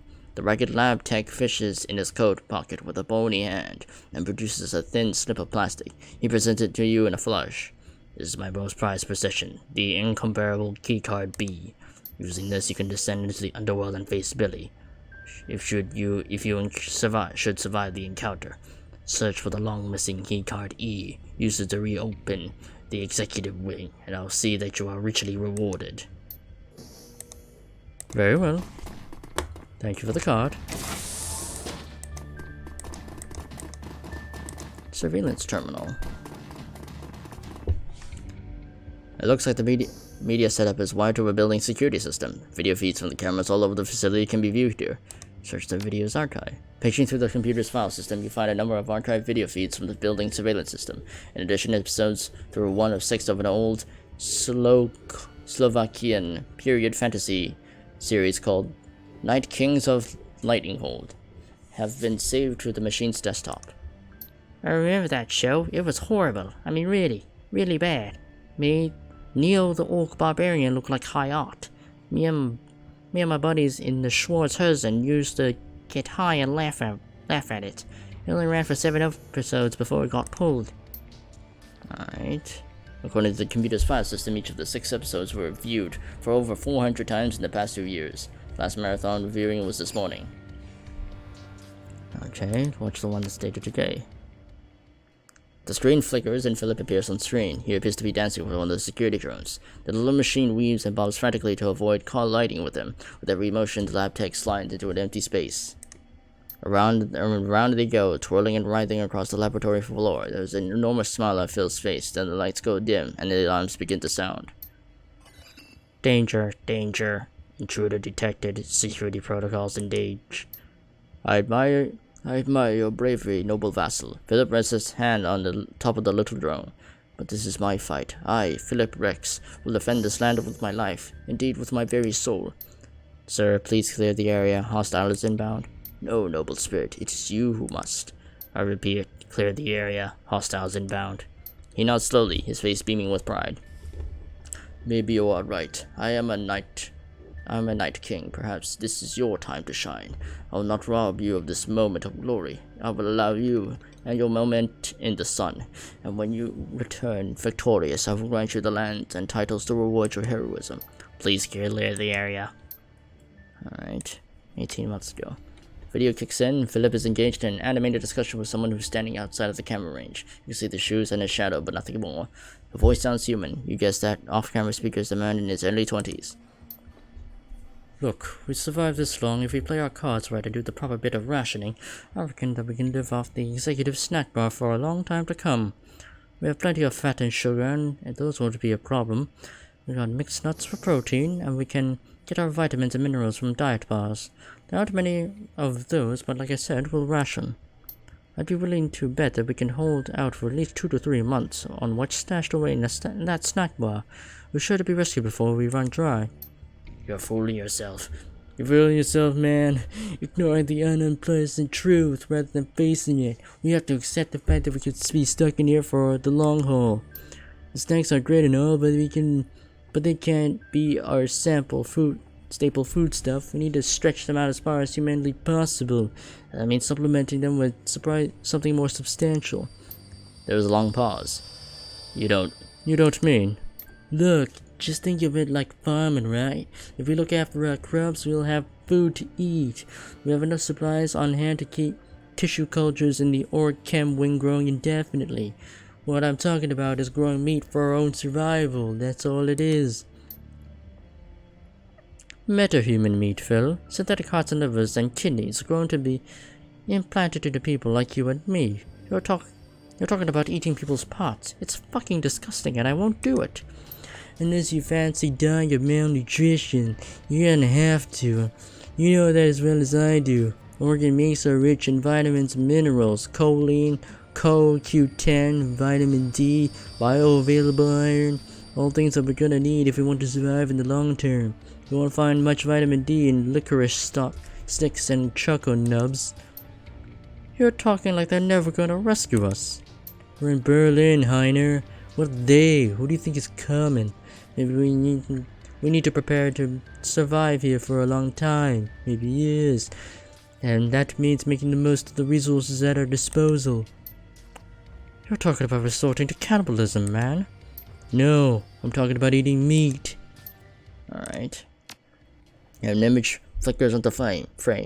Phil leaning against the wall, listlessly chewing on an unidentifiable hunk of cooked meat. He looks miserable.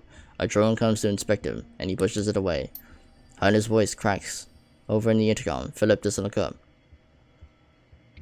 I'm going now, Phil. No more arguments, okay?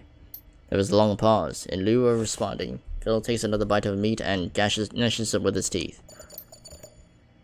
I'll kill that fucking thing, you'll see. That goddamn basilisk is going down. Once we can get into the sewers again, we might be able to find a way out. This is our chance, Philip. Wish me luck.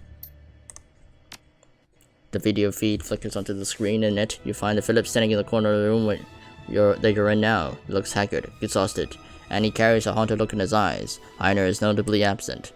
Cheap synthesized musical pipes from somewhere off screen. Philip turns to stare in the direction the music came from. A smooth baritone voice sings out in a phrase in Slovak. A half second later, a different voice shouts out in translation in German. Knights! Night Kings of Lightning Hold!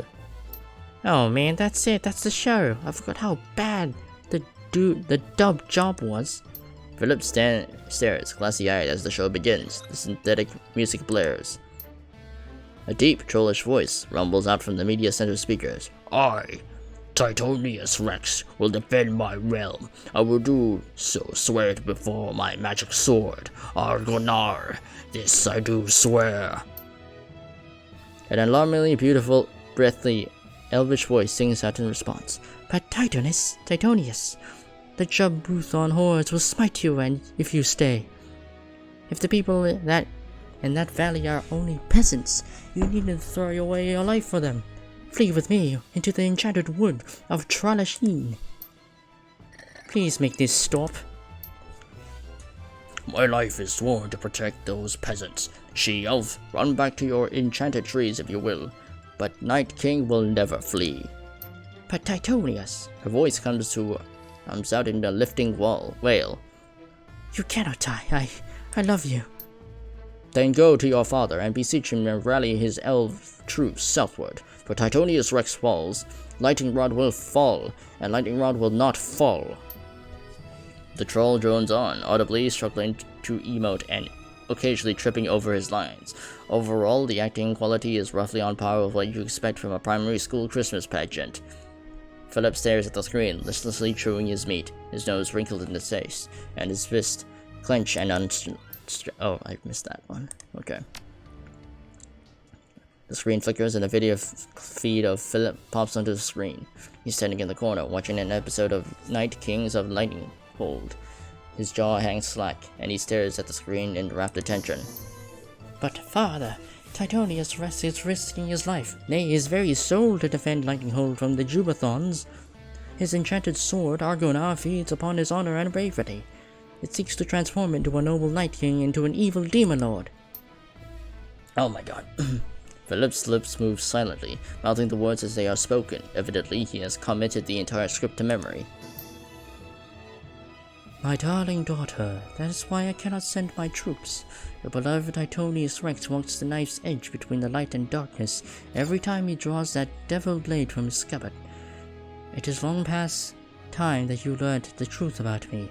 Brenathe, I, was the one who trapped the demon lord Cardaborg within that blade. The breathy actress lets out a sharp gasp. Phil mimes the motion, and a tear begins to trace its way down his cheek. But father, you cannot mean... Yes, my daughter. I was the one they call Thunderspear, the sworn enemy of Titonius Rex's people, the Hunger barbarian tribe. Then all of this is your fault. The Jubathons, the threat to my beloved soul, all of it. It was the only way to save Tralasheen, my darling daughter. Tralasheen and your mother, whom I hid away when you were but a girl. She's still alive. Brenathe. Alright. Well, that was interesting. Alright then. That was wacky.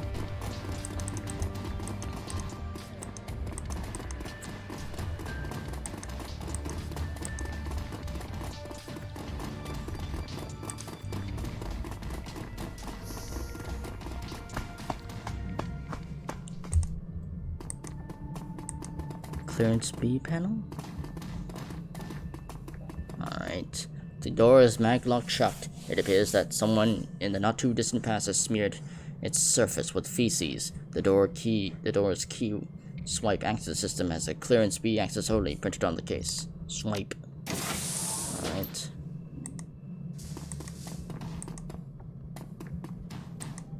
Careful. Oh shit, there it is. Oh wait, those are the Hellhounds. Oh no, that's Billy. That's Billy. Alright, armor up. And blast him with fire. Glory. Slash that motherfucker. Blitz. Hang back. And activate control mode.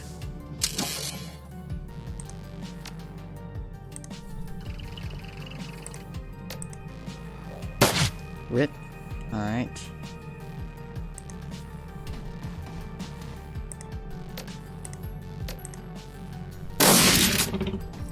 Oh shit, here they come. Here comes Billy. What is it doing? Oh. Yeah, I kind of figured since it's a basilisk. Also, I'm on fire. I'll strip your armor. And then I shall destroy you with fire. That's a lot of damage. Also, that Hellhound's right behind you. Iker? Blast that motherfucker. Blast its kneecaps. And you missed. God damn it. Alright.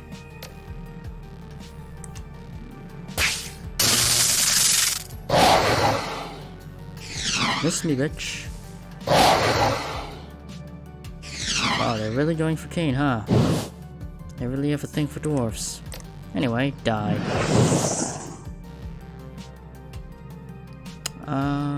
And just blast this one. Glory, go in. And...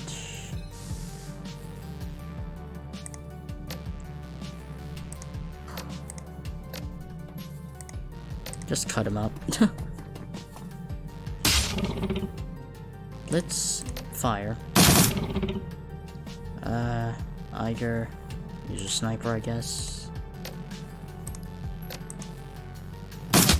Well, that works.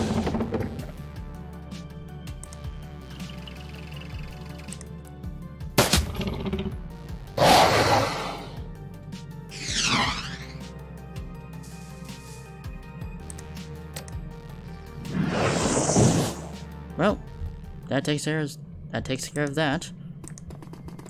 Really wasn't that powerful of a beast. And now wait, did it eat the executive keycard? I'm guessing that's what happened. Well, it's dead now, so we don't have to worry about Billy.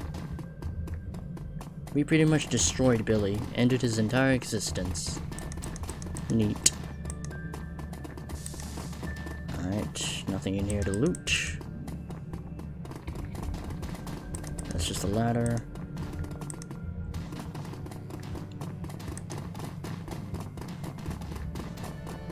What do we got?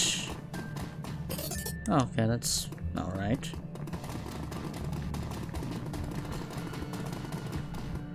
Well, that wasn't that hard. We killed Billy pretty much easily. That's another ladder. How the hell do we get in here? Oh, wait, it probably takes there's another way in. Probably.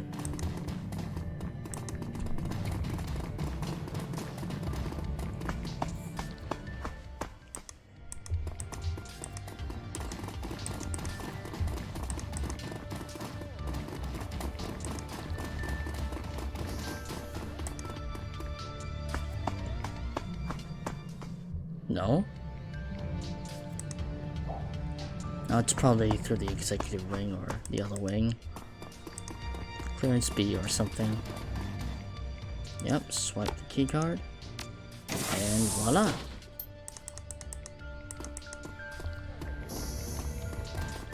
Oh, that's a med pack. Yoink. And what's down here? Ah, there we go. Locked safe. Swipe the keycard. Swings open. What do we got? Schematic. Oh, that's the item. I think. Maybe. Actually, no. It's in the main thing's in the executive clearance pan area. All right. Swipe, and voila. The gates. They're finally opened.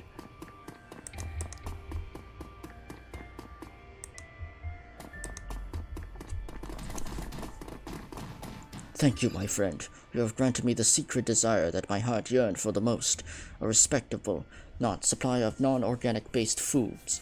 You will always be welcome in these hallowed halls. I, Philip Rex, do so swear it.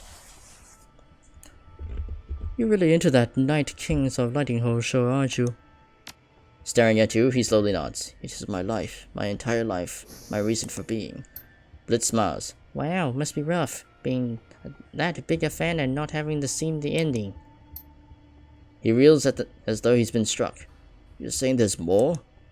Yeah, the last episode before it got cancelled. You know, the hastily written final chapter where you find out what happens to the Jubathon invasion? I had always thought they had left the ending to the imagination like a beautiful dream. He bitches uncomfortably. But now the dream is over. I will never know to make peace until I've seen this conclusion for myself. He lurches forward, his hands clasped in supplication. You must help me. You must find a way to show me the final episode. I need it. I'm willing to bet that I could do that, Chief. This guy might not be able to know how to disengage the quarantine, but I'll bet I can. And once we reestablish the building's matrix connection, and it'll be no big deal for me to download the last episode for him to watch. If nothing else, I'll keep him occupied for a while. I don't see why you shouldn't. Go ahead. Sure thing, Chief. The terminals in the building are all networked together, so I should be able to drop the quarantine from any computer in the place. Oh, thank you, thank you. Tears streamed down from his cheeks. This is the happiest day of my life. And also, I want to know about the prototype BioWare. He shrugs. It's BioWare, pretty standard stuff, paint editors, trauma dampeners, ortho skins, things like that. And all of it was reverse engineered from existing Bioware products, right? I've read up on Sutherland's process. Yeah, that's right. Knockoffs. He nods slowly. Dangerous work. Illegal most places, but not here in Berlin. Vestas needed it that way. I guess that explains why Exkibble didn't hire a company in Spain. He knocks eagerly. Yes, too risky here in Berlin. No problems with the law because there is no law. Just have to be careful. All for naught now, though. Our copies were good, just like the real thing, but who cares? It's all just meat in the end.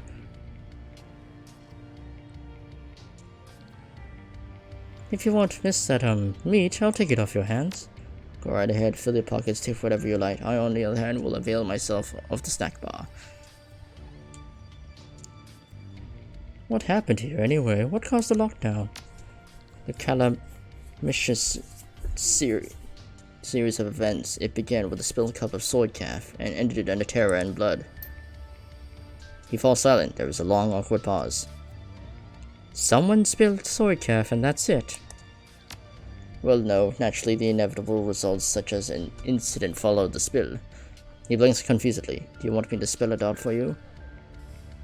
Yes, that wasn't an explanation. He sighs. Then you shall have one. Where to begin? On the morning of the lockdown, all was well. Geisler, an executive, was making his rounds, walking from console to console to check up on us. He had a bubbling cup of soy calf in his stubby little hands. We all knew that food and drink were forbidden outside of the employee lounge, but Geisler was a proud man and he would not obey the rules. His pride was our undoing. He tripped and fell, and his soy calf spilled into the console of the animal testing wing.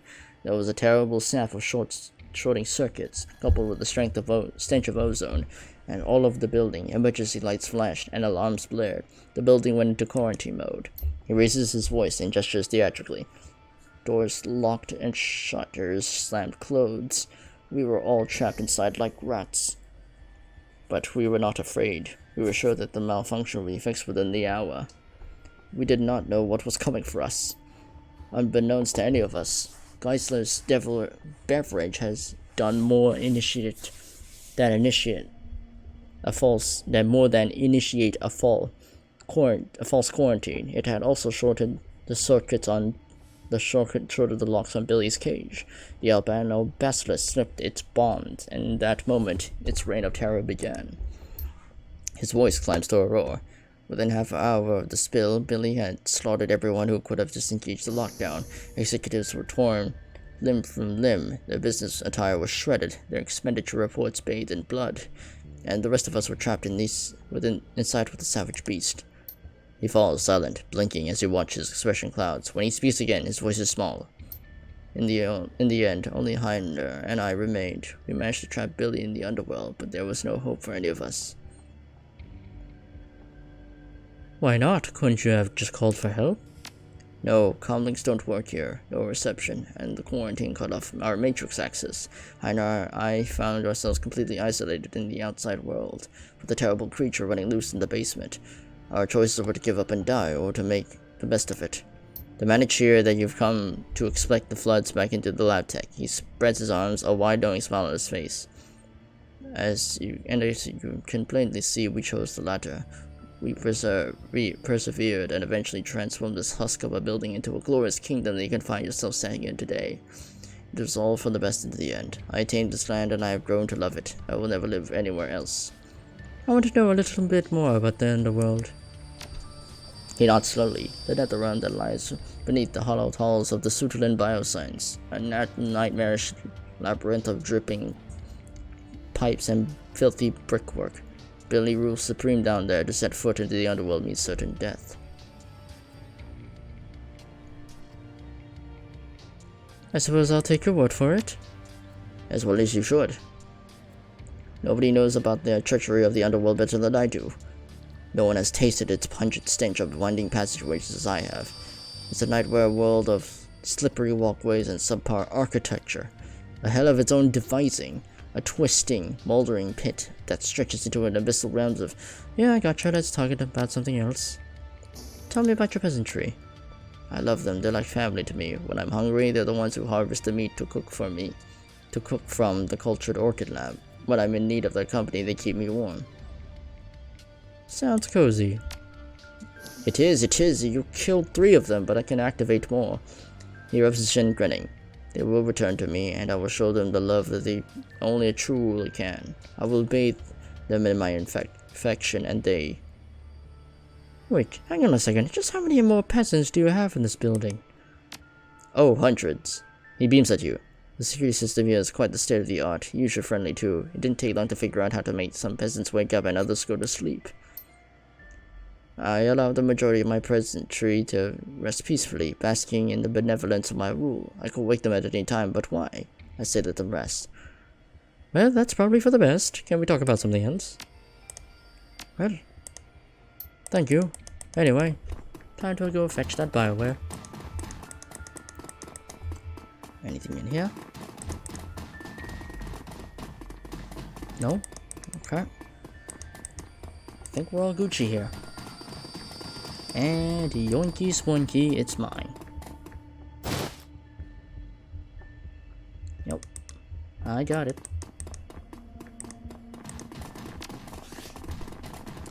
Use the terminal to disengage the...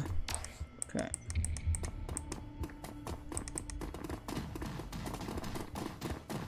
Let's use this one.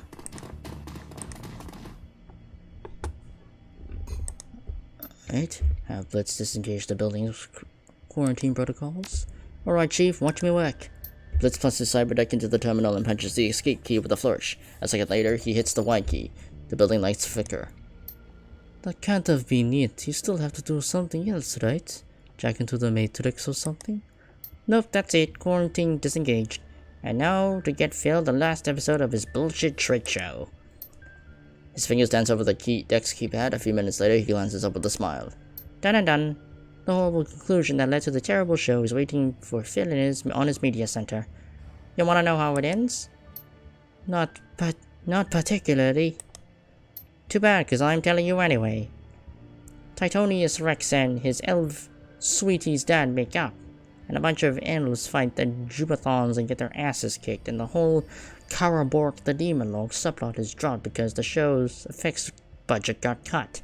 In the end, Titonius saves Lightinghold by rallying a peasant revolt. It comes out of nowhere, barely makes sense, and the whole thing ends in a vomit-inducing love scene. It's a goddamn train wreck. Hey, whatever. As long as it keeps Phil happy. Speaking of which, let's tell him.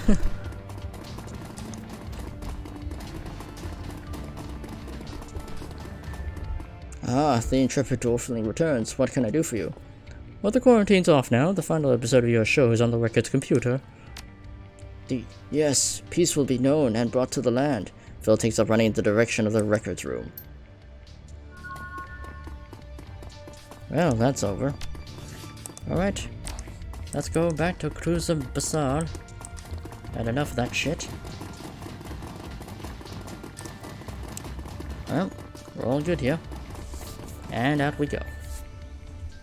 As you emerge, blinking into the light of day, you find yourself standing face to face with a veritable wall of security personnel. A man in an expensive suit raises a megaphone to shout at you. You, stay where you are.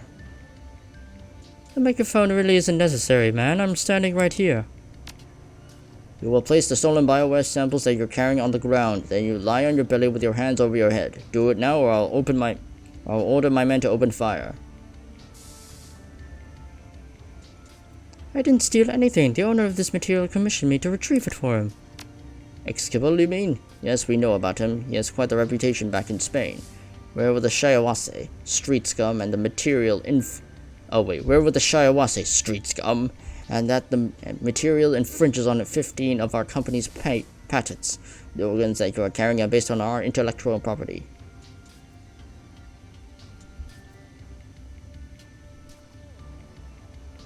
This is unbelievable. This place is locked down for 2 years and you choose today to come to visit. You think that's a coincidence? We came when the quarantine was broken. We've had our eyes on this place since the lockdown went into effect. You called us here when you opened the doors. Wait, you could have just broken into this place months ago. The building was quarantined, idiot. It's cheaper to set up a camera than to mount a hazmat cleanup effort. As long as the counterfeit merchandise was contained, we didn't care that it was in there, but it will not hit our streets. Now shut your mouth and hit the floor, else I'll order my men to open fire. Well, you can have this Bioware over my dead body, bitch. That can be arranged. Men, open fire. A shrill voice crackles over the building's intercom system. It reverberates through the empty streets. You will not threaten this man, Juathon dog. The fuck? Too long have my people lived in fear of your aggression. I, Philip Rex, will protect this land from your mongrel deprivations. The man in the corporate spokesman turns to address the security officers behind him. You two, enter the building and find whoever's on that intercom and silence him. Yes, sir. He turns back to face you, reaching for a sidearm on his hip. As for you, Laptech's voice rings down from the speakers. Underneath it, you can hear a distinctive sound of fingers hammering on a keyboard. Peasants, arise and defend your home. You need only believe in yourself. The power is yours.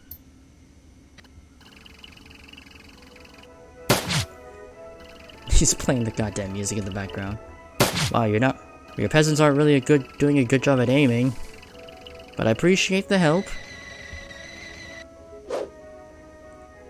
Okay, that one did something.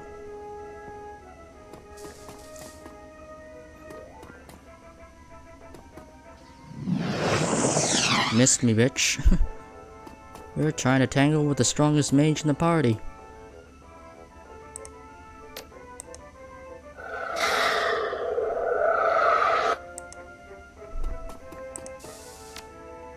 Oh.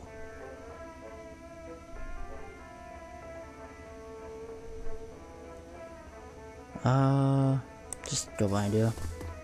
Switch to your gun.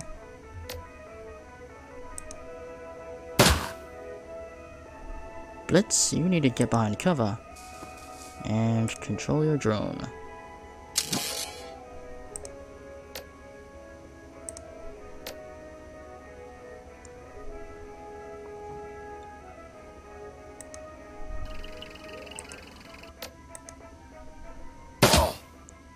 Iger,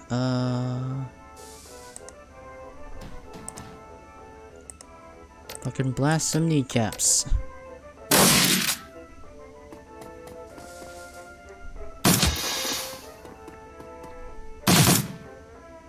Thanks, Philip, for assisting us.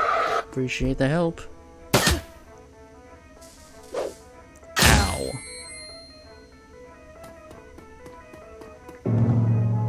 Oh, they're summoning a spirit. Miss me, bitch. Ow.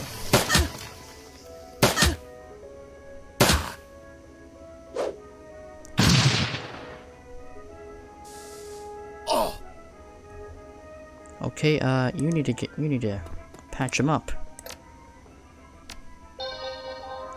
Meanwhile, Blitz, start firing.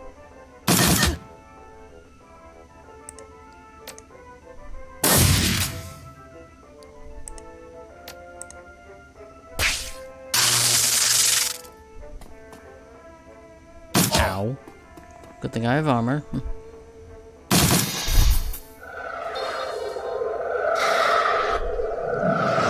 Ow. I'm getting fucked up here. Help.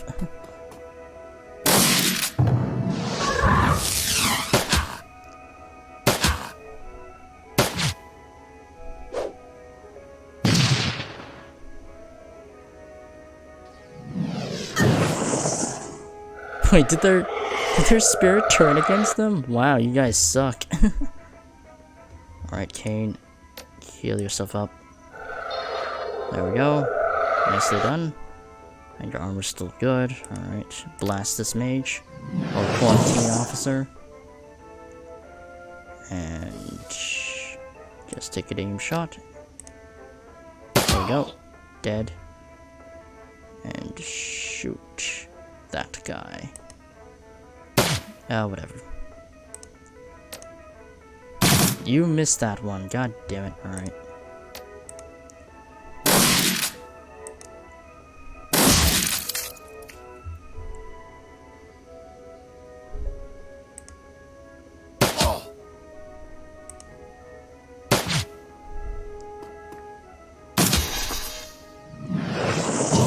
Oh wow, this is getting kind of fucked up. Ooh.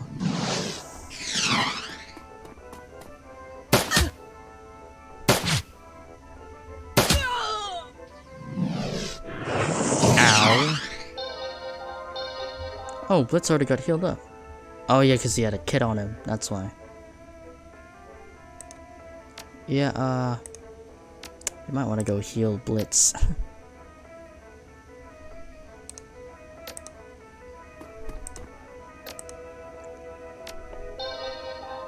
Meanwhile, Kane, patch yourself up.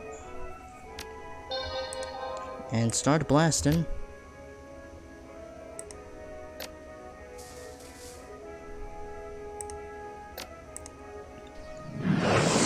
You missed. God damn it. Alright.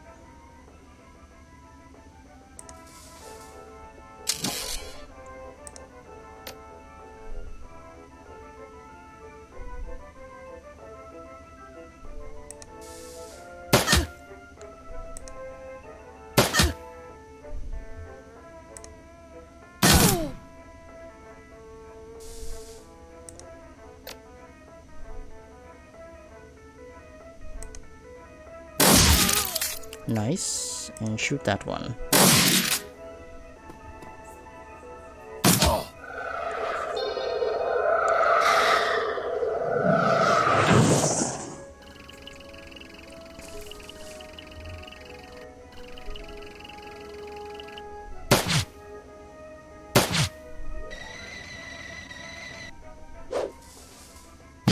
Wow, your drones are kind of missing. Oh, no, it's gone. Alright.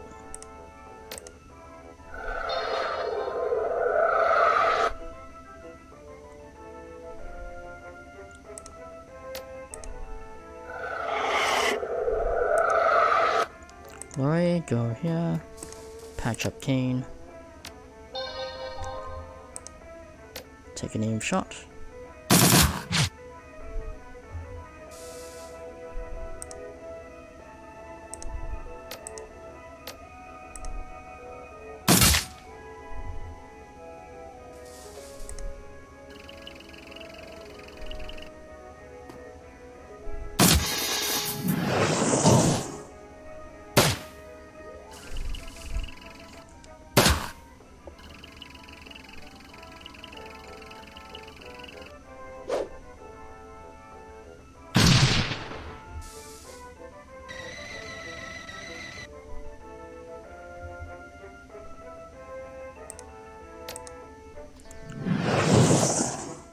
Alright then, and blast.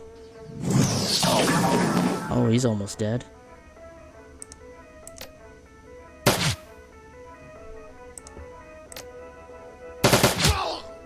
Alright, we did it. As the smoke begins to clear, a cry of jubilation sounds out over the Sutherland Biosciences building's intercom system.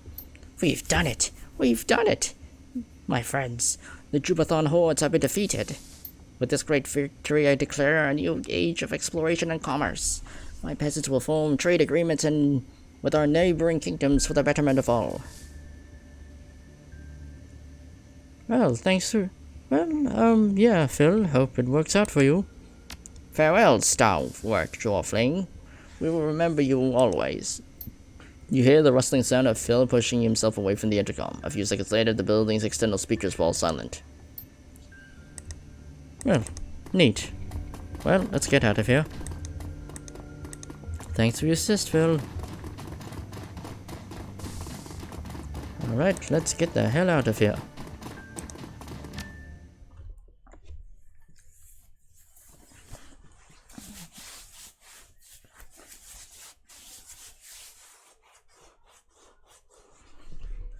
The U-Bahn trip back to the Adenauerplatz is a shaking one. Surprisingly, the train is packed. The only empty seats are the very back of the car. A haggard-looking young mother marches down the aisle, dragging her three screaming children behind her, 2 boys and a girl, each around 6 years old. As the woman nears you, her eyes fixed on the frozen pouches of bioengineered meat that you liberated from Sutherland's executive freezer. She opens her mouth to say something, but at that moment, the little girl jams her finger into her brother's nose. The boy howls, and the young mother's shoulders slump. Slowly, robotically, she turns back towards her destination and begins to trundle forward. dragging her squalling offspring forward with the solemnity of funeral procession. Eventually, the train hums to a stop. You debark gratefully, locking the freezer's worth of BioWare samples behind you.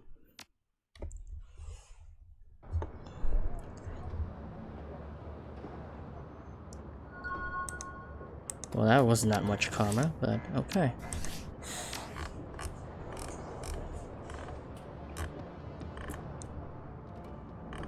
Still not enough to get anything, but I'll wait.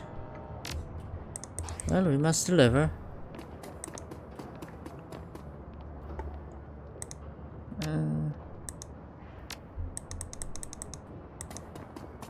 Well then.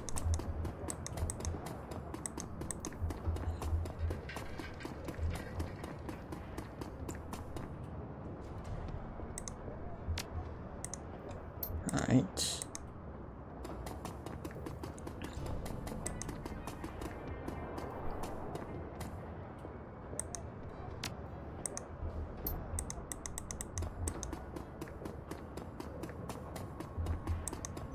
Alright. Well, it's time to turn in the BioWare.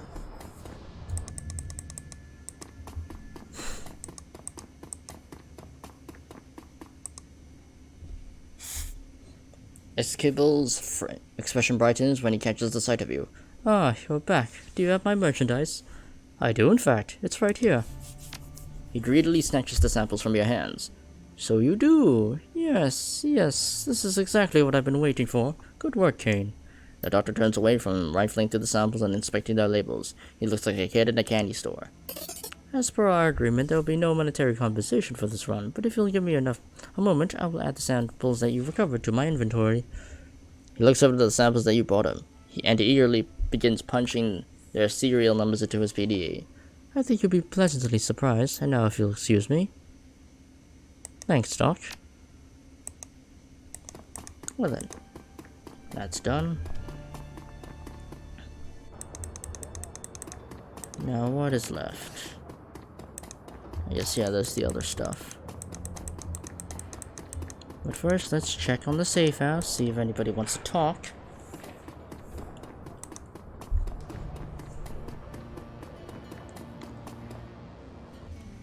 Let's, buddy.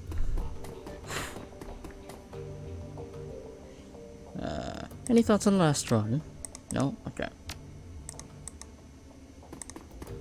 Alright, time to go on an official run. Oh wait, I should probably go check the pay data.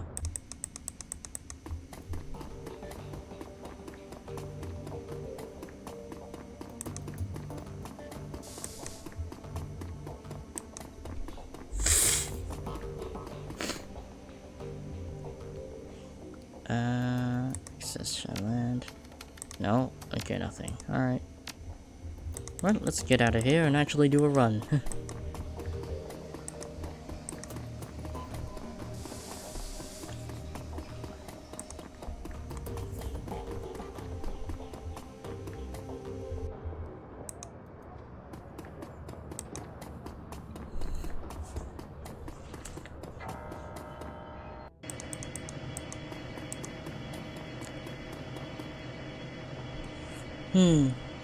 Oh yes, we're going to the Pharma Laboratory Complex to eliminate the loose ends. Alright. We definitely need you, and you already went on the last one, so be a trick.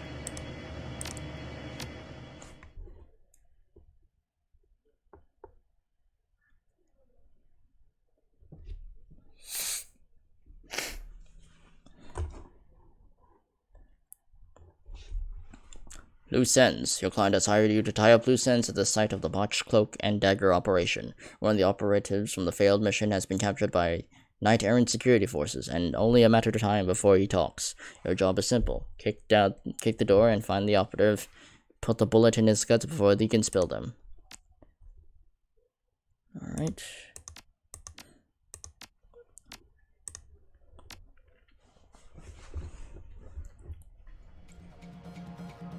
I'm good. The reception of the area of the Shearing Pharma AG lab looks normal enough. The synth leather couches were obviously designed to look for more appearance than for comfort, and the blue steel walls are gently illuminated with energy-efficient recessed lighting. All in all, a perfect example of a typical corporate design sensibilities, bland, generic, and safe. An overturned house plant is the only sign that something might be amiss in the lab ahead. You ready for this, boss? According to what her Fuge told us, this entire complex is going to be clothed with high security. It's going to be a hell of a fight. We can handle it. Get ready, people. Okay.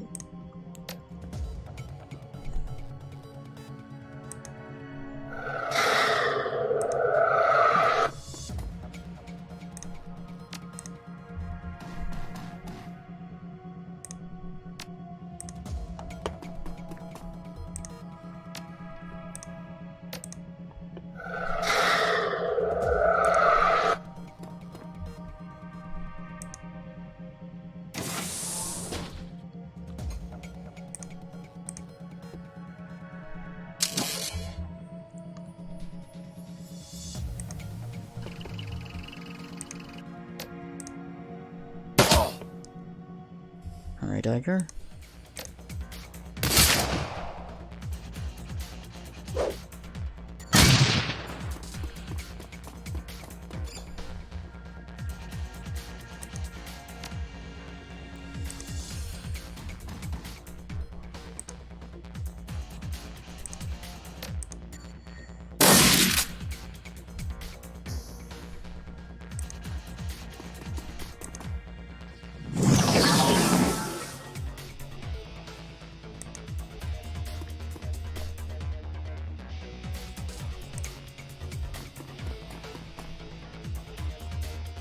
Oh, neat.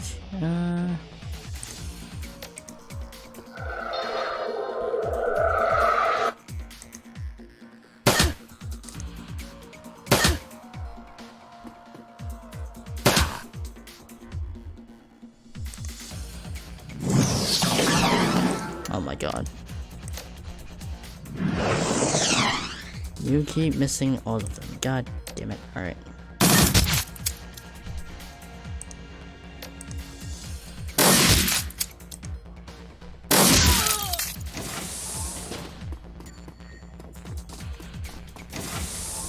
Alright then.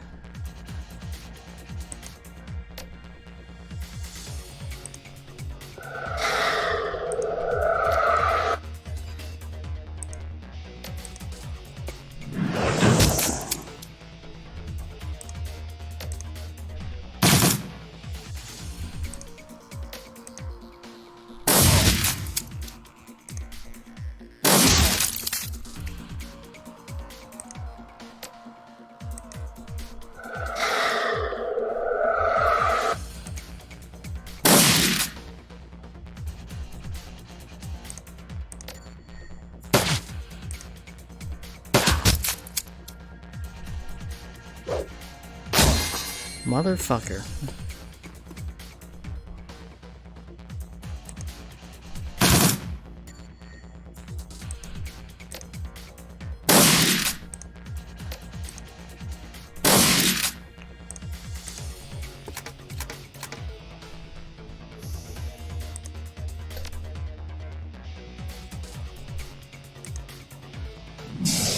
Oh my god. Why did you... Oh my god, you had one job. Okay. Ow.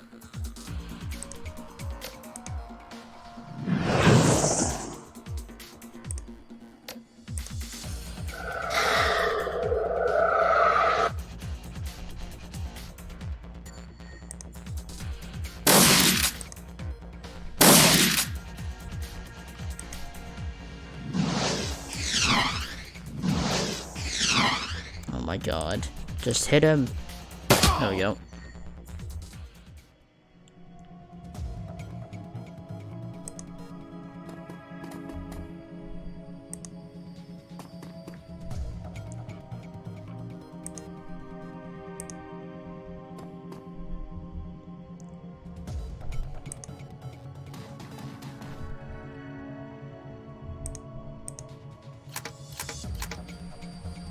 Yeah, trick.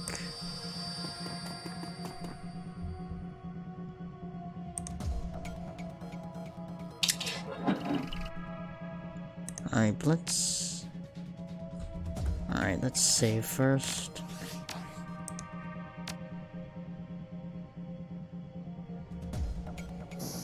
Check in.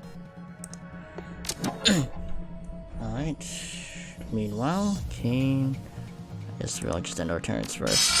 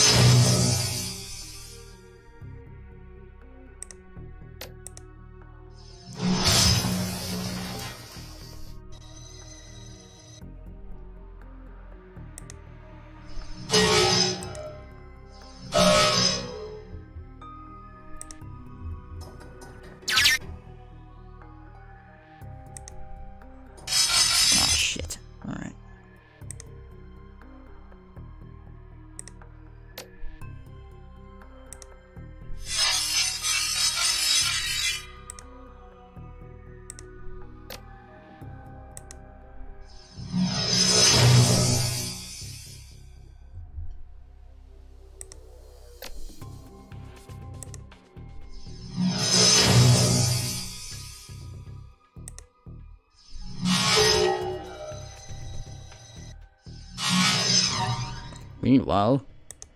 Oh shit, here they come.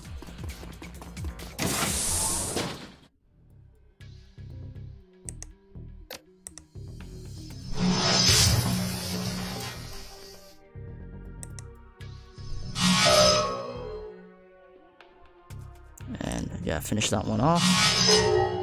And finish that one off.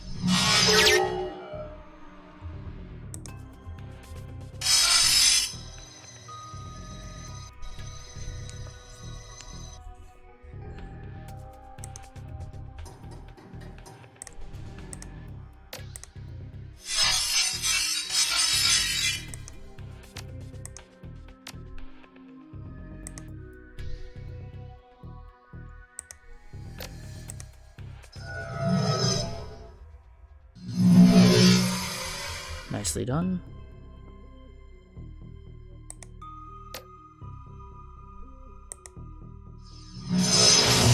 Well, that still worked.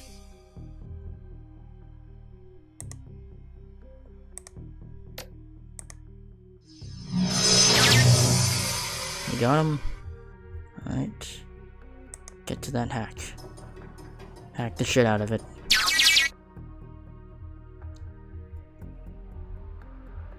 Well, I guess that's it. Let's get out of here.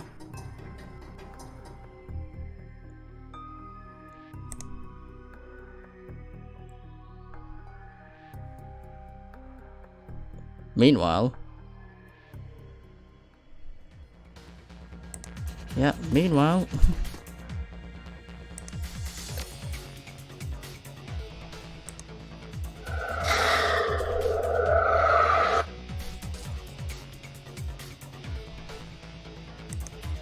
Dietrich, get the cover.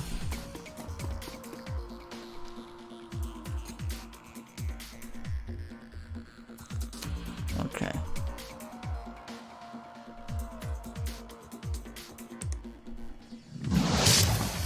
Tiger, get behind.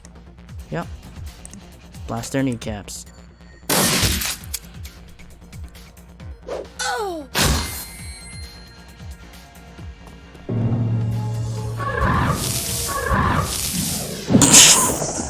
Nice job.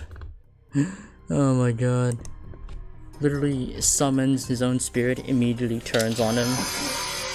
Man, these mages kinda suck.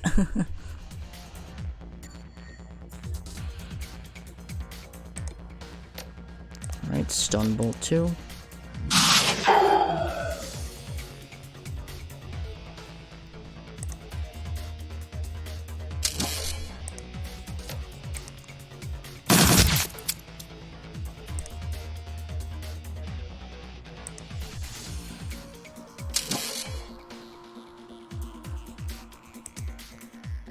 Oh, the drone took AP damage, that's why.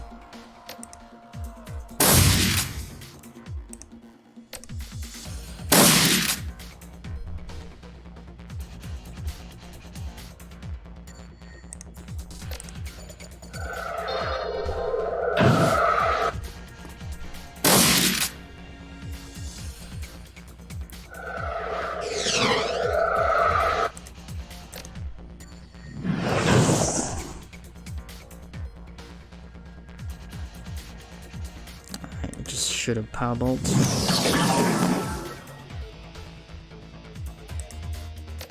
And we blast that inferno.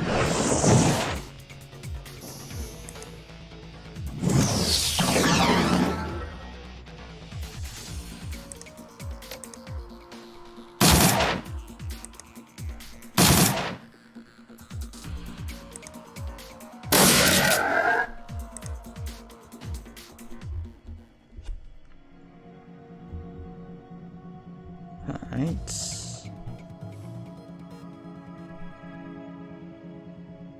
We'll end our turn for now. Not really coming out, huh? They're really waiting for us. Alright.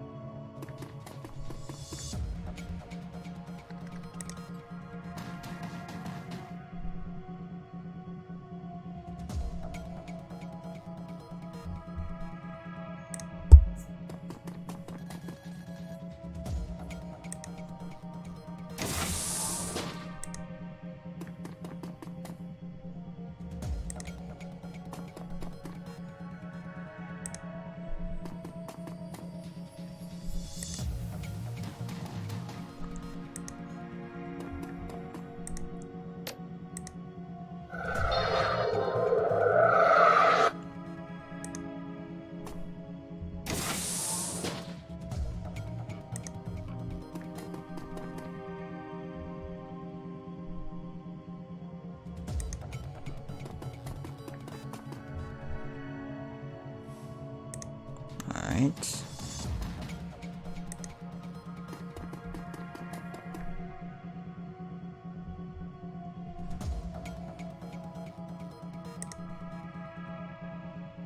Oh, yeah, that's a yikes.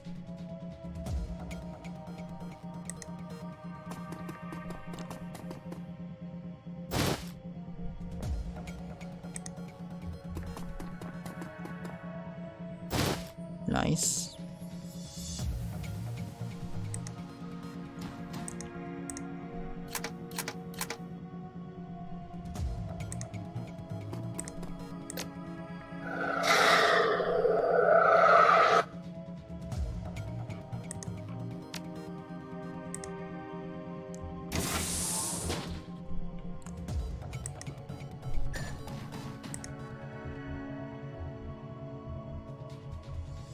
Oh yeah, we saw.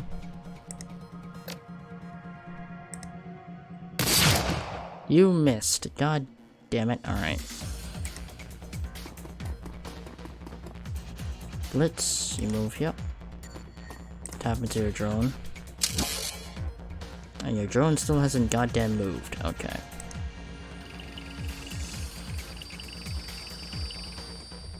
Gear trick.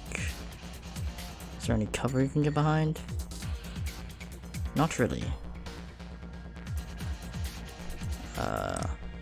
You can haste Kane though.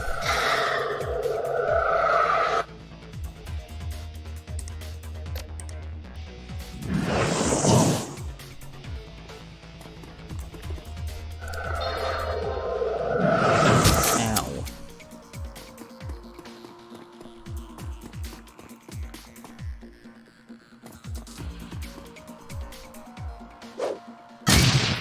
Nicely blocked. And that armor spell really is coming in handy.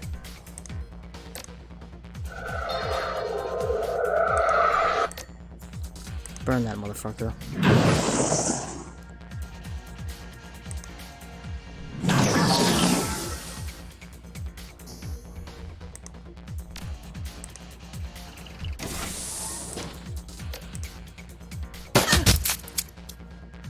Let's...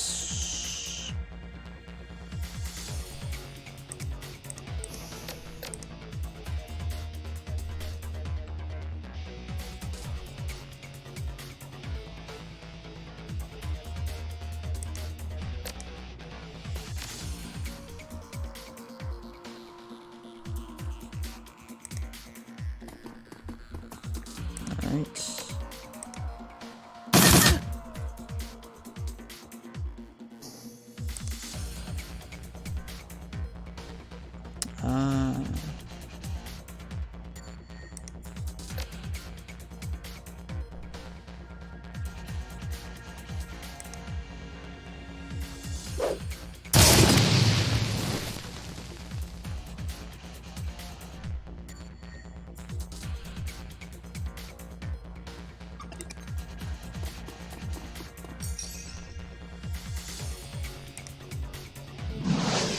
Well, so much for that.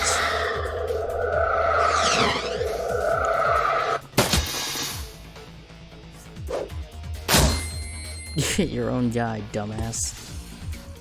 Alright. Fire.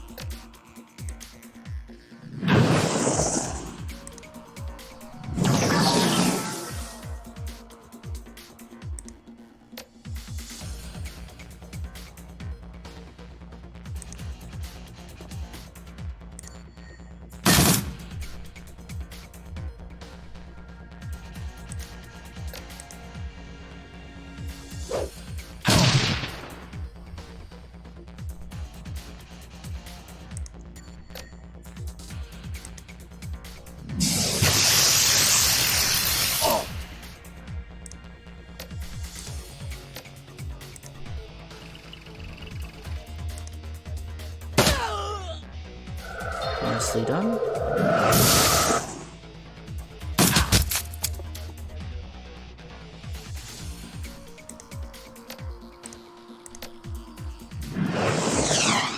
So much for that.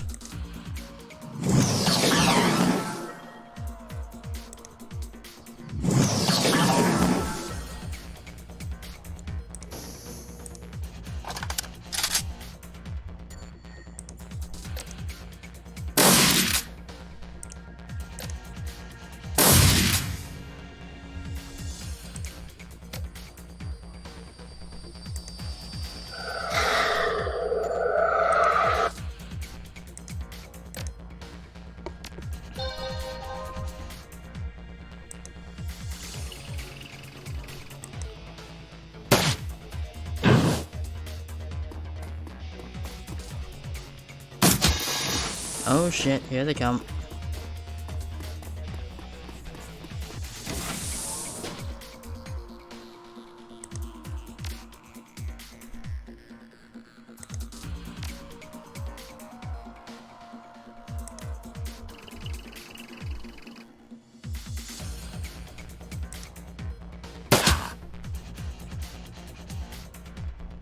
Well then.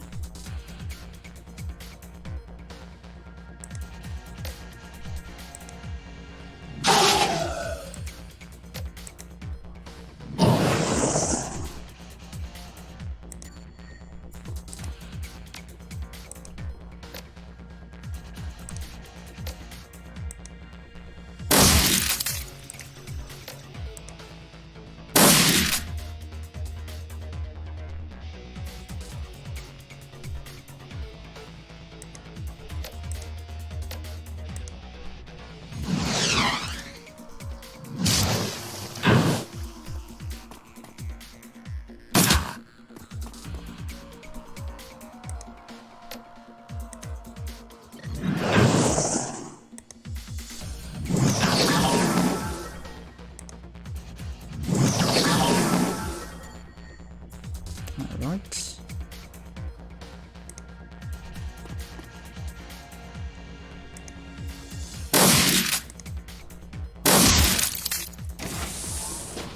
Here the rest come.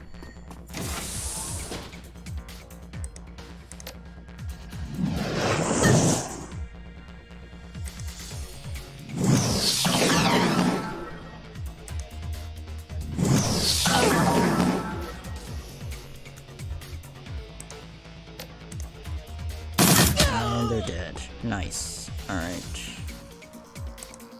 No. Okay, not that much better. Okay.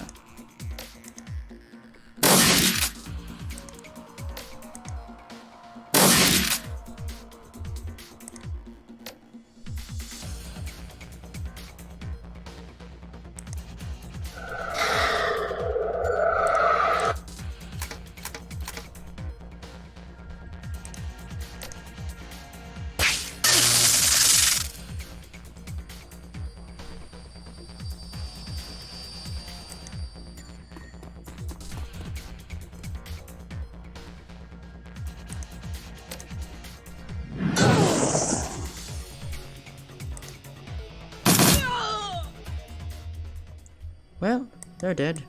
Lovely.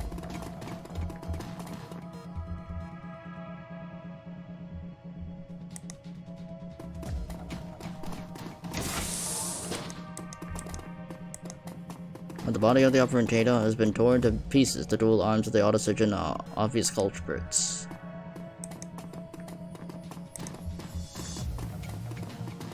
Oh, here we go.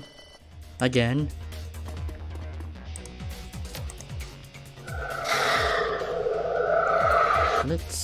There's not really much cover, is there?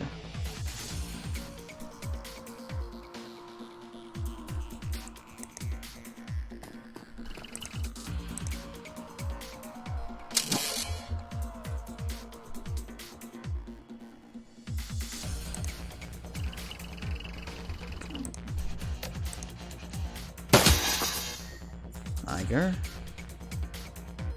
Get behind cover.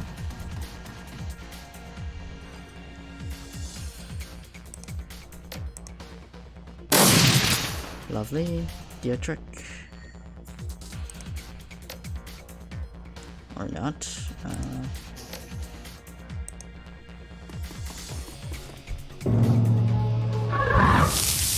Oh. Exactly where we're going. Ow. You missed. You motherfucker. Oh wow, the drone's getting kinda fucked. Oh. Well, there goes the drone. Ooh, yikes. Sorry about that, mate. Okay, Kane.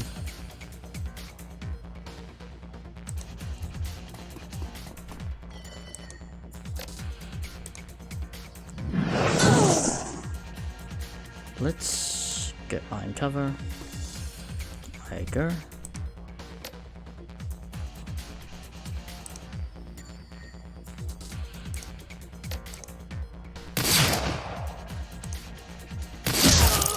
Nice shot. Let's summon an air elemental. Right here. Alright. Slow, electrical current, lightning bolt. Actually, no, just blast it. Just blast it.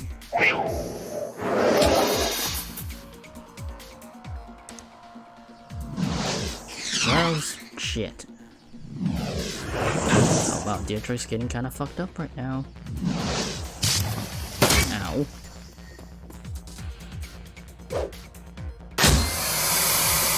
Oh shit. Alright.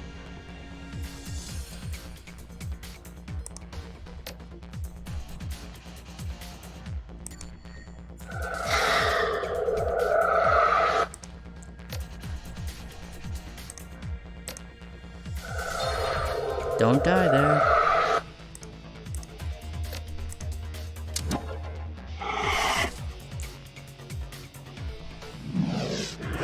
Ow.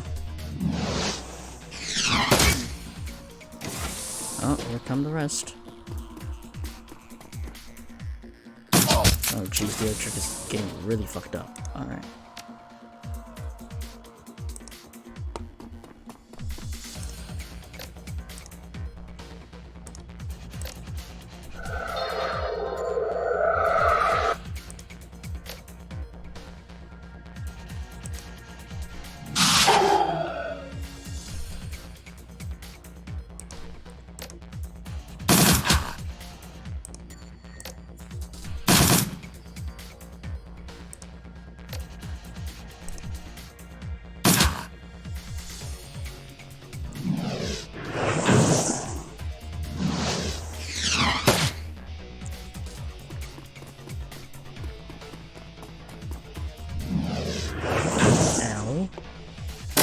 Oh jeez.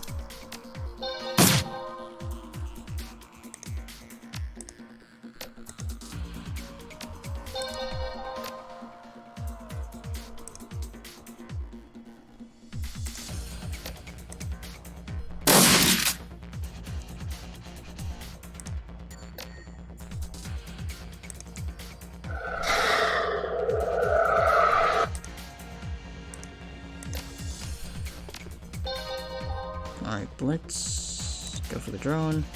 Nice. Alright.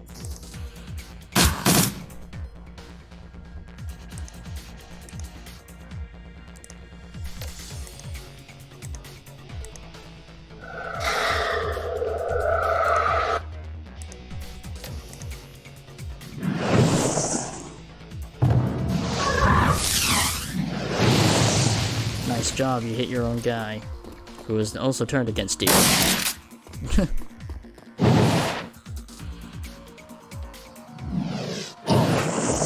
Ow. Okay then.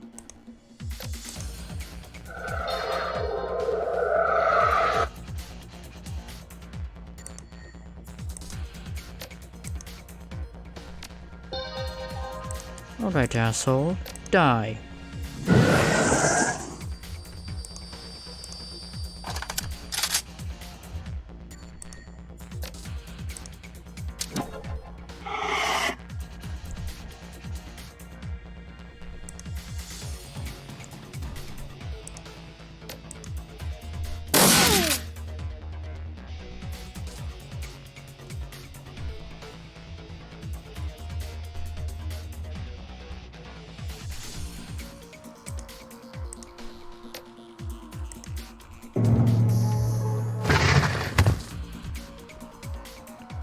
Out of bolts.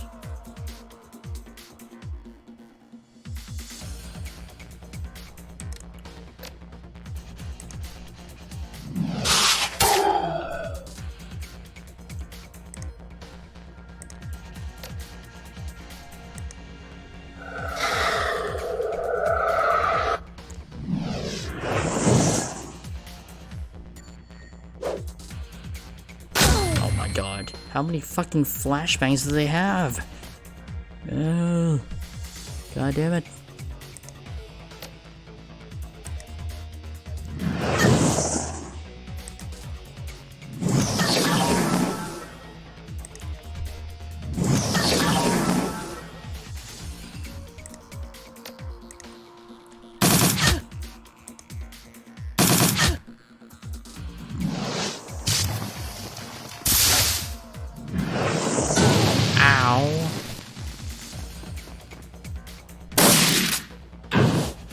Fucking yikes.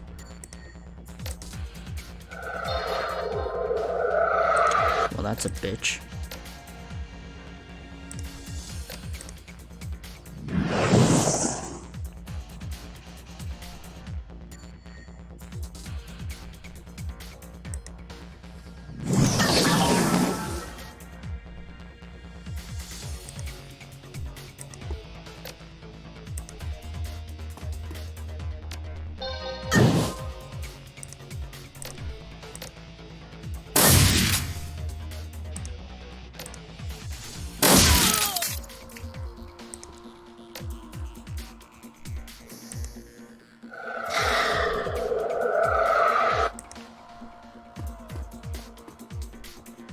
Oh shit.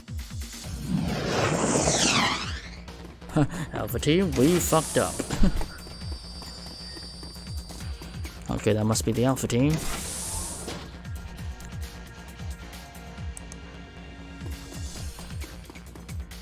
Who has not gotten armor? Give that to Blitz.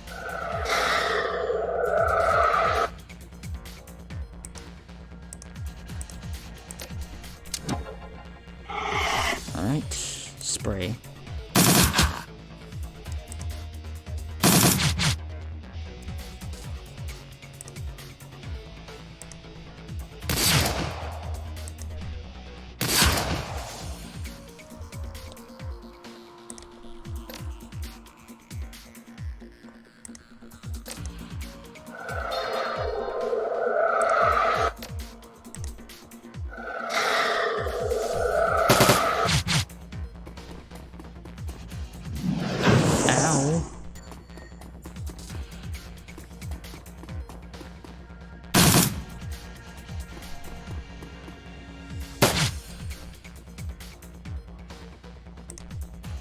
Say goodbye to your armor, bitch.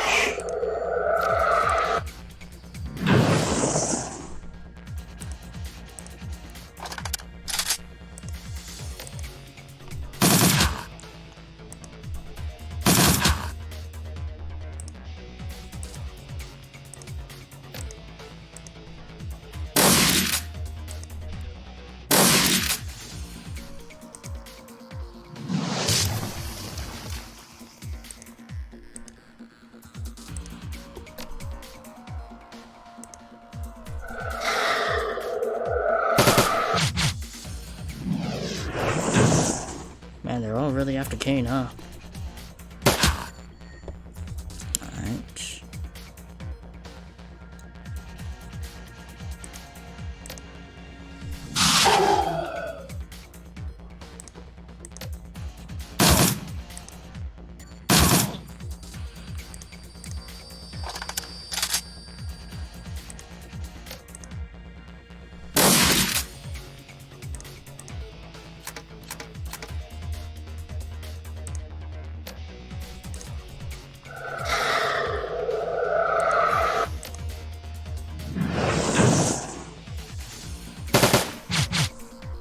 Ow.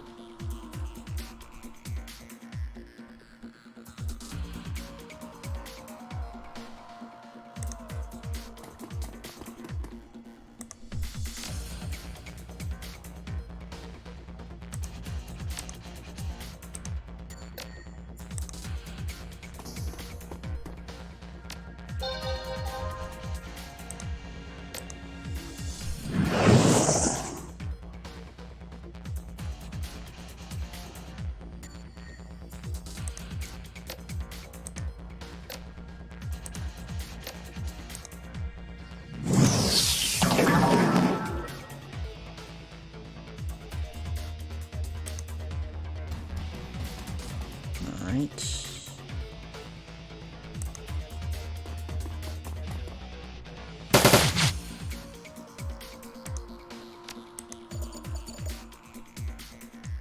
Alright. Overload the power to turrets. And done. Alright then. Excellent work, everyone.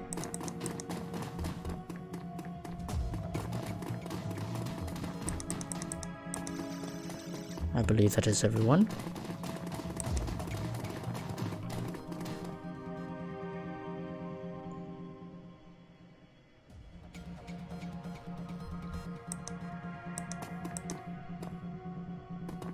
The pile of corpses. The bodies are all dressed in highly quality ballistic armor.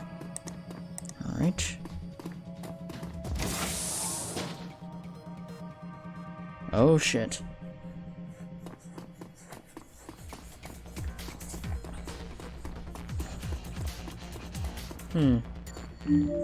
Oh, I did not mean to do that. I did not mean to do that. Alright. Where's the panel? Okay.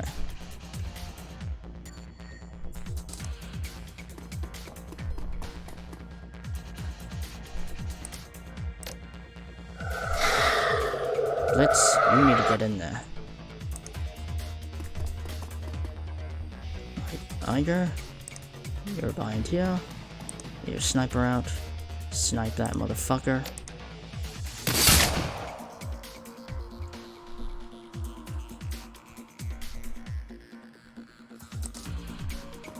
Yeah, you get over here.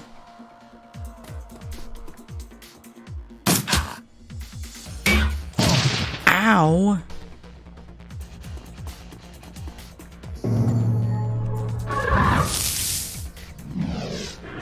Oh damn, everybody's kind of getting fucked up. Oh my god. Fucking hell. Alright. Let's get to those containment cell controls.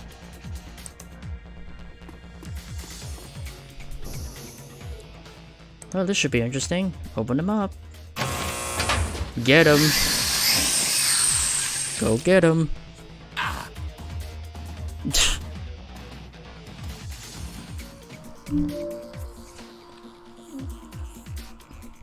Oh man. Kinda fucked up here. Kinda fucked up.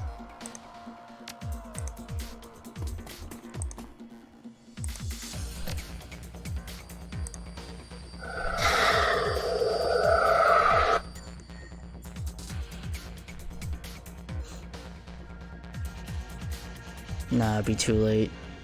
Nah, you're better off running back here.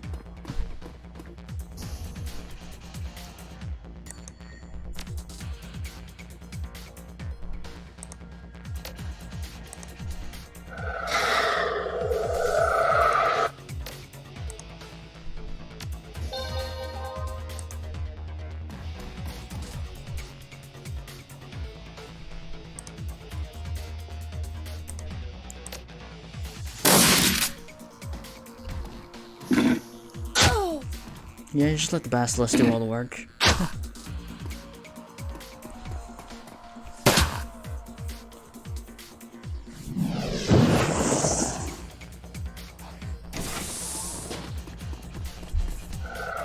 How many reinforcements are we talking here? Oh, that's quite a bit of reinforcements. Okay, they were not kidding about that. Well, at least we have the basilisk to help us. Fingers crossed.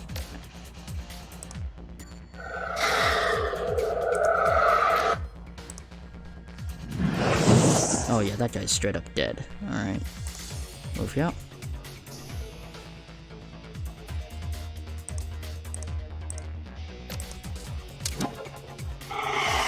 Mark target. You missed. God damn it. Alright.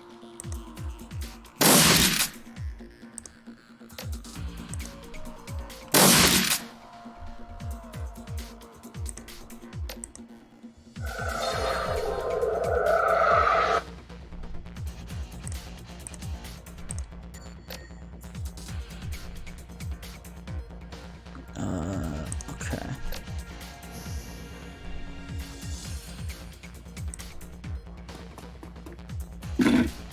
Yeah, just let the basilisk maul everyone to death. Haha. Yeah, just let the basilisk kill everyone.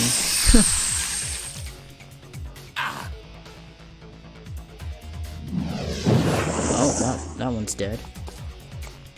Alright.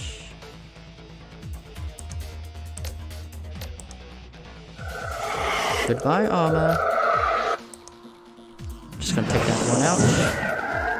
Nice. Blitz. Take that one out.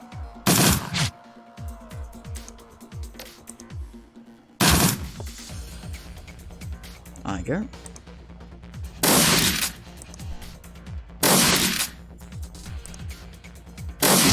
Nice. Alright.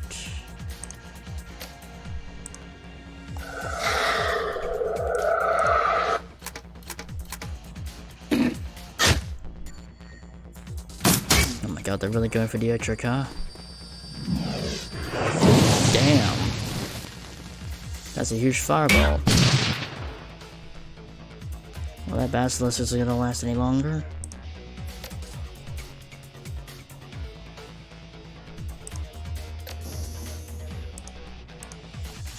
Oh, your armor's gone. Bye, bitch.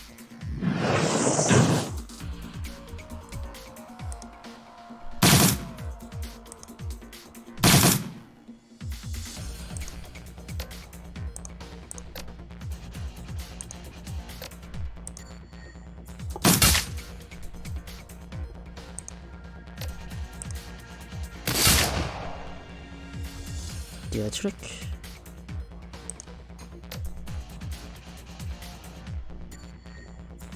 Okay, bad idea. I'll just give somebody else the aim bonus, which is you.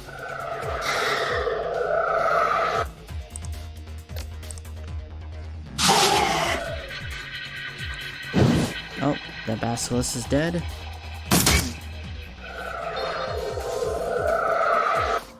That fucking mage is trying to flank us. Okay. Ow. Okay, Iger. You're up.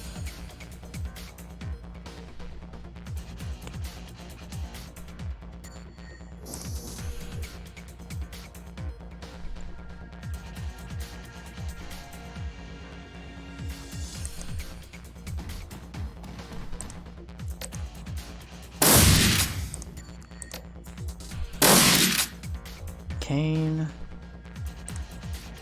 Hit that guy. How the fuck?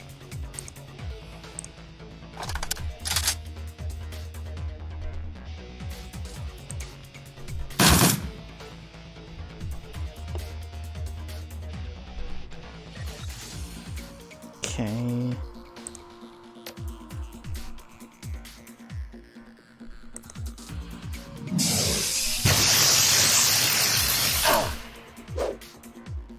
Ow.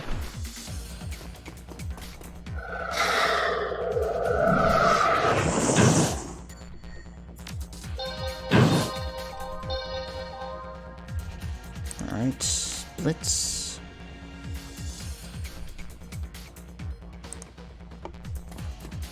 Take care of him, will you? Meanwhile, Kane, heal.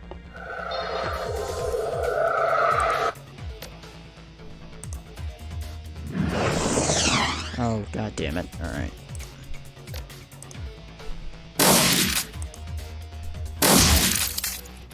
Dietrich. Heal yourself. Oh. Well, so much for that.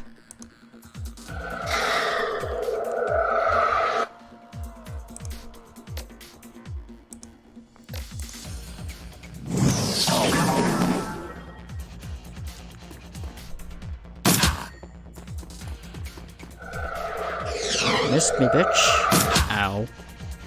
Missed me, bitch. Oh. Alright, Blitz, you take care of that guy. Kane. You move to a ley line, actually.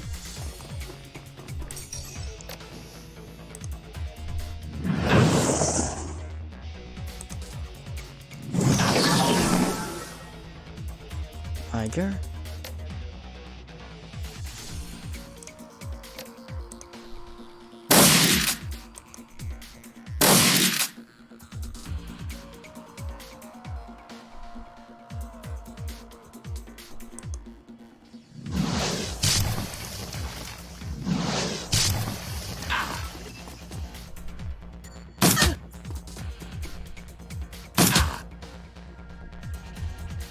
Alright, Kane. Patch yourself up.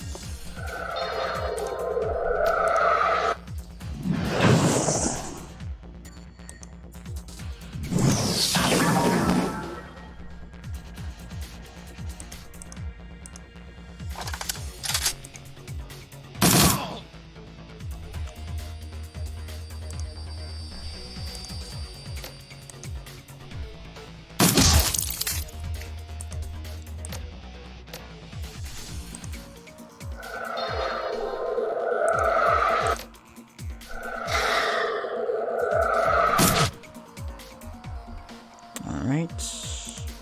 His armor's all gone.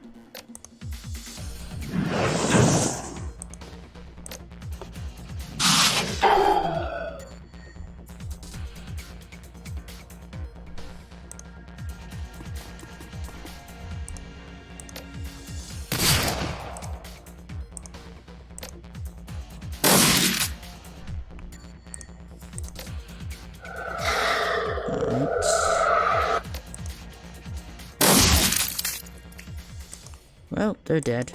We're good. For the description that your client gave you, must be your target, the Ricker, Thorvald Instad. You can see him waving and pounding on the plastic on his cell door, but from where you're standing, the scene is eerily silent. He looks like he's had a rough go of things. One of his eyes has been blackened and his lower lip split wide open, not particularly surprising given the temperament of his captors. The only congruous element of is his outfit. He's decked out head to toe in patched black riding leathers. A pair of oversized studded combat boots shine in the halogen flare of the cell's lighting panels. From his style of dress, it's obvious that this dwarf is not a corporate employee. He's a Shadowrunner. He's isn't some corporate goon boss. Look at him. He's one of us. Iger and I eyes him narrowly. We have to kill him. Dietrich, it's the job. The client never said that he was one of us, though. Bastard kept that from us. That doesn't change. Yes, I get it. The job is still the job. He shakes his head solemnly. But that doesn't mean I have to like it. Well, let's open this sucker and kill him.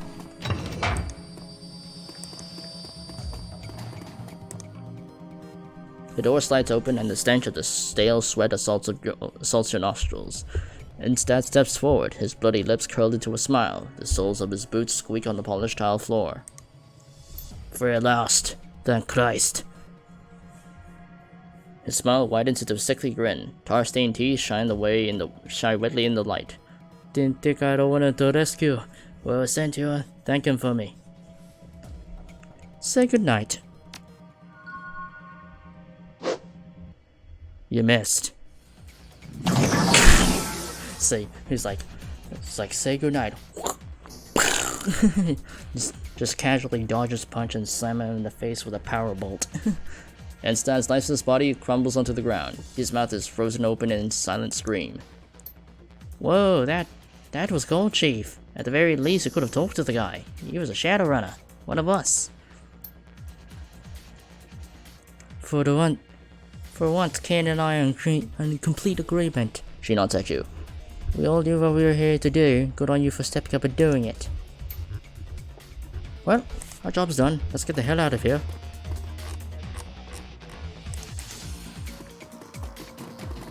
Yes, who would have known more security would have come? So, let's get the hell out of here.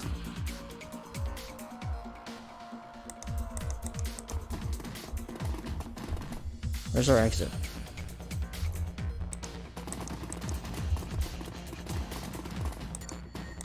Oh? Oh, hi there. The leader of the group is an elf with Asian features. He's obviously a vat job. The bands of the corded muscle that bulge out under his sleeves are distinctly store-bought to look at them. When he speaks, his voice comes out in a gravely rumble. My, the intrepid came with no rigor in sight. I must admit I am surprised. Well, yeah? Well, that makes the two of us. Who the hell are you? Her force sent us to check up on you. Given this recent troubles with Shadowrunners, this should not come as a surprise. The committee man smiles and nods slightly. I shall return to him and report your task completed to my satisfaction. Good day. That was it? Okay then. Alright, let's get the hell out of here.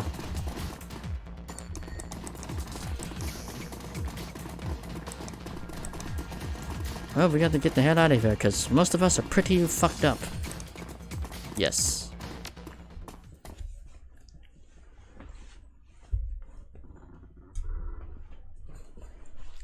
Your subway car is empty on the return trip to Cruz Bazaar.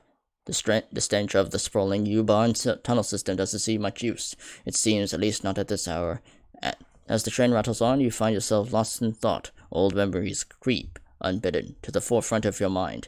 Memories of Monica in the old days and the crews that you used to run with. Memories of success and failure, of wealth and poverty, of good times and bad.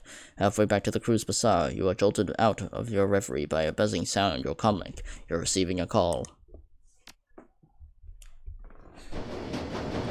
Your comlink buzzes. A quick glance at the screen tells you that Amzel is on the line. You pick up, and his voice fills your ear. Kane, I trust that I'm catching you at a good time. Yeah, I'm on the train back to Cruz Bazaar. Good, I have news. In your absence, I made contact with another prospective client, a rather elusive woman of Astlaner descent. She calls herself Frau Muller. She would not discuss the specifics of the job with me, but she did tell me what she was offering for work. 36,000 yen, an impressive enough sum to justify a consultation. Well, when does she want to meet? In half an hour. If you're on the train back to Cruz Bazaar, you should be able to make it here with time to spare. I insisted if a meeting were to take place, it would have to be a location of your choosing. Frau Muller has agreed to this. Where should I tell her to meet you?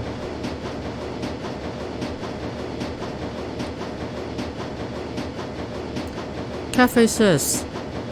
Altu's gonna find out about this anyway, might as well have this discussion in comfort. Noted. I will set up the meet. Kane, there's one other thing you should... Your comlink cuts to static. A moment later, the laser of the U-Bahn car flickers and winks out. You hear screeching sounds of steel and the train grinds to a halt. What the hell? Nani? Okay, what the hell is going on here? Oh, motherfuckers, the Dragon Cold, isn't it? Looks like the whole station's lost its power. Oh, god damn it. We should try a fuse box. Tunnels collapse. Very well. Nice, we got a fuse.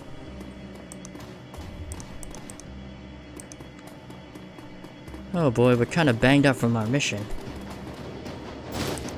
How are we?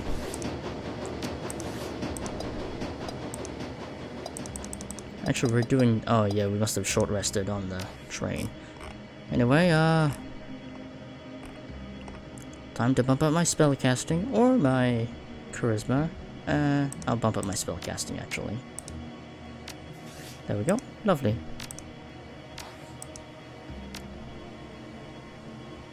Alright, let's get to it.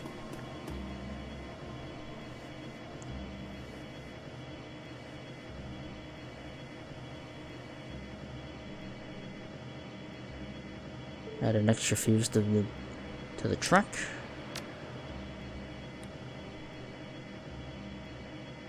Remains red. Try swapping.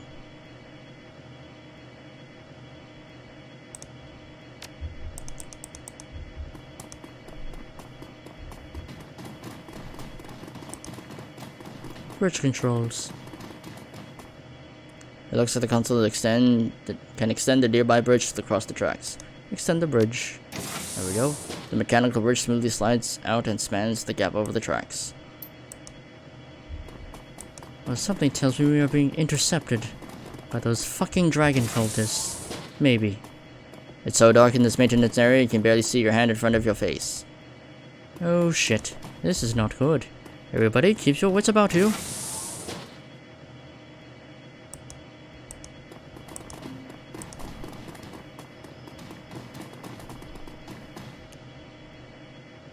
The door is stuck shut. Iger, bust this fucking thing open. Iger shoulder checks the door and the crack of splintering plastic fills your ear. The door pops open. What do we have here? A grenade. Alright, nice. Alright, everybody, stay close together. We are in the dark after all. And... there we go. Oh shit. We are being ambushed. Actually, wait. No, I expected this to happen. Ow! Alright. Well then. Let's get the fuck back into cover.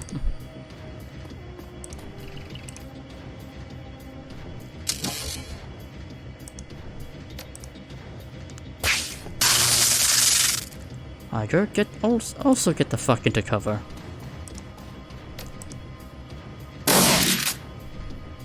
Dietrich, you also get the fuck into cover.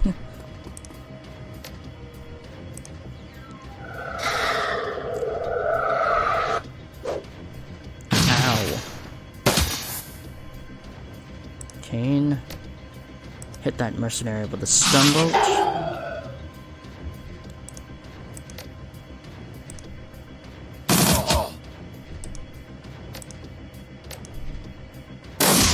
Alright, he's dead.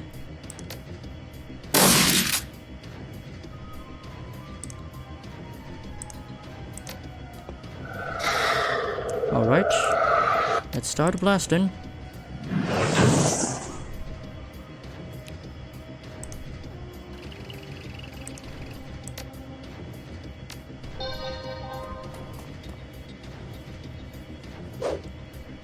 Still hit us, god damn it.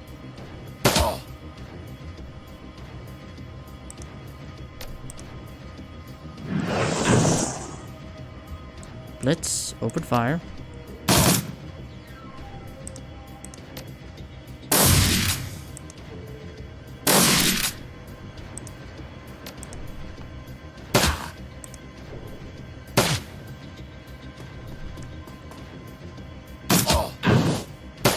Ouch.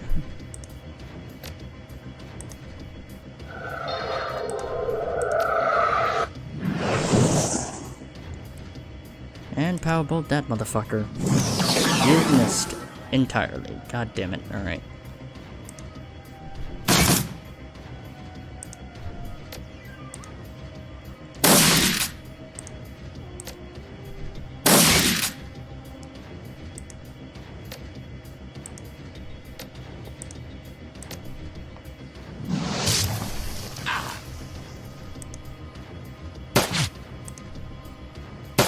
Alright. Blast this man.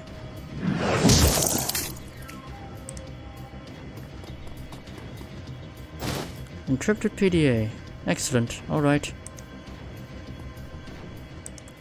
Alright, everybody, we need the time to recover.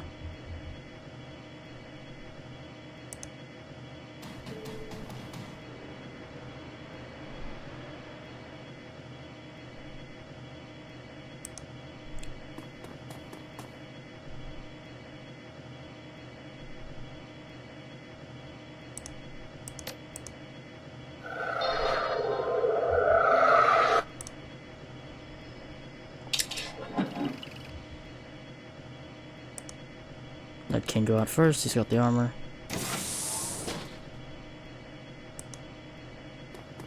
Oh shit, I'm kinda flanked. Okay.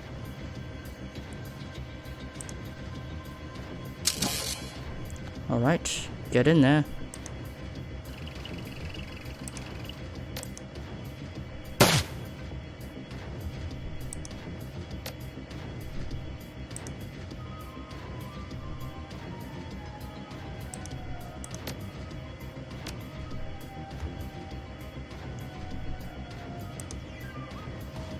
Going guns blazing.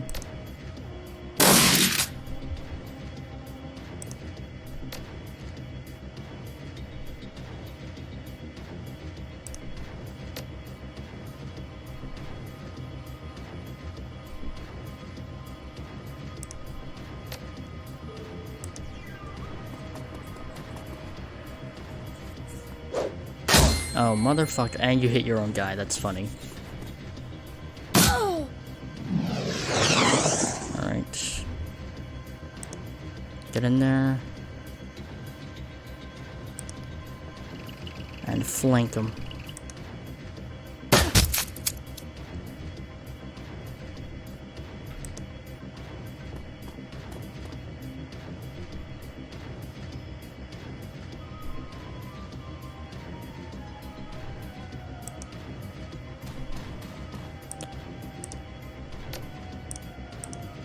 I just punch him.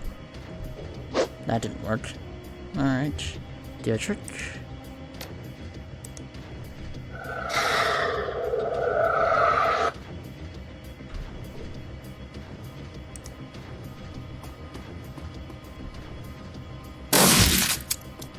Oh my god, Kane's getting fucked up right now.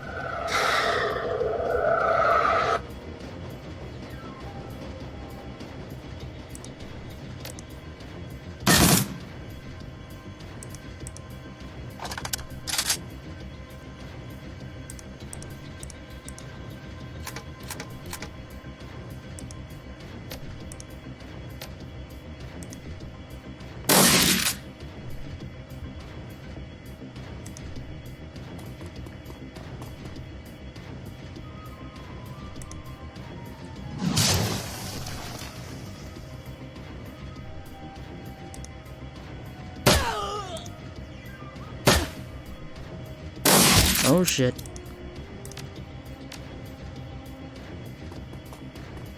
I got fucking blasted.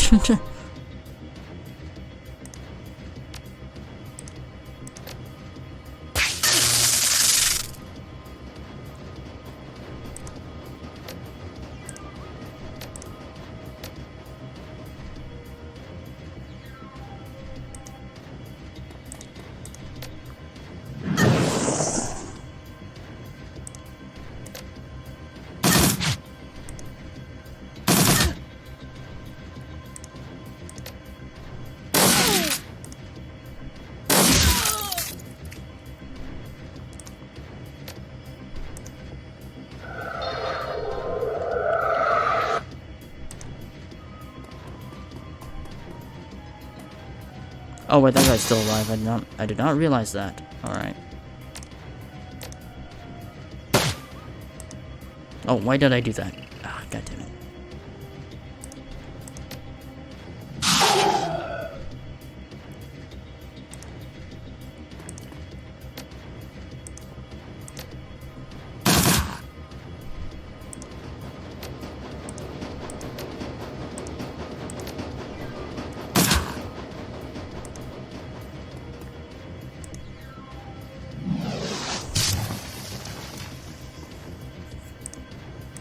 Alright, get him. Hit him again.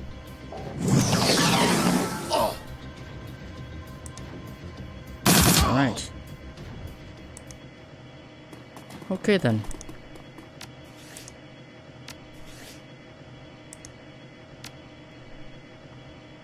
How much health do I have? Yeah, I need that. Yes. Kane, please. Confirm. Thank you. Alright. I'm kind of fucked up right now. I don't know if you could tell. But anyway. Those fucking dragon cultists tried to assassinate us. Oh wait, I should probably turn off the extending bridge. There we go. Alright, let's continue. Well then. Those fucking dragon cultists tried to assassinate us. The rest of the trip is uneventful, but one thing is clear, someone is hunting you. This ambush was no chance gang warfare, but an organized attempt on your life. If Green Winters was right, then whoever killed him is now after you. The PDF that you retrieved from your attackers may hold some answers. It's time for you to return to your safe house and consult Paul Amsel.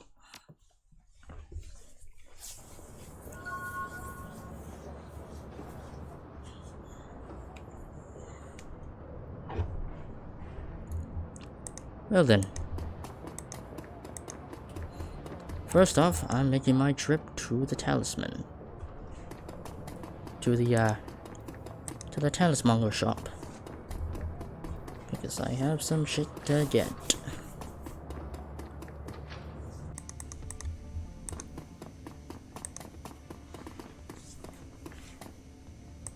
Any more questions? Nope. Alright.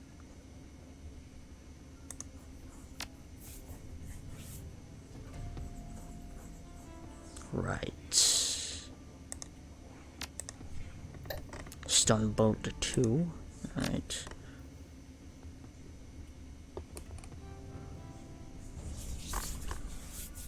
Lightning bolt 3. It's all good.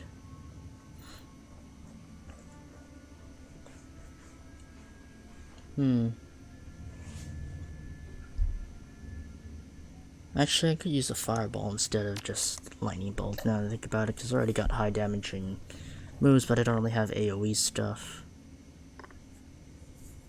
Because I already have stun bolt 2, so yeah, that's fine. I think getting fireball is good.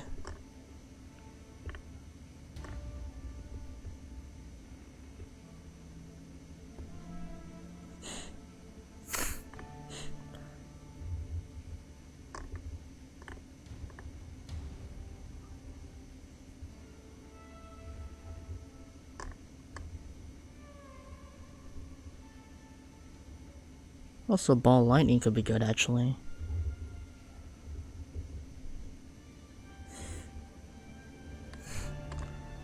Ball lightning or fireball? Actually, no, it does. I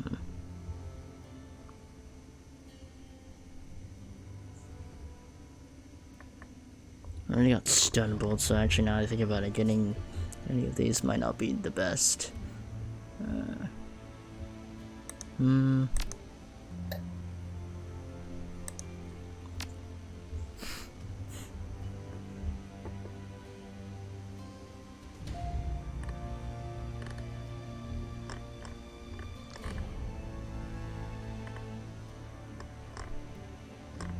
I think I'll go with fireball, yeah.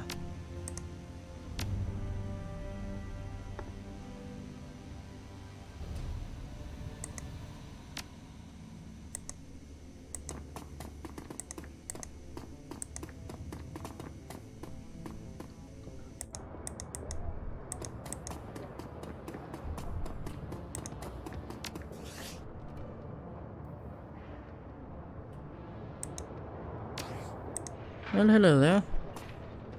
Tommy pulls away her column and grins at you, a bookish gleam in her eye. Hey pal, I missed you. Got any new stories for me? Well, actually, I'm curious about our Toog. Tommy purses her lips. Not a lot I can tell you that you haven't already guessed. Resident Spy Master, Coffee Brewer Outsider, the official Turk of Cruz Bazaar. Well, some stick. It works for him. He had to make some sort of living in the cruise facade, you know. He's not got a trade skill. He's not goblinized, so he couldn't hang with Beckenbauer. If he opened a normal shop, he'd be out by somebody thinking he's stealing their job because he's not German. The coffee shop was a good option because it's obvious. It stays exotic, and what he does is what they expect of him, with intel and stuff. She pulls absentmindedly at some hair in her face. Sorry about the intel dump. It's hardly useful information, and you probably guessed anyway at this point, but you asked so. You've been a real doll. Gotten way too much information out of me, though. See you around, yeah? Oh, yeah. Sharpshooter. Customize. Ranger arms, armor piercing. Oh, that's pretty good. Wire reflexes. Sharpshooter. It's way better. Electrocore. Tile. Actually, yeah. I like the AP. I like the AP cost to be less. Ooh, revive. That's pretty good. Yeah, I like that.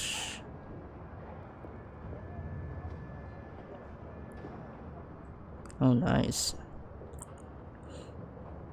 Fairlight Excalibur Cyber Deck. Okay, that's better. Alright, and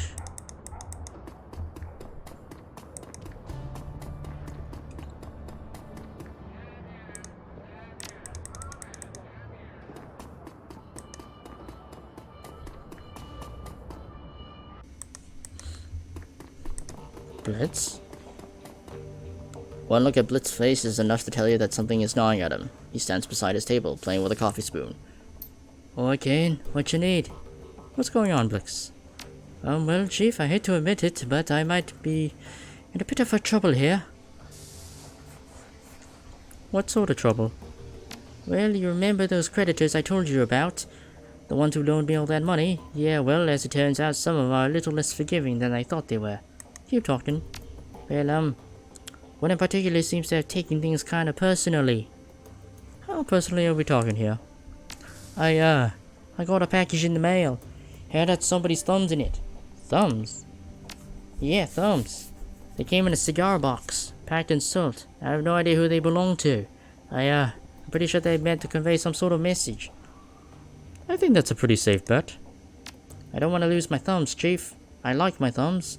I think they need to pay this guy. I need to pay this guy back. Luckily, I've got a plan. I know how to get myself out of hot water with meat grinder. I got it all spaced out. Alright, lay it on me. Well, this is a group out in Dragonkeep. They call themselves the Landenberg Ring. They're a financial crime organization and there's a lot of bad blood between them and the meat grinders operation. Anyway, when I was running with the Schwartz Herzing, I laid out the groundwork for a hit on the Landenberg Ring. I was never able to make good on it, though. For some reason, none of the other gangsters ever volunteered to help out. With their help, I could steal enough money from them to cover my debt, and get myself back to the meat grinders' good graces in the process. So what do you think? A quick one, just you and me, and me in the Matrix, and you, as my man on the ground. We hit them, satisfy my debt, and laugh about it on the way back home. Sounds like a plan? Alright, Blitz, but in the future you need to be more upfront with me about things like this. No problem, Chief. Not a problem at all. You can count on me. Now, if you excuse me, I got some last minute stuff to take care of before we get started. Oh, and, Kane, thanks. No sweat. Blitz, meet you at Muban? Oh, no, not as such, Chief. I won't be physically going to the Dragon Keep. I've seen enough of that place for one lifetime. I'll be jacking in from a terminal where I set up in here in the cruiser bar. Great, okay, well, I guess I'll send you a comm when I get there. Sounds good, Chief. Thanks again.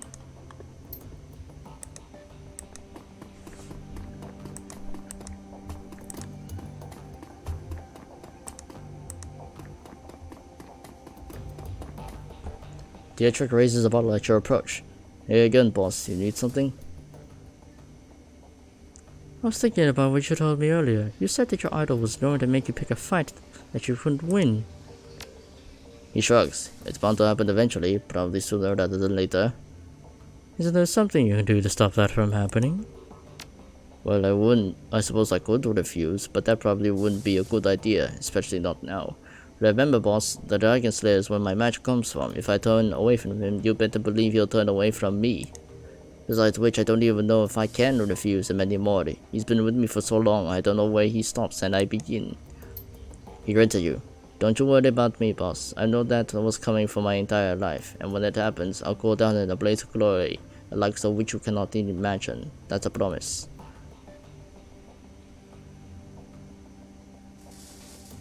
What if you were to pick a fight with a different kind of dragon? Say, maybe a gang or a corporation? He pauses for a moment. That's an interesting idea. If it were big enough and heinous enough, you might be satisfied. I never tried to bargain or negotiate with the Dragon Slayer before. I'm not sure how I feel about it, and I don't know if he'd take it either. The Dragon Slayer doesn't seem to be questioned, and his temper is even shorter than mine. But I'll tell you what, boss, I'll think about it. You can't believe that your idol really wants you to commit suicide. Of course not. The Dragon Slayer doesn't want me to die, but he does want me to kill dragons. That ain't supposed to be safe or easy. It isn't my idol's fault that I'm getting too old to keep up with his wishes. Any updates on Alexander? Well, the new boss is suggesting it's gonna take some time. And have you ever heard of an organization called the Lodge? Lodge? He freezes up. Boss, do you mean the Black Lodge? I don't know, maybe Lodge was all I heard. Let me describe it to you, and you can tell me if what I'm saying fits. Shadowy, powerful, secretive as hell, the deep pockets and penchant for hiding the truth. They conduct all their businesses through dupes and go-betweens. He gives you a sideways glance. That's all about right? That's them in a nutshell, yeah. Well, if it is them, then and whoever you're talking about, I ain't saying it is, then I advise you to stay away from them. Stay far, far away, and whatever you do, do not take their money. If you do, they will own you. I'll take it they're dangerous then. He sighs. More than you could know. Most folks don't even believe that they exist. But being a shaman in Berlin has its perks. I've seen enough evidence to believe. And tell me what you've heard about them. Well, the story is that the Black Lodge is a mother of all conspiracies. Supposedly they've been around for hundreds of years. They've been practicing magic since, well before the Awakening. Impossible, I know, but I believe it. I've heard of the Mars, Masons, the Knights Templar, the Bavarian Illuminati. They were all puppets of the Black Lodge. None of them knew who they were working for, but the Lodge was there, pulling the strings. They've always have been, and they still are today. That's the story. Well, I see. Thanks for letting me know. That gives me a lot to think about. Sure thing, boss. Saldea could use a drink. Oh yes, and any thoughts on the last run?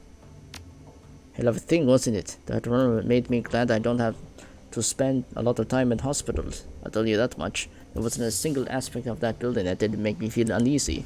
He pauses for a moment, then looks you in the eye.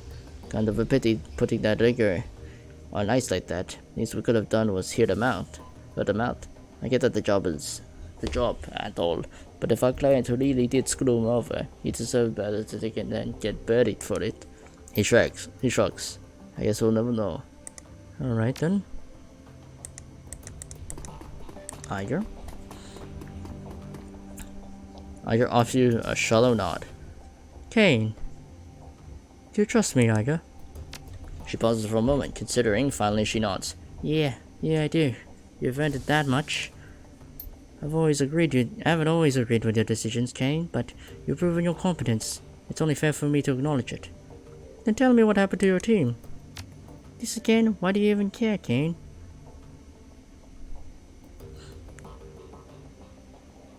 Because it's pretty clear that if you had your way, you'd still be with them. And a good leader places priority on knowing his team. She slowly nods. Alright, I'll tell you. I suppose that you deserve to know. What happened to us was Hoffman. He was a rookie. The kid was some big money corporate exec. He looked good on paper, and he made it through the KSK training, so he was technically qualified to join a team, but he was way too green to fit with ours. Still, he wanted to be a hero, and his family had enough clout to get him an assignment of his choosing. I don't know how many things Hoffman's daddy had to pull to get him assigned to our team, but he pulled them. Hoffman became then our 9th squad mate despite Metzger's objections. Anyway, flash forward a few weeks, we were closing in on the Russian mob's major traffic operations. They've been using a series of warehouses 50 miles from the border as a staging area for the convoys.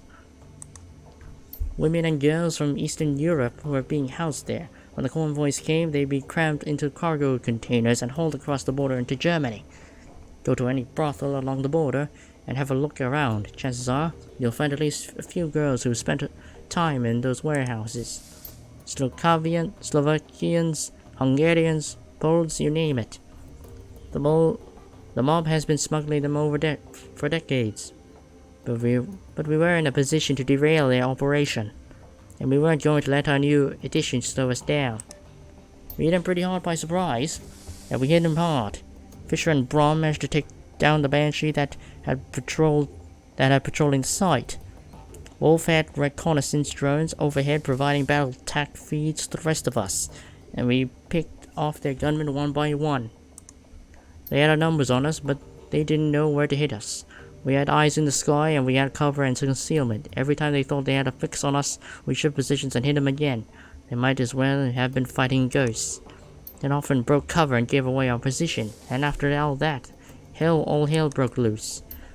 Wolf went down first. The sound of it will haunt me for the rest of my days. An explosion, a choked scream, and this long drawn-out gurgling sound.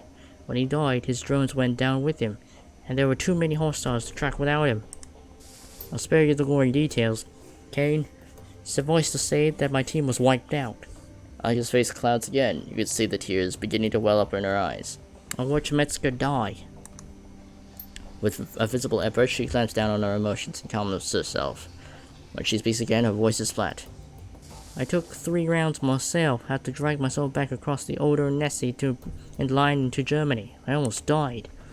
So that's the story. My KSK courier died with the rest of the team. Our mission was illegal after all, off the books, so there's no going back for me, so I wound up here. She looks at you in the eye. Her tone is impassive. Did that tell you everything you want to know, fearless leader? Are you satisfied now? Yes, thank you, Iger. So tell me, what's your takeaway from my tale of woe? I figured that you got to have one.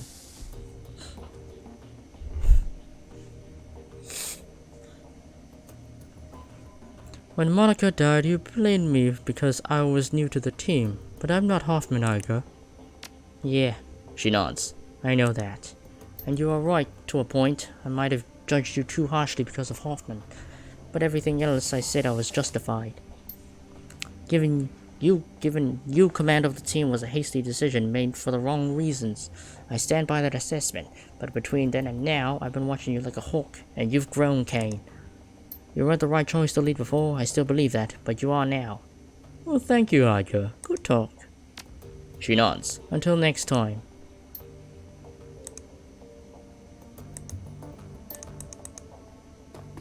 Glory? Glory's pallid face lights up at your approach. A genuine smile spreads across her lips. Kane, good to see you. You too, Glory. How are things with you? She pauses for a moment, considering. You know what? I'm happy, actually. For the first time in a long time, I have you to thank for that. Are you ready to tell me about that chrome you're sporting? Be patient, Kane. The explanation for that is coming. A look of unease flits across her face. I'm not sure that you're going to like it, though. You needed time, and I gave you time. Are you ready to talk about Purcell yet? Yeah. Glory looks troubled. The more you've seen her before, whatever memories she's dredging up must be exceedingly painful. I'm not going to lie. I haven't been looking forward to this. But yeah, it's time. Kane, look, I'm about to tell you some things about myself that might change your opinion of me. It's entirely possible that you're going to hate me based on what's coming up next. I've accepted that. And if that's what happens, I sincerely believe that I deserve it. She looks you in the eye, her expression grim. So tell me, are you sure you want to keep pushing forward with this? This is important for you, Glory. After everything we've been through, I think that we both know that whatever you have to tell me, I'm ready to listen. Thanks, Kane. Thanks for being a friend. So when So when we left off last time, I had moved from the streets of Tubringen to the warm, inviting confines of Festel.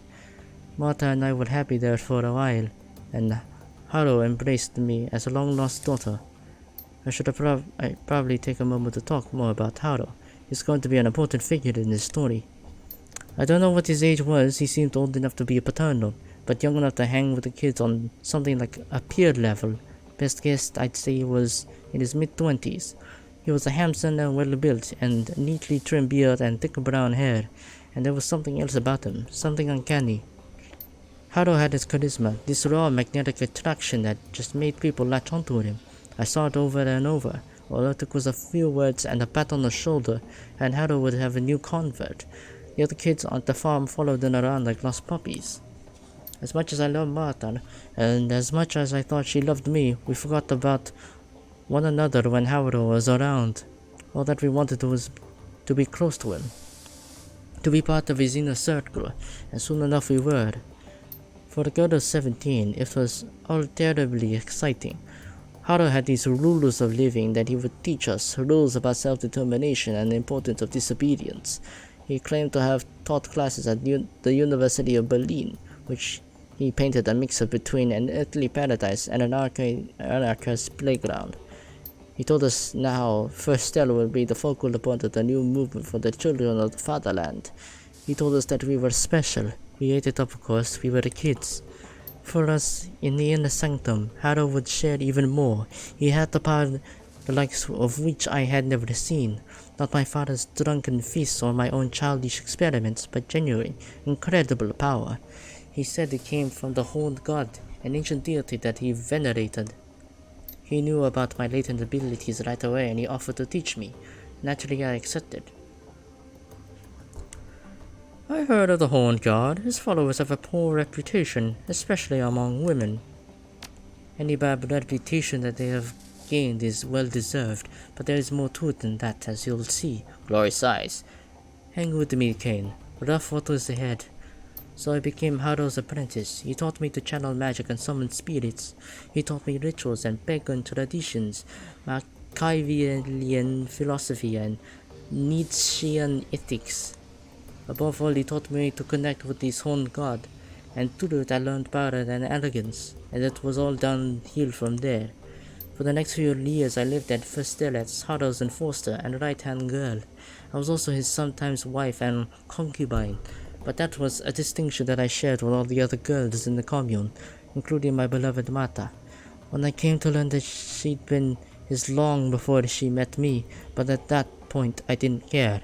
I embraced the rules of living. I was Haro's creature through and through. I didn't ask any questions. I walked the path that was in front of me. Other fun facts about those years. I learned cruelty. I had power now, and my new idol encouraged me to use it. Haro did the same. Any children who didn't pull their weight were subjected to tender mercies, and I wasn't anything but tender. I took what I wanted, and rather than asking for it, I liked it. It was fun. I also came to learn that Haro's Horned God was not the eschewing first worship by throwing back cults across Germany. It was certainly a god with horns, but it came from altogether a different tradition. Care to hazard a guess? The devil? In the magically active community, we refer to it as the adversary, but yeah, same being more or less. So my idol, the ancient deity that was feeding me my power, it was the antithesis of everything that is right and good, and you know what? I didn't care. In our time together, Haro and I committed more atrocities than I could count. At this point, I was onto all of his tricks. I knew that Festel was nothing more than a honey trap, carefully designed to lure local children into my master's clutches. I knew that the kid who seemed resistant to Haro's brainwashing techniques was fertilizing the garden. What the hell? Yeah, delete. Alright. I knew that Haro's entire manifesto was bullshit, and I knew that through it all, Haro and the adversary were laughing, because I was laughing right beside them. I didn't want to pin the blame for my decisions on anyone but me. That being said, I would like to posit that my father's connection to the cruise letters might have helped play into my willingness to serve at the adversary.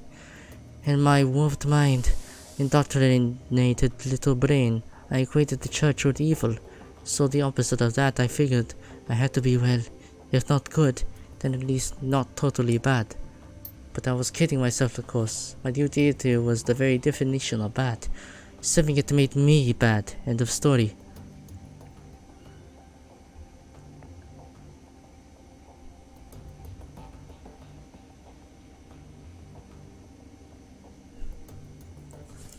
Well, I disagree with you, Glory. I don't think any of this was your fault. Harrow is the one who deserves the blame.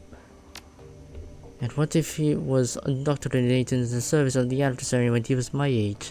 Would he not be at fault anymore either? She shakes her head. No, Kane.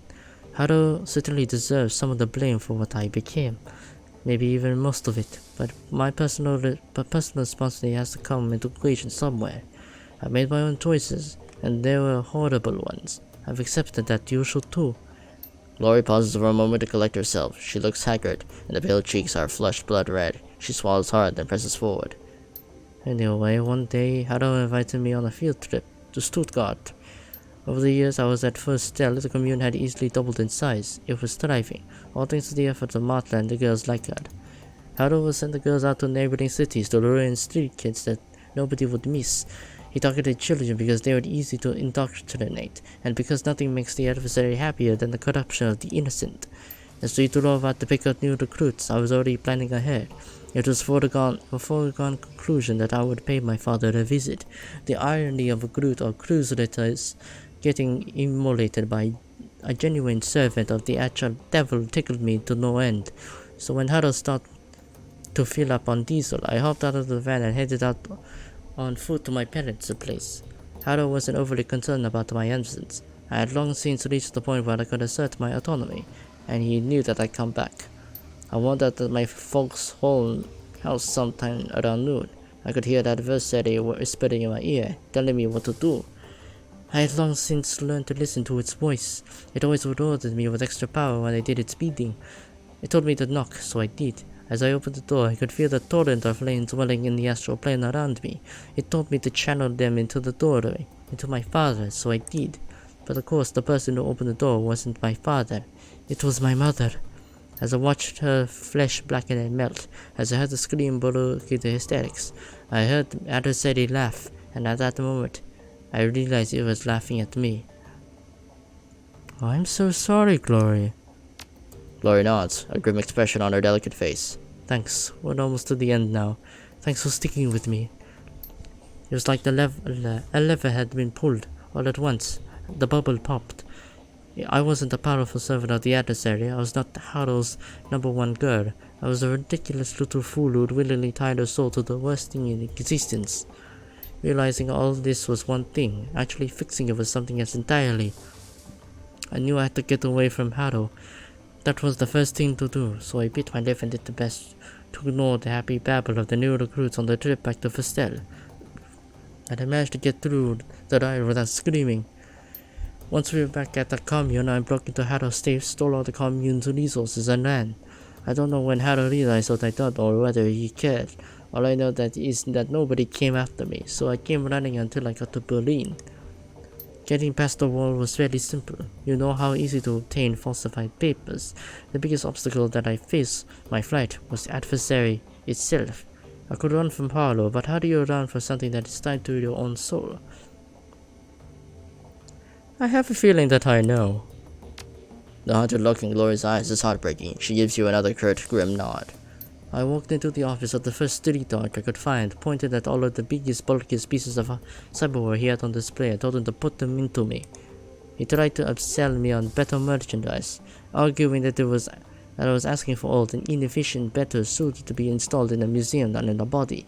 He told me that I'd be shredding my essence, and that once it is gone, I will never be able to get it back. I stuck to my guns. After all, shredding my essence was the whole point. Glory looks up at you. Her eyes are sunken and hollow, and the aura of loss about her is palpable. She looks like a woman who has been through hell. That's all for now, Kane.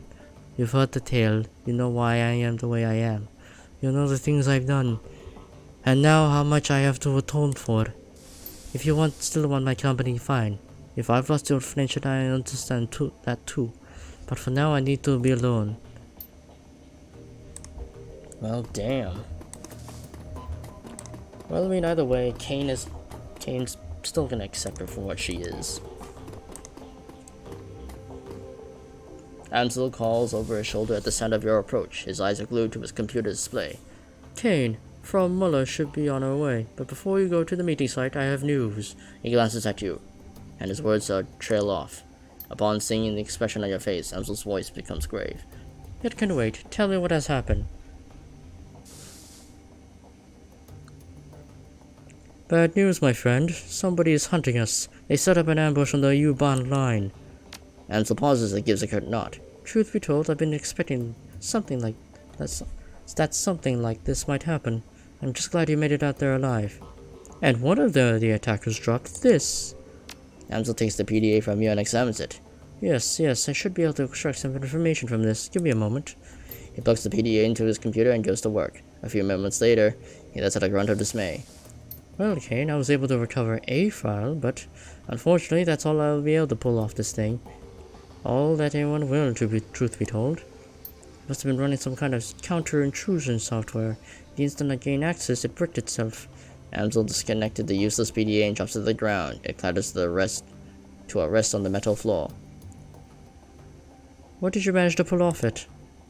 A comm file. The audio is all there, but it looks like we've got video from one side of the conversation. Let's see what we have. He opens the file, and a nightmarishly familiar face appears on screen. Buck Meyer. The voice bleats out from Ansel's speakers, filling the room.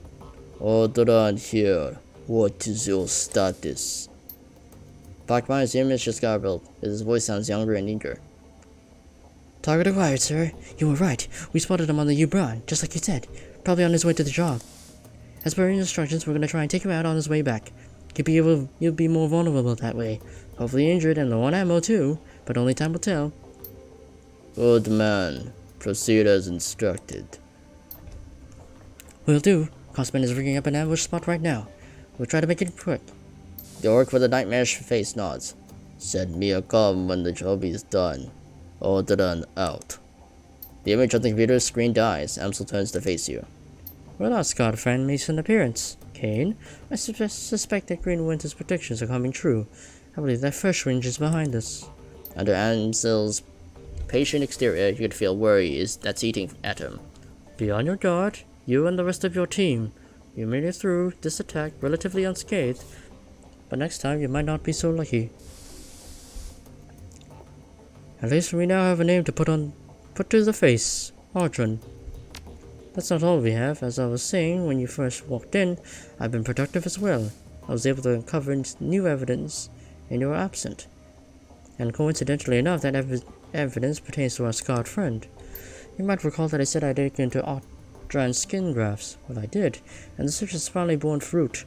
One of my contacts outside Berlin handles paperwork for private hospitals all across Germany. It's a dull, boring job, but it does have its perks. Ansel pulls open a file on his computer. A medical chart opens on the screen. As it turns out, our scarred friend's skin grafts were performed at a legitimate hospital after all. So what's the takeaway? The charts are light on identifying information. Our friend's name is listed as Max Musterman, the local equivalent of John Doe. But they do cover injuries in great detail. Audron's injuries were extensive. He had 2 broken ribs and a shattered pelvis, and had a sustained third-degree burns over 60% of his body. Most damningly of all, he had suffered from acute radiation poisoning. His body had absorbed over 5,000 milliservents of ionizing radiation, a lethal dose without treatment. The information dries up at this point. We know that he was treated and discharged, but what happened afterward remains a mystery. He pauses for a moment, studying her reaction. Your thoughts? Hold nothing back. I'd like to hear everything that comes to mind.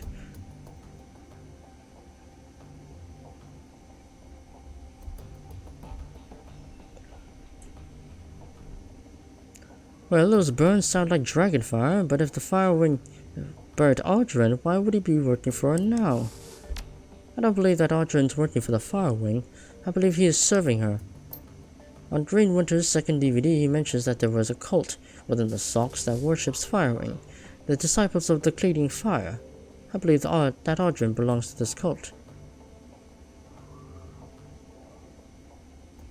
That's bad news. There's nothing more dangerous than a zealot. My thoughts exactly. A hireling can sometimes be bribed or reasoned with. A pawn can be liberated, but if the fire-winged soldiers look upon her as a goddess figure, nothing short of killing her would deter them, and even then might not stop them. So it is possible that Audryn is a dragon cultist. This seems to fit with the other information that we have uncovered. Did the other red flags jump out at you? Audryn might have spent some time with Sox. That radiation poisoning didn't happen on its own. Agreed. 5,000 millisieverts. Yes, sieverts is a lot of exposure. Short basking in the glow of an unshielded reactor. I don't know how he had to absorb so much ionizing radiation without spending time in the Sox. Alright, so Audryn was heavily irradiated, most likely from time spent at Sox. What else does this tell you? Well, the hospital couldn't ID Audryn. Either somebody covered his tracks for him or he was living completely off the grid. Indeed, if Audryn was a denizen of Sox, a glowpot, his lack of identifying information would make sense. Ansel adjusts his glasses. It's a working theory at any rate. So to sum it up, Audryn probably spent some time in Sox. It's probably that he even lived there, as a member of the First Wind's Dragon Cult, and he's after you. Ansel pauses for a moment before continuing. In my mind, all of this reinforces one fact. We need to find Vauclair, and we need to do it fast. Agreed. Good, and that's the more reason to gather Alice's fee as quickly as possible. There's a buzzing sound from Maul's wrist. He lifts his hand to look at his PDA. And as luck would have it, From Muller has arrived. Best of luck at the meeting, Kane. Remember, this is urgent. We need that money. I'm on it. Anyway, I gotta collect my payment.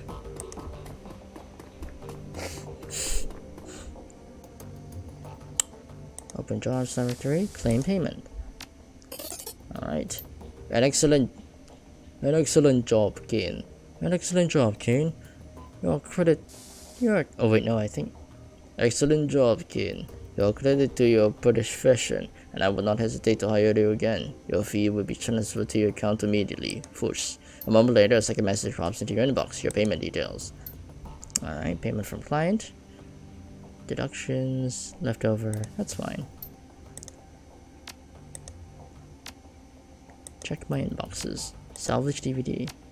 The screen flickers to life, and Mallett's face appears. From the shifting background and ambient noise, it's clear that the message was recorded on a portable device. Okay, just wanted to tell you that I met with limited success in working on that stack of DVDs. It's a thorny problem, but at least I'm making some headway. If you look on the tables beside your DVD player, you will find another recovered disc. I wasn't able to salvage all the files on it, but I think you might find what I did recover to be of interest. For my part, I'm going to continue working on the other DVDs. To tell you the truth, I wouldn't hold out much hope, though they're all badly damaged and suffering from disc rot besides. I'll be in touch. My best to you and your team. Alright. Still alive. Shauna. Kane.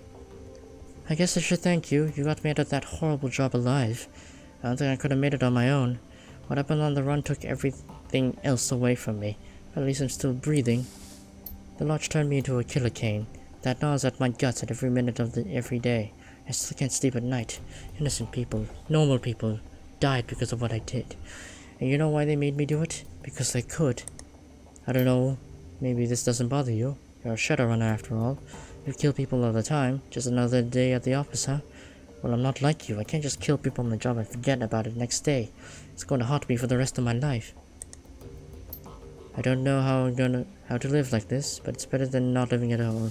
That's what I keep telling myself, and so I figured I might as well tell you too, Jay. What's the status? Still need quite a bit of funds.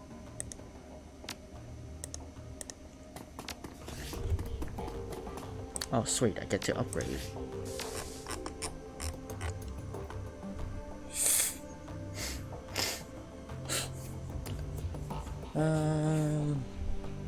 Could use the other etiquette, or I can use the more willpower. I'll get another etiquette. I'll get this last one. Gang, street, academic. I'll go socialite.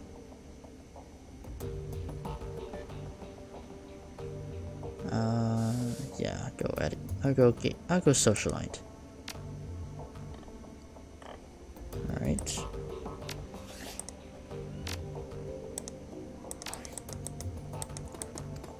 Wait, how much money do I have now? Quite a bit. Wait, what the? Oh, I forgot to confirm it. My bad.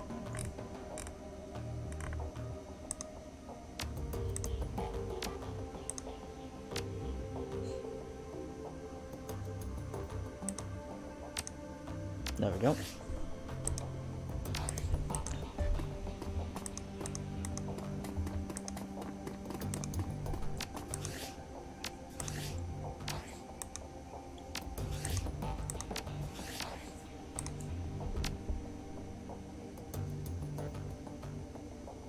Alright, watch the DVDs of the third DVD, track 1. Alright. I was thinking about Adrian today. Not as he was when he disappeared, not as the fabled Dragon Slayer or big time CEO of Dragonfall Defense. I was thinking about the time we were kids. Well, I was always more of a kid than he was, of course. He was 15 years older than me in a way. He was more of a parent like it than a brother. Winter pauses. His gaze drops toward an invisible point on the table in front of him. So I was thinking about this time when we were on a holiday. Our parents took us out on an island to Powell to enjoy the beach. I must have been about 5 years old. Adrian was 20. It'd be his last family vacation with us.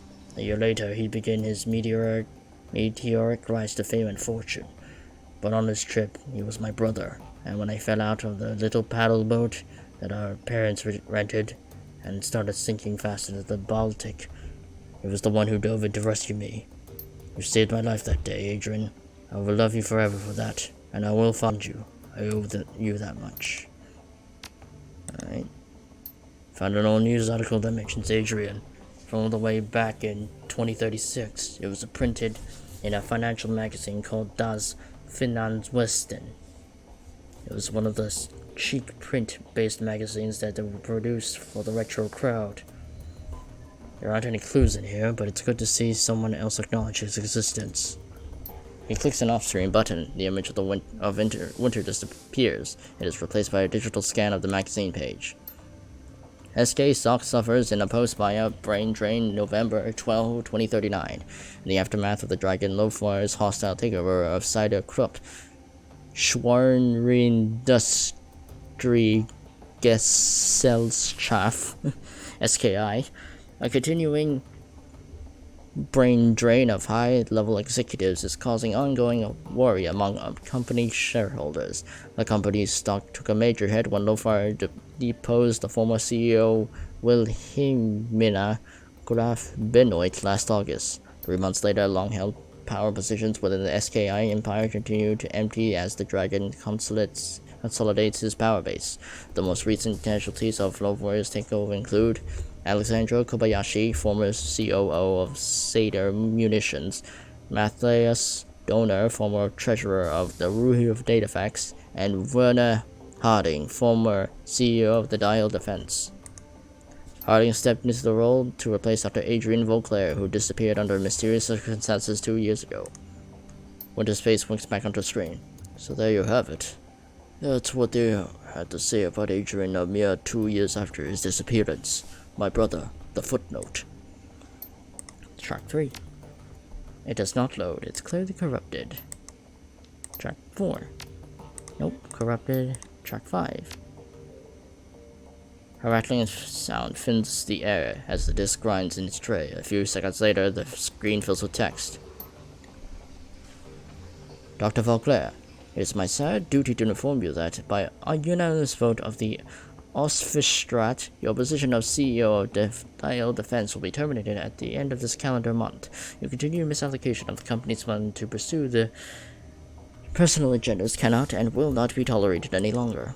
The supervisory board is not unsympathetic towards your mental state. The trauma that you enjoyed during your pursuit of the dragon fishwing must have been enormous, but your continuing obsession with the dragon, the dead dragon I might add, has proven a negative influence in this company and unjustifiable drain on the company's resources. The board wishes you all in your best future endeavors. We have prepared a generous severance package to assist you in your time of transition. If there is anything more that we can do to help you, please don't hesitate to ask. Werner Harding. Well then, that was interesting.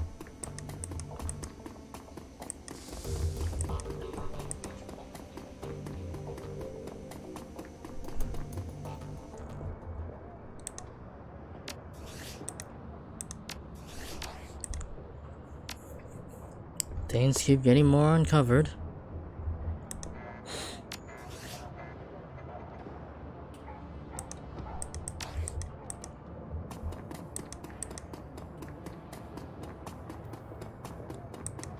Now let's meet our contact.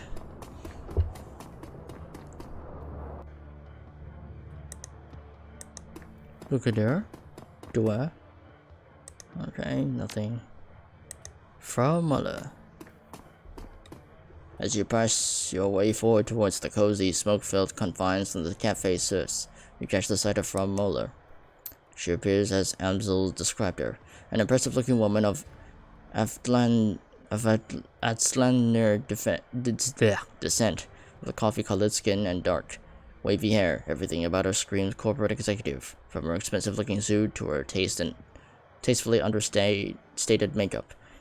She's obviously nervous, but she's hiding it well. She locks eyes with you and hesitates only slightly before speaking. Kane, I presume? Herr Amsel told me that I could meet you here. He wasn't lying. He said you had a job for me. She holds her silence for a moment, then nods. Yes, I do. In truth, I'm in desperate need of your help. Then tell me what you need, Frau Muller. She offers you a small smile. An assumed name, obviously, but I have been told that this is how you people do business. She straightens in her seat and tries on a smile. It hangs there for a second, then fades away. She sighs. From my accent, you no doubt inferred that I'm an Adslaner. Further, you may have guessed who I work for. As technology, I assume. She nods. I've been with the company for over a decade. In that time, I've worked on all manner of projects. From all innocuous to obscene, my hands have touched it all. Never once I did question the wisdom of our research. Never once did I consider blowing the whistle on my employers. I kept my nose down, worked hard, and excelled at the task before me. Then they must love you there. No more than any other employee, but my commitment and work ethic was recognized, and I ascended to the corporate ladder fairly quickly, which brings me to where I am today. Last month I was transferred here from my home in Tenochtitlan. They told me that an employee of my caliber was needed in Berlin, and I was working on the project with wide-reaching applications. The only other detail was given the name of the project, Bloodline. Catchy. She looks at you in the eye, and for the first time you can see cracks in her composure. She's doing a good job of hiding it, but deep down this woman is terrified. I've seen many terrible things in my life, Kane. In Tenochtitlan, black magic is commonplace. Take a moment to imagine what that means. In the underground markets, people are bought and sold as chattel. Street children are rounded up and bled like lambs. I witnessed all of these things by the age of 12. She takes a deep breath and lets out slowly. Seeing such things changes you. It makes you numb. But what I found when I arrived here was worse. This project, it horrifies me, Kane, and it must be stopped. Tell me everything you know about Bloodline. She shakes her head. The less you know, the better for the both of us. You just have to trust me on that. You'll need to know that it is evil, and that is not a word I use lightly. If you won't tell me what this Bloodline is, how do you expect me to stop it? Simple. She leans in and looks you in the eye. I want you to bring the building down. The computers, the research data, the majors and scientists that are working to bring about this abomination. I want all of them burned to ash and buried in a rubble. No compromises and no exceptions. Her tone softens. I'm sure they have unanswered questions. I'm not in the habit of dealing with Shadowrunners. In truth, I spent the majority of my career living in fear of your people. But I do know you're the only ones who can get this done.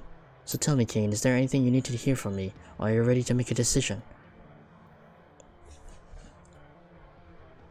Oh well, Kane doesn't care about innocent people in the building. I'm not a demolitions expert, Frau Muller. How do you expect me to level a building? You don't need to be. All that you need is a competent decker. The facility is powered by a number of on-site generators. There are safeguards in there to prevent them from overloading.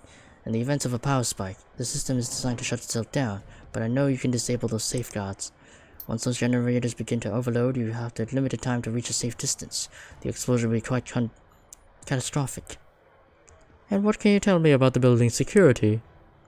Expected to be tight, in addition to the standard security team, as technology has taken out a knight-errant high-threat response team contract to protect the building. Corporate doesn't seem to mind contracting a competitor for emergency response services. That should give them some indication as to the uniqueness of the project.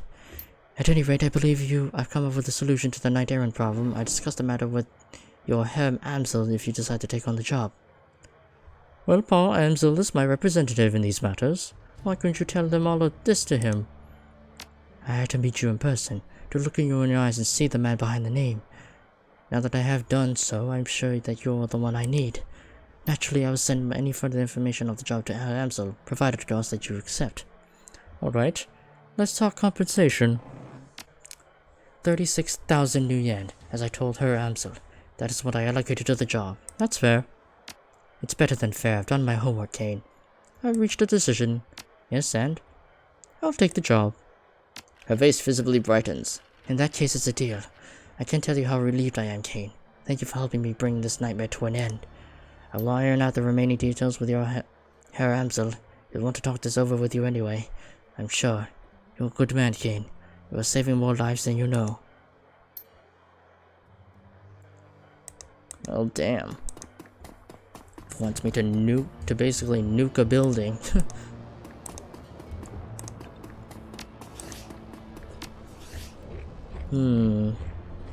Anyway.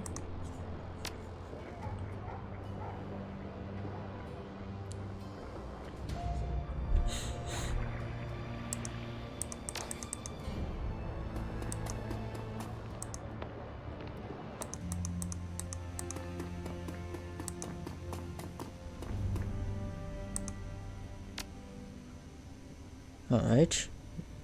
What can you tell me about the adversary? He raised an eyebrow. Fuck, I forgot his voice. The shamanic idol, you mean? An unusual request. Why do you wish to know? It's a long story. Suffice to say is that someone I know has dealings with the thing. Interesting. He stands idle for a moment, considering. First, tell me what you already know, and I will then do my best to fill in the gaps. Well, from what I've heard, the adversary is essentially a devil figure. I see. Very well, young dwarf. I'll tell you what I know. The adversary is a totemic embodiment of rebellion. It is an anarchist and a usurper, a betrayer and a symbol of defiance. It's a proud idol, utterly sure of itself and its mission. Its majority of its followers are arrogant and cruel. Not the most pleasant of people, truth be told. That said, adversary can be interpreted in different ways, just as any idol or totem can. He offers you a half-shrug. Some of its followers are worse than others. Yeah, I'm sure they are a charming bunch. You joke, but shamans of the adversary can be quite charming. They are confident to a fault, charismatic, and they flaunt their willingness to break cultural taboos. It is not unusual for them to attract larger crowds of followers. So I've heard, and they use their influence to ruin the poor sheep that flock to them. Some of them do, yes, but not all. As I said, there are different ways of interpreting the adversary's mission, and not all of them are malevolent. After all, rebellion can be a positive force if it is harnessed by the oppressed. That is said, trusting the adversary would be a mistake. It is a treacherous idol, and all of his alliances are temporary. It is not a word of absolute, young dwarfs. I would not call the adversary evil any sooner than I would a more conventional totem like shark or bear. All can be destructive, yes, and cruel, but not intrinsically so. So the adversary isn't what I've been told. The Christian tradition that much of Germany adheres to would argue that the adversary is Lucifer, yes, but many other traditions would disagree. You will do well to remember that you live in an oddity among 6 world nations. Traditional religious iconography still permeates German culture. Is it any surprise that people here might lean towards viewing an idol like the adversary through a more traditional lens? No, I suppose not. Personally, I feel that calling the adversary a devil is an oversimplification of the truth. It is worth more and less than Christian doctrine which you believe, but this is a question for the philosophers. And now, young dwarf, I have a question for you. No, not a question, a request. I would like you to tell me about your friend's dealings with the adversary, and I would like you to be thorough. It's a long story. He smiles. As luck would have it, I have nothing but time. Alright then, strap in. So, how this happened was blah blah blah blah blah. After hearing your story, the townsmonger leans him back to silent contemplation. Well, considering your friend's upbringing, it's no surprise that she views the adversary as a devil figure. She's interpreting her experiences through the lens that she was given. So what I'm getting from you is she's oversimplifying things. I wouldn't tell her that. Indeed, I would attempt to dissuade her from her ideas at all. My interpretation may be different from hers, but that isn't to say that isn't the right one. Don't worry, I won't try to change your mind. I doubt you could if you tried. Neil pauses, stroking his beard in quiet contemplation. The silence stretches for several seconds before he continues. To find this shadow figure, the leader of your friend's old commune, is deeply troubling. He's clearly a toxic shaman, working in the service of his own warped view of the adversary.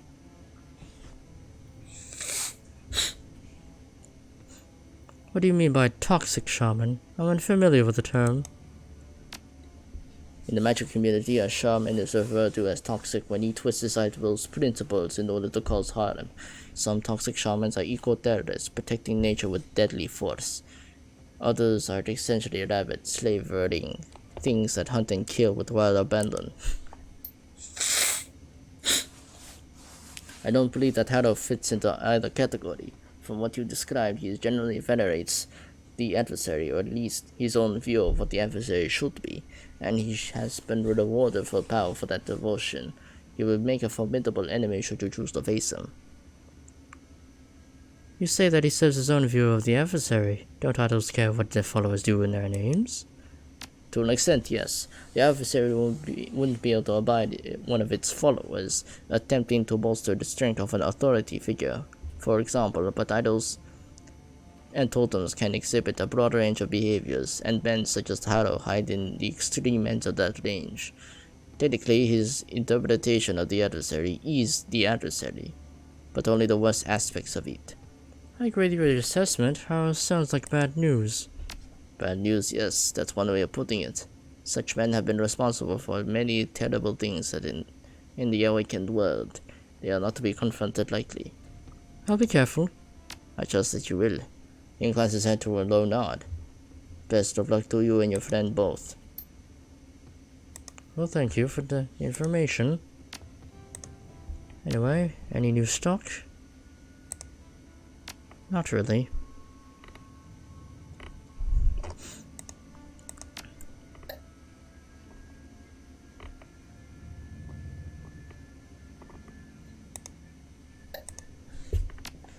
Any new outfits? No.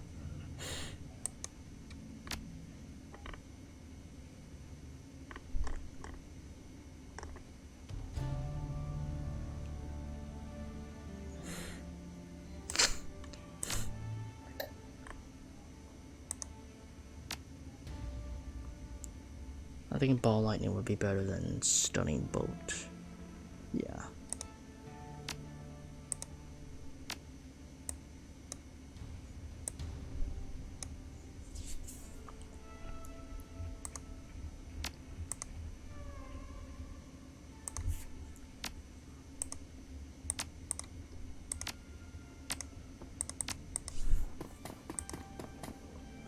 Absinthe keeps her eyes headed from view. Okay.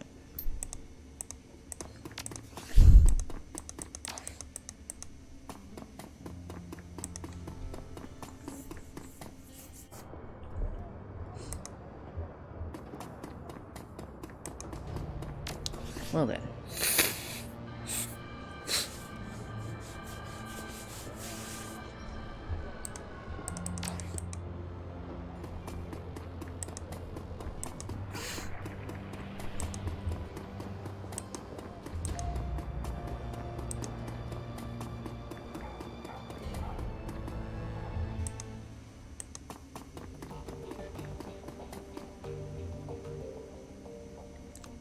A little busy right now, Chief. Gotta get things ready for the bank job after all. Thanks again for helping me out with that. And by the way, you're a lifesaver. No problem, we'll chat about it after the run. Sounds good. Later, Kate. Well, Lamsel, I have news for you. Welcome back, Kane. How did the meeting with Frau Muller go? I accepted the job. Any ideas on how to tackle this? Ah, yes, a few. Frau Muller has provided us with detailed information on the facility. I vetted the information and it seems to hold up. Based on this intel, I formulated what I believe will be the effective strategy to bring down the building. According to Muller's intel, the facility is extraordinarily well guarded. Whatever this bloodline project is, the Azis have spared no expense to defend it. The facility is patrolled by Az Technology internal security personnel. On their own, they would pose a challenge, but I don't doubt that you could brute force your way through them. Unfortunately, that will not be on their own. They will not be on their own, as Technology has purchased one of the Knight Errant's most expensive security contracts as an additional line of defense. Well, that's not good. No, it is not. Knight Errant is too dangerous to take on directly, but if you were to compromise their comlinks, we could at least partially mitigate this danger. I pulled some strings with an old contact of mine, and he's provided me with the address of a small software developer, OTK International. They write the firmware updates for the Knight Errant's comm systems, and their defenses should be considerably weaker than Edge Technologies. My contact has informed me that OTK stores off an off-site hard copy of every firmware update it develops for our data security purposes. My suggestion is this: you hit the offices of OTK Internationals and reduce their computers to slag. In the interim, I will have the hard copy of their next update replaced with a compromised version. When OTK's next update goes live, our compromised version will be pushed out to the Knight Errant. When you hit S Technology facility, I'll be able to track Knight Errant via the comlinks. This should make them run more manageable. He fishes his pocket for something. A moment later, he produces a corporate ID with your faces on it. This will get you through the front door of the office park that contains OTK International. My contact was only able to provide me with one card, so I'll need you to let the rest of your team in through a side door. Alright, sounds like a plan. Very good. OTK's office is aren't far from here. You should take the U-Bahn when you're ready.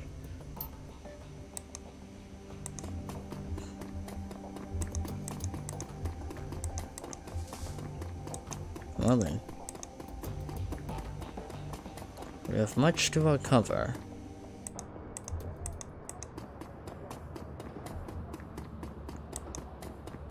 Oh wait, I should probably talk to Glory. Because, yeah, there's some stuff that needs... Because I don't know if there's gonna be any new dialogue after I spoke with, Algernon. No, okay. Alright, let's move.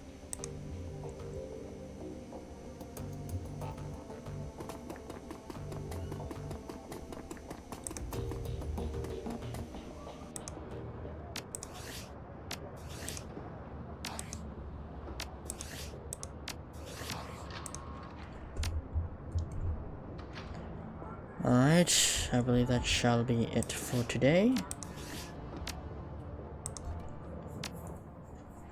Hope you all enjoyed the stream, and hopefully you all don't mind the scuff that comes along with it, given the technical difficulties when it comes to the internet that keeps causing these random spikes in frame drops, but other than that it should be more or less fine. Hopefully in the future, maybe, I don't know. But anyway, see you all again sometime.